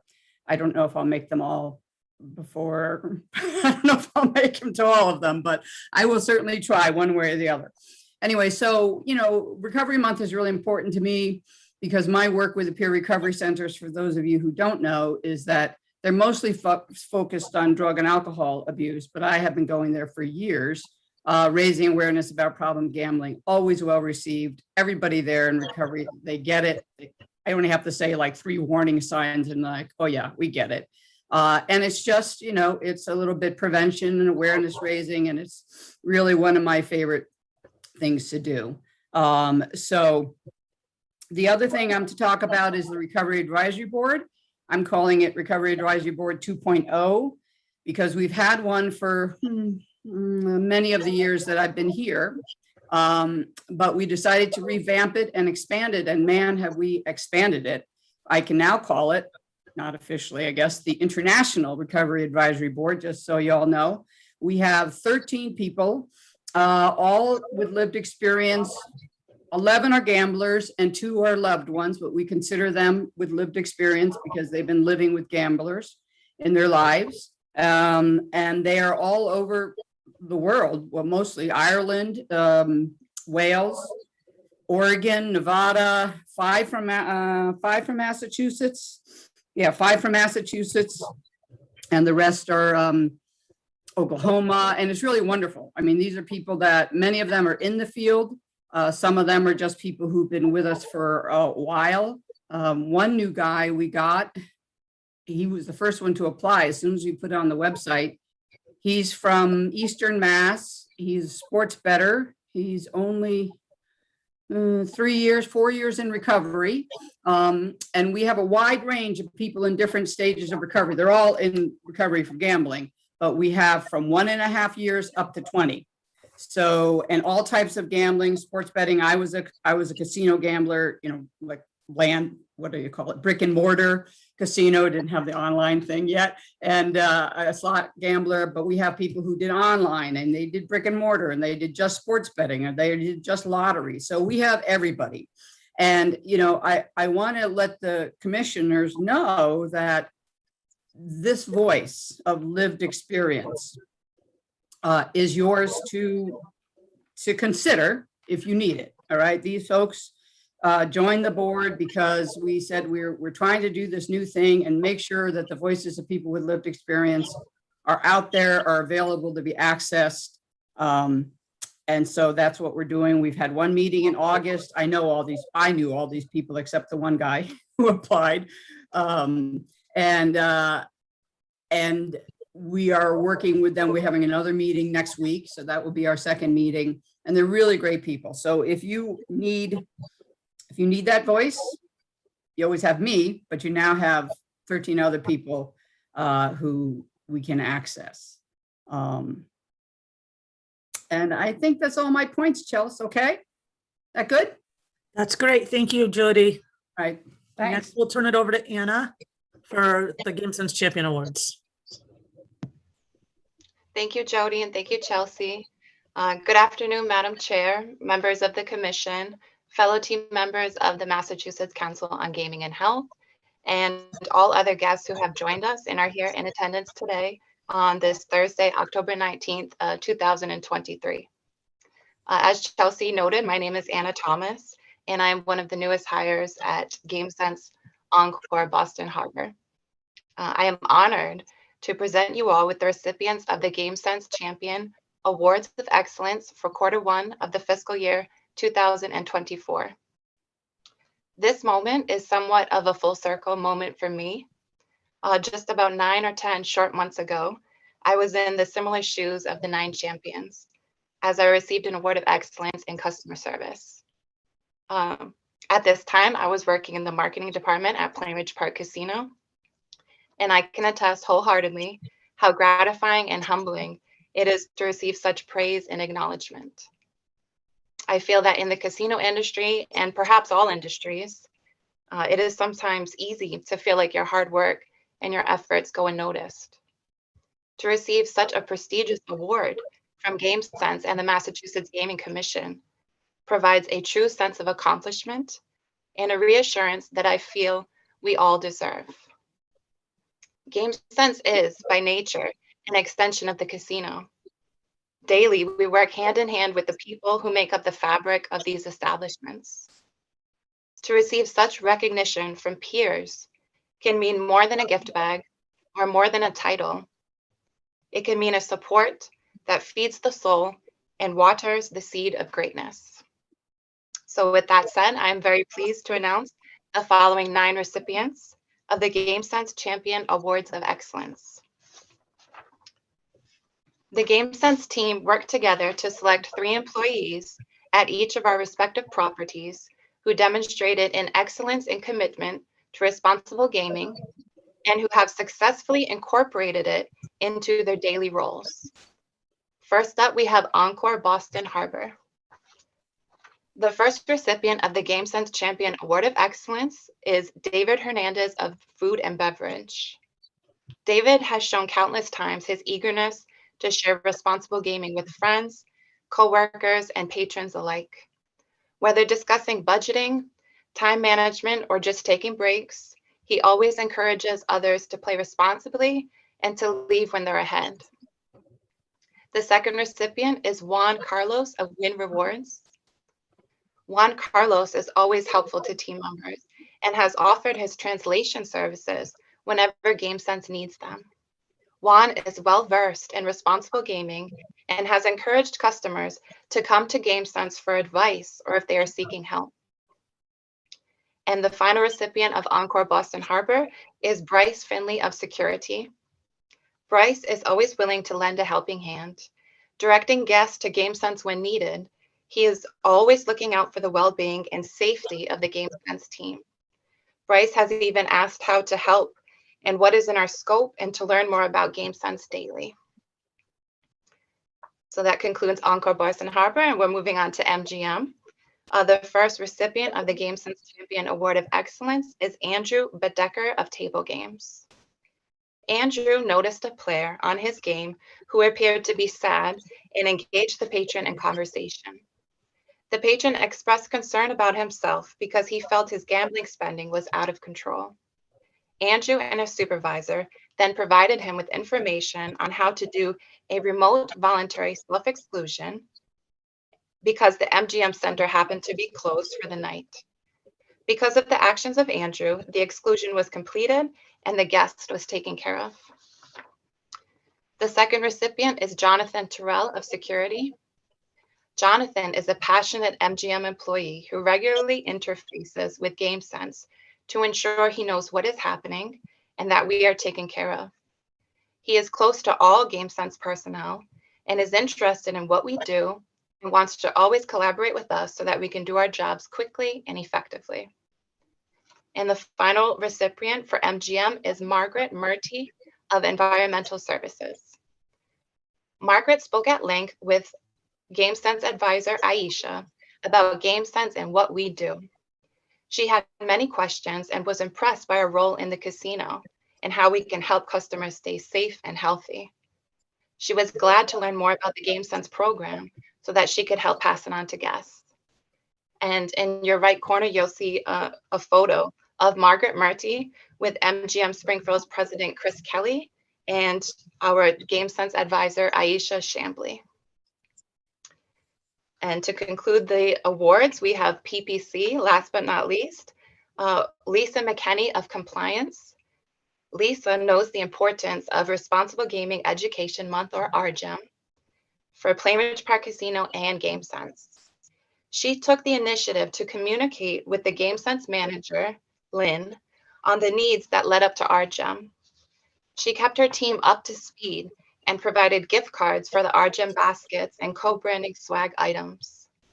The GameSense program deeply appreciates Lisa's exceptional commitment and partnership with GameSense throughout the year. The second recipient is Walter Fothergill of Facilities. Walter was accommodating during the makeover office. Walter and his team helped move some of the heavy furniture from the office. And with this help, the GameSense office looks great and provides us with a better atmosphere for when we need to have private discussions with patrons. And last but not least, we have Arthur Rosata of Security. On multiple occasions, Arthur has reached out to GameSense with customer concerns. Arthur is a firm believer in GameSense and responsible gaming. On one of the occasions, the patron signed up for an exclusion after learning about GameSense and the voluntary self-exclusion program through him. We are very grateful for Arthur's passion and support of the GameSense program. This concludes my portion of the presentation. Thank you everyone for your attentiveness and for listening. However, before I hand it off to Chelsea, who will provide you with recent progress and updates on our Racial Justice and Health Equity Committee, I would like to make one final note. On behalf of the GameSense team, thank you immensely for, Madam Chair, allow me to address you directly. The final note is for you. On behalf of the GameSense team, thank you immensely for your continued kindness, which comes in many ways, I'm sure. But for today's purposes, I'd like to acknowledge and thank you specifically for taking your time and effort in writing handwritten notes to our GameSense champions. So this is the one that I received earlier this year, and it was so heartwarming, and I'll treasure it forever. In today's digital world, I believe it is the small gestures that really go the extra mile. And your handwritten notes, Madam Chair, and the kind words within them are surely one of them. So thank you, Madam Chair. And without further ado, it's my pleasure to pass the baton on to the Massachusetts Council of Gaming and Health's Chief Operations Officer, Ms. Chelsea Turner. Thanks so much, Anna. So I want to take just a little bit of time to talk about our Racial Justice and Health Equity Committee at the Mass Council on Gaming and Health. This is an internal committee that's comprised of staff at all levels, including our GameSense team. And it also even includes one of our board members who is a history professor. We talk about lots of different things as part of the committee. I've been on it since its inception 2019. It might be something that's happening in the news, but we also sort of really delve deep into different topics. And over the last year, we've really been focusing on Native American communities. One of the things we did recently was develop a land acknowledgement statement, which is a formal statement that recognizes and shows respect to the Indigenous peoples as traditional residents and caretakers of land. So we use that when we're doing community outreach events and stuff like that sometimes. It was something that, we feel pretty proud of that we did together. We're also currently reading the book, Flowers of the Killer Moon. Hopefully I said that right. That movie's coming out too, which is a great story based on a true story about Native American community in Oklahoma. And furthermore, the Mass Council continues to prioritize diversity, both in our internal policies and also in our hiring practices. So to give you a sense of what this means for us, collectively, we speak 19 languages. This includes Spanish, Vietnamese, Cantonese, Mandarin, Taiwanese, Tagalong, which is Filipino, Portuguese, French, Italian, Aromanian, Kazakh, Russian, Haitian, Creole, and 5 African languages, including Swahili. The council has approximately 57% women and 43% men. And in terms of the GameSense team, it's exactly 50-50 in terms of men to woman ratio. We have 10 minorities as part of the GameSense team, and then about a third of our entire council are minorities. So we have 20 non-minority folks, 5 African Americans, 4 Asians, and 1 Hispanic. Our team also includes 1 veteran who's a former Air National Guard member, and 2 who self-identify as part of the LGBTQ plus community. Next slide. I want to take just a second to talk a little bit about communications. Phil Sherwood, who's running this show for us today, wrote and produced 4 radio ads that are really aimed at educating folks about voluntary self-exclusions. We really tried to target this towards sports bettors, since those are newer to the gaming industry in Massachusetts. And we know that when we are really pushing on our advertising efforts around VSEs, that it's reflected in our numbers. Some people still don't know about VSEs. So these efforts do, I believe, correlate to increased voluntary self-exclusions. In just a second, we're going to show you one of the ads that he created. Pay attention to the folks that are in the video. You will recognize many of them, as many of them are part of our GameSense team. It's just one example of how Phil and his team use our internal resources and use our internal resources well and help to stretch our marketing dollars. Phil? If gambling's no longer fun, remember there's a way out. Voluntary self-exclusion, or VSE, lets you choose to pause your gambling. It's a commitment you make for you. We're here to help. Call 1-800-GAM-1234 or chat with us at GameSenseMA.com. So he produced this in various ways so that they can be used digitally and also live streamed. And they've been a great success so far. Thanks, Phil. Next slide. Few things that are coming around the corner. One of the things we've been working on is getting test accounts set up through the sports betting operators. So far, BetMGM, FanDuel, DraftKings, and Betr have agreed to set up accounts for us. WinBet has already done so. This is a fantastic tool for us. This is really just for internal training purposes. One, it helps us educate ourselves on sports betting and all the different types of bets and everything else, and reinforces some of the things we've already learned. It also is helpful to us because while most of the play management tools are similar across all of the sports betting operators, there are some small differences, such as cooling off periods, for example, aren't necessarily the same from one operator to the next. We get lots of questions about sports betting. We try to answer certain questions that are appropriate for us to answer, and other ones that aren't, we will refer directly, of course, back to the operators. Another thing we're working on is just our internal governance documents and making sure that those are all in good order. As part of that, we're looking at our disaster recovery plan. So I've reached out to each of the properties just to make sure that GameSense is included in the property's disaster recovery plans, and I thank them for their assistance on that.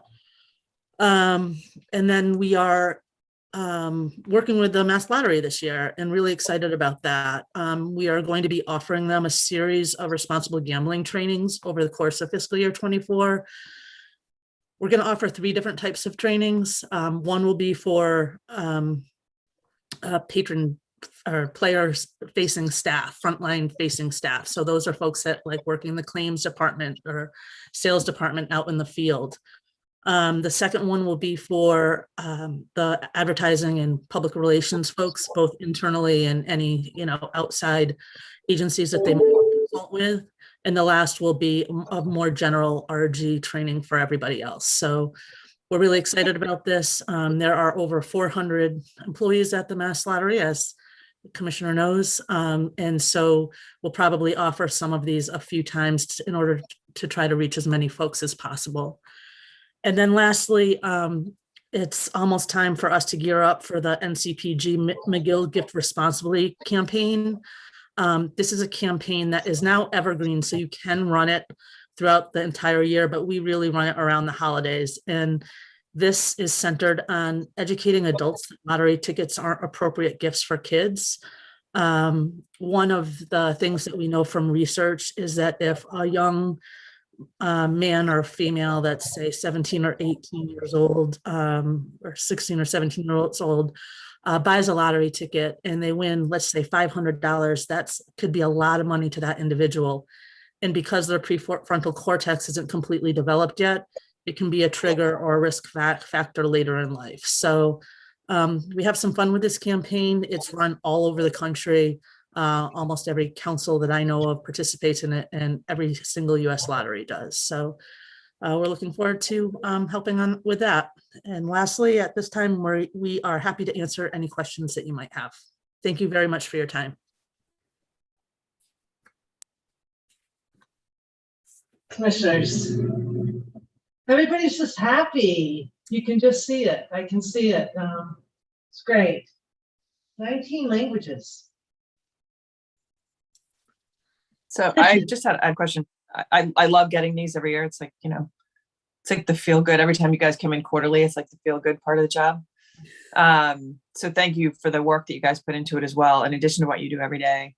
The one question I had about the presentation you gave today, in terms of the lottery trainings, is this the first time you've been able to do this, or is this something you guys have been doing historically? It's actually, I believe that we've done them in the past. As you may know, there's lottery tickets that are sold inside the casinos as well as the Kinos offered. But it's been the first time since I've been here. I've been here for about 3.5 years. So it's, I would say it's a little bit different. And I also think we're customizing them more than maybe have been done in the past. I don't know if Marlene's on and Marlene wants to add to that, but I think you got it right. I think we, that's how I first got to meet the chairwoman, was through some of the training we used to do at the lottery. And yeah, we would do kind of during onboarding sessions, or at least once a year. But to your point, Chelsea, I do think that this is a more customized, specific approach, which hopefully will yield good results. All right, yeah. So if I may have heard it early on when I first got here, but it's the first time it sort of has registered with me. So I think it's great. And also, Commissioner, they've been kind enough to do trainings for us in the past. We're not, a lot of times when we're doing hiring, we only are hiring 1 or 2 people at a time. But what's nice is like if once a year they could come in and talk a little bit about, what they do and their products. I think it's helpful for our team. So they've done that in the past and we've been very grateful for that. Great.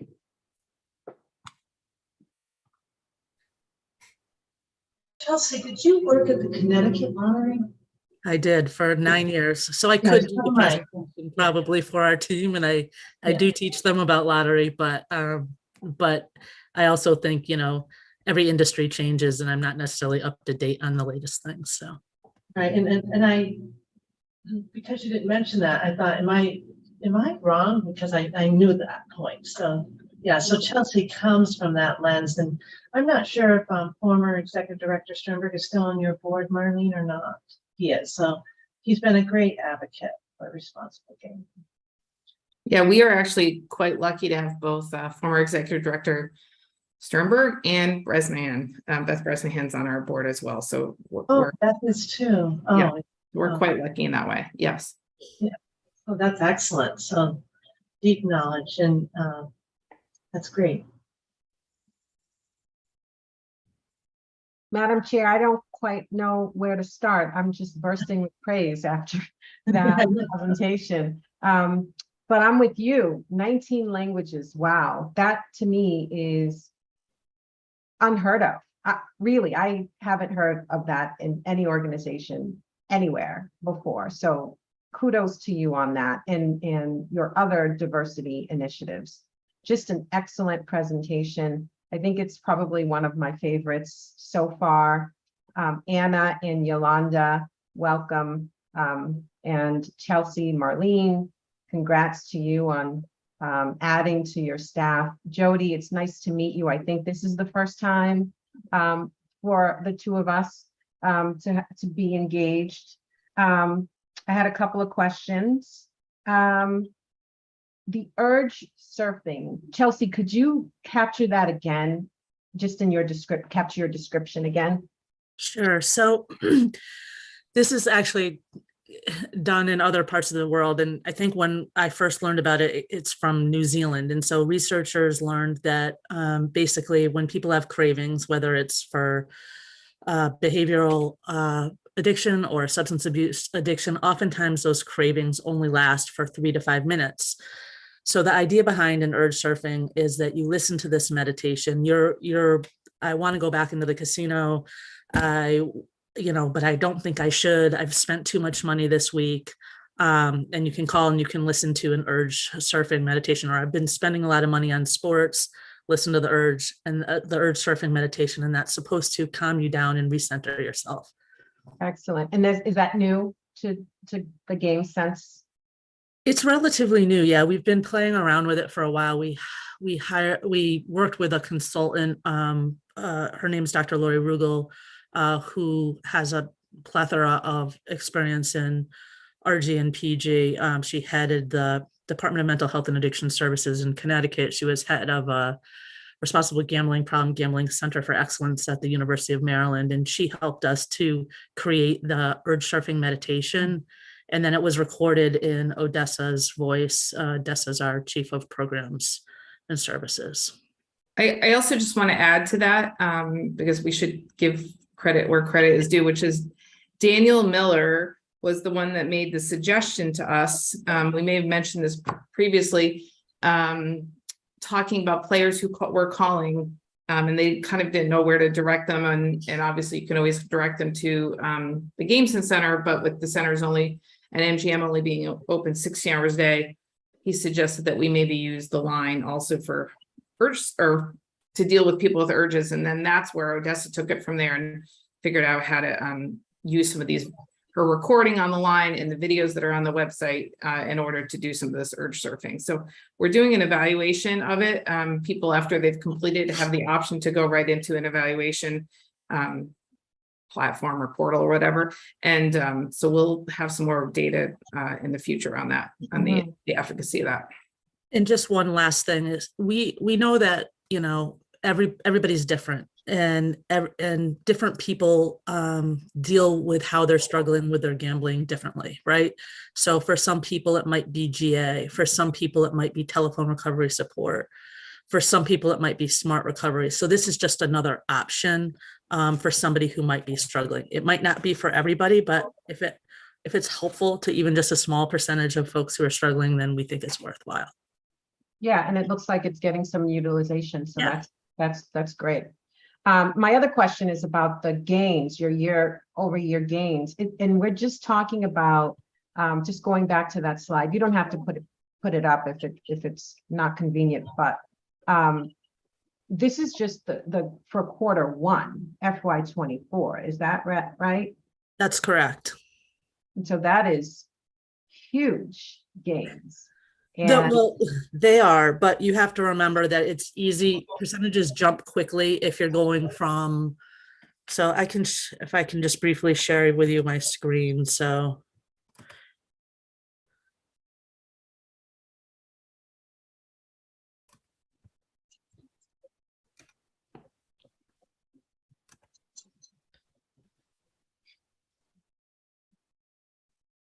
Uh-oh.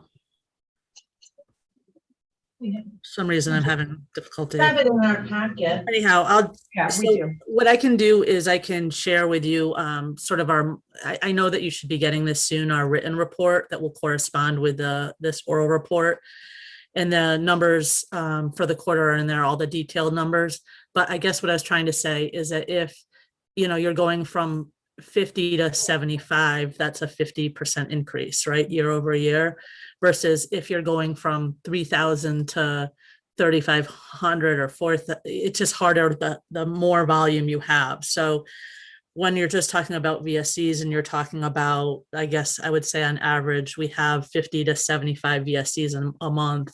It's easier to make those numbers go up, but yeah, they are significant. And I think because of sports betting getting added into the fold, you're going to see more VSCs. So, Yeah, I love this slide. So I just wanted to comment on it. I'll stop and let my fellow commissioners have a chance, but once again, excellent presentation. Thank you. Commissioners, thank you, Commissioner Skinner. Commissioner Hill, Commissioner Maynard, there you go, Commissioner Maynard. Yeah, I'm happy to. I echo everything my fellow commissioner said. I looked forward to hearing this when I saw the packet. I remember the last time that we spoke. I was more newly minted then. I actually recognized some of the names on the award winners this time, which was nice. And just have to comment that, Jody, I felt your passion come through in what you do and with your lived experience from 2008. And I think it's important to have that voice leading this effort and this charge. So kudos to you for what you're doing and turning something that could have been a negative into something that's extremely positive for the entire Commonwealth.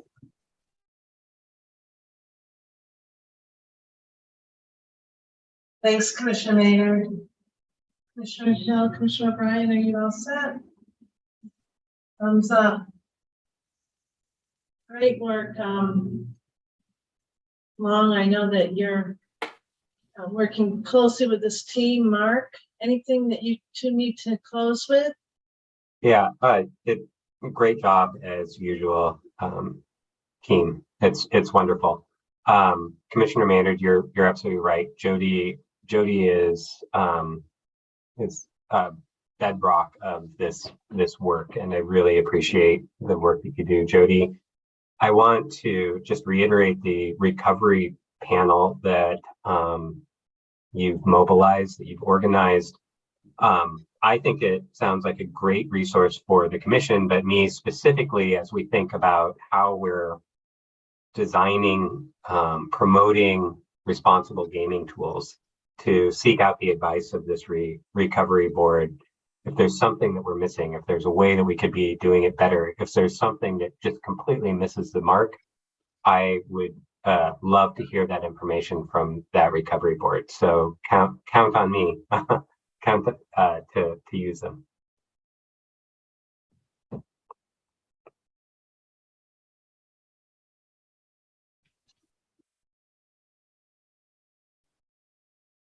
Okay. Well, I guess that the awardees got it right when they decided to award Anna the award of being a champion for responsible gaming, because now she's with you. So well done. Now it really was a path forward. So that's wonderful. And Yolanda, thank you for coming in early. I thought maybe you were going to add to that conversation, and I just wanted to make sure not to miss you. And Jody, you know, your story is so compelling and moving. And one issue that I know, having attended G2E this last week or so, one issue that needs to probably be addressed, and I'm sure Mark and Bonnie and Long, you'll be thinking about this as well as you, Marlene, is the inequities in terms of women who are challenged with problem gambling versus men. There, you know, I happen to do work in the inequities in health delivery in terms of gender, and it occurred to me that we probably will see that there's quite some disparities, and that topic came up over G2E. So I look at you, Jody. You are a star in your own world as a advocate and survivor, and as a female.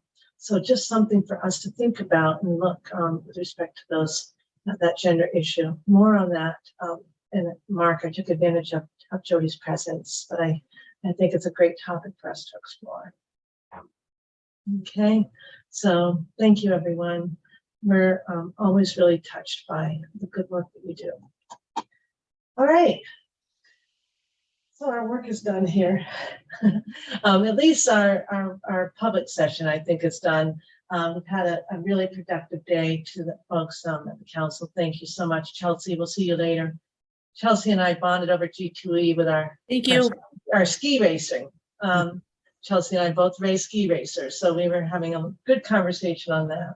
Nice to see you. All right, thank you. Commissioners, we've got a couple of outstanding items. As I mentioned at the beginning, 9 a.m. this morning, we're not going to go over item number 11. So we have a couple of topics that we anticipate going into executive session for. Should we so move? I understand Mills has sent links to us, but let's take them in order. There's a consideration for a lease update. I know Interim Executive Director Grossman and our very own Marianne Dooley, who is our office operations manager, as well as Chief Lennon, thought this would be a good time for us to explore our lease. I have to read this into the record. The commission anticipates that it will meet in executive session in accordance with GL Chapter 30A, Section 21A6, to consider the lease of real property, specifically the commission's office space at 101 Federal Street in Boston, and associated considerations as discussion at open meeting may have a detrimental effect on the negotiating position of the commission. We also would consider going, should I separate them out? Yeah, I would do them separately. So let's consider that one on respect to the lease. Do we want to move today for that executive session? Sure. Okay.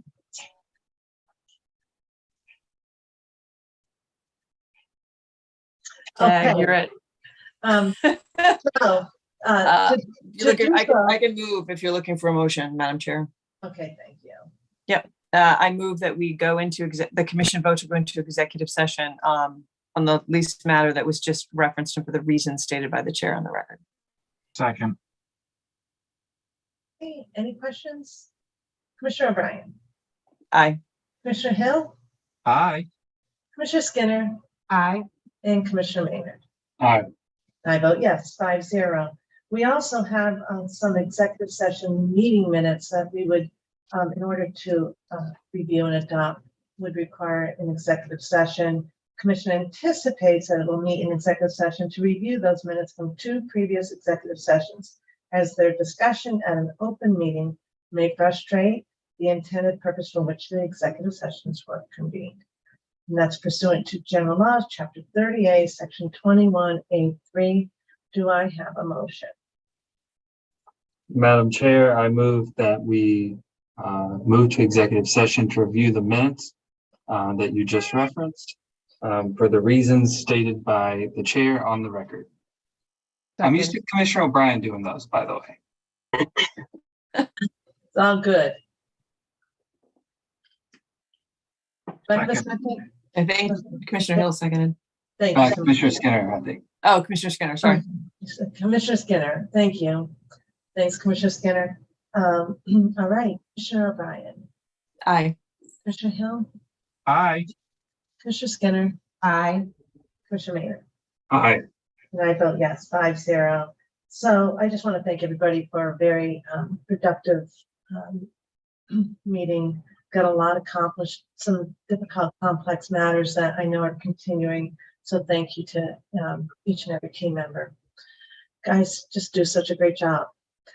And now I see Mills, who's covering for Dave Souza, who's got a little vacation time. Doing a great job, Mills. Thank you. Doing my best. What do?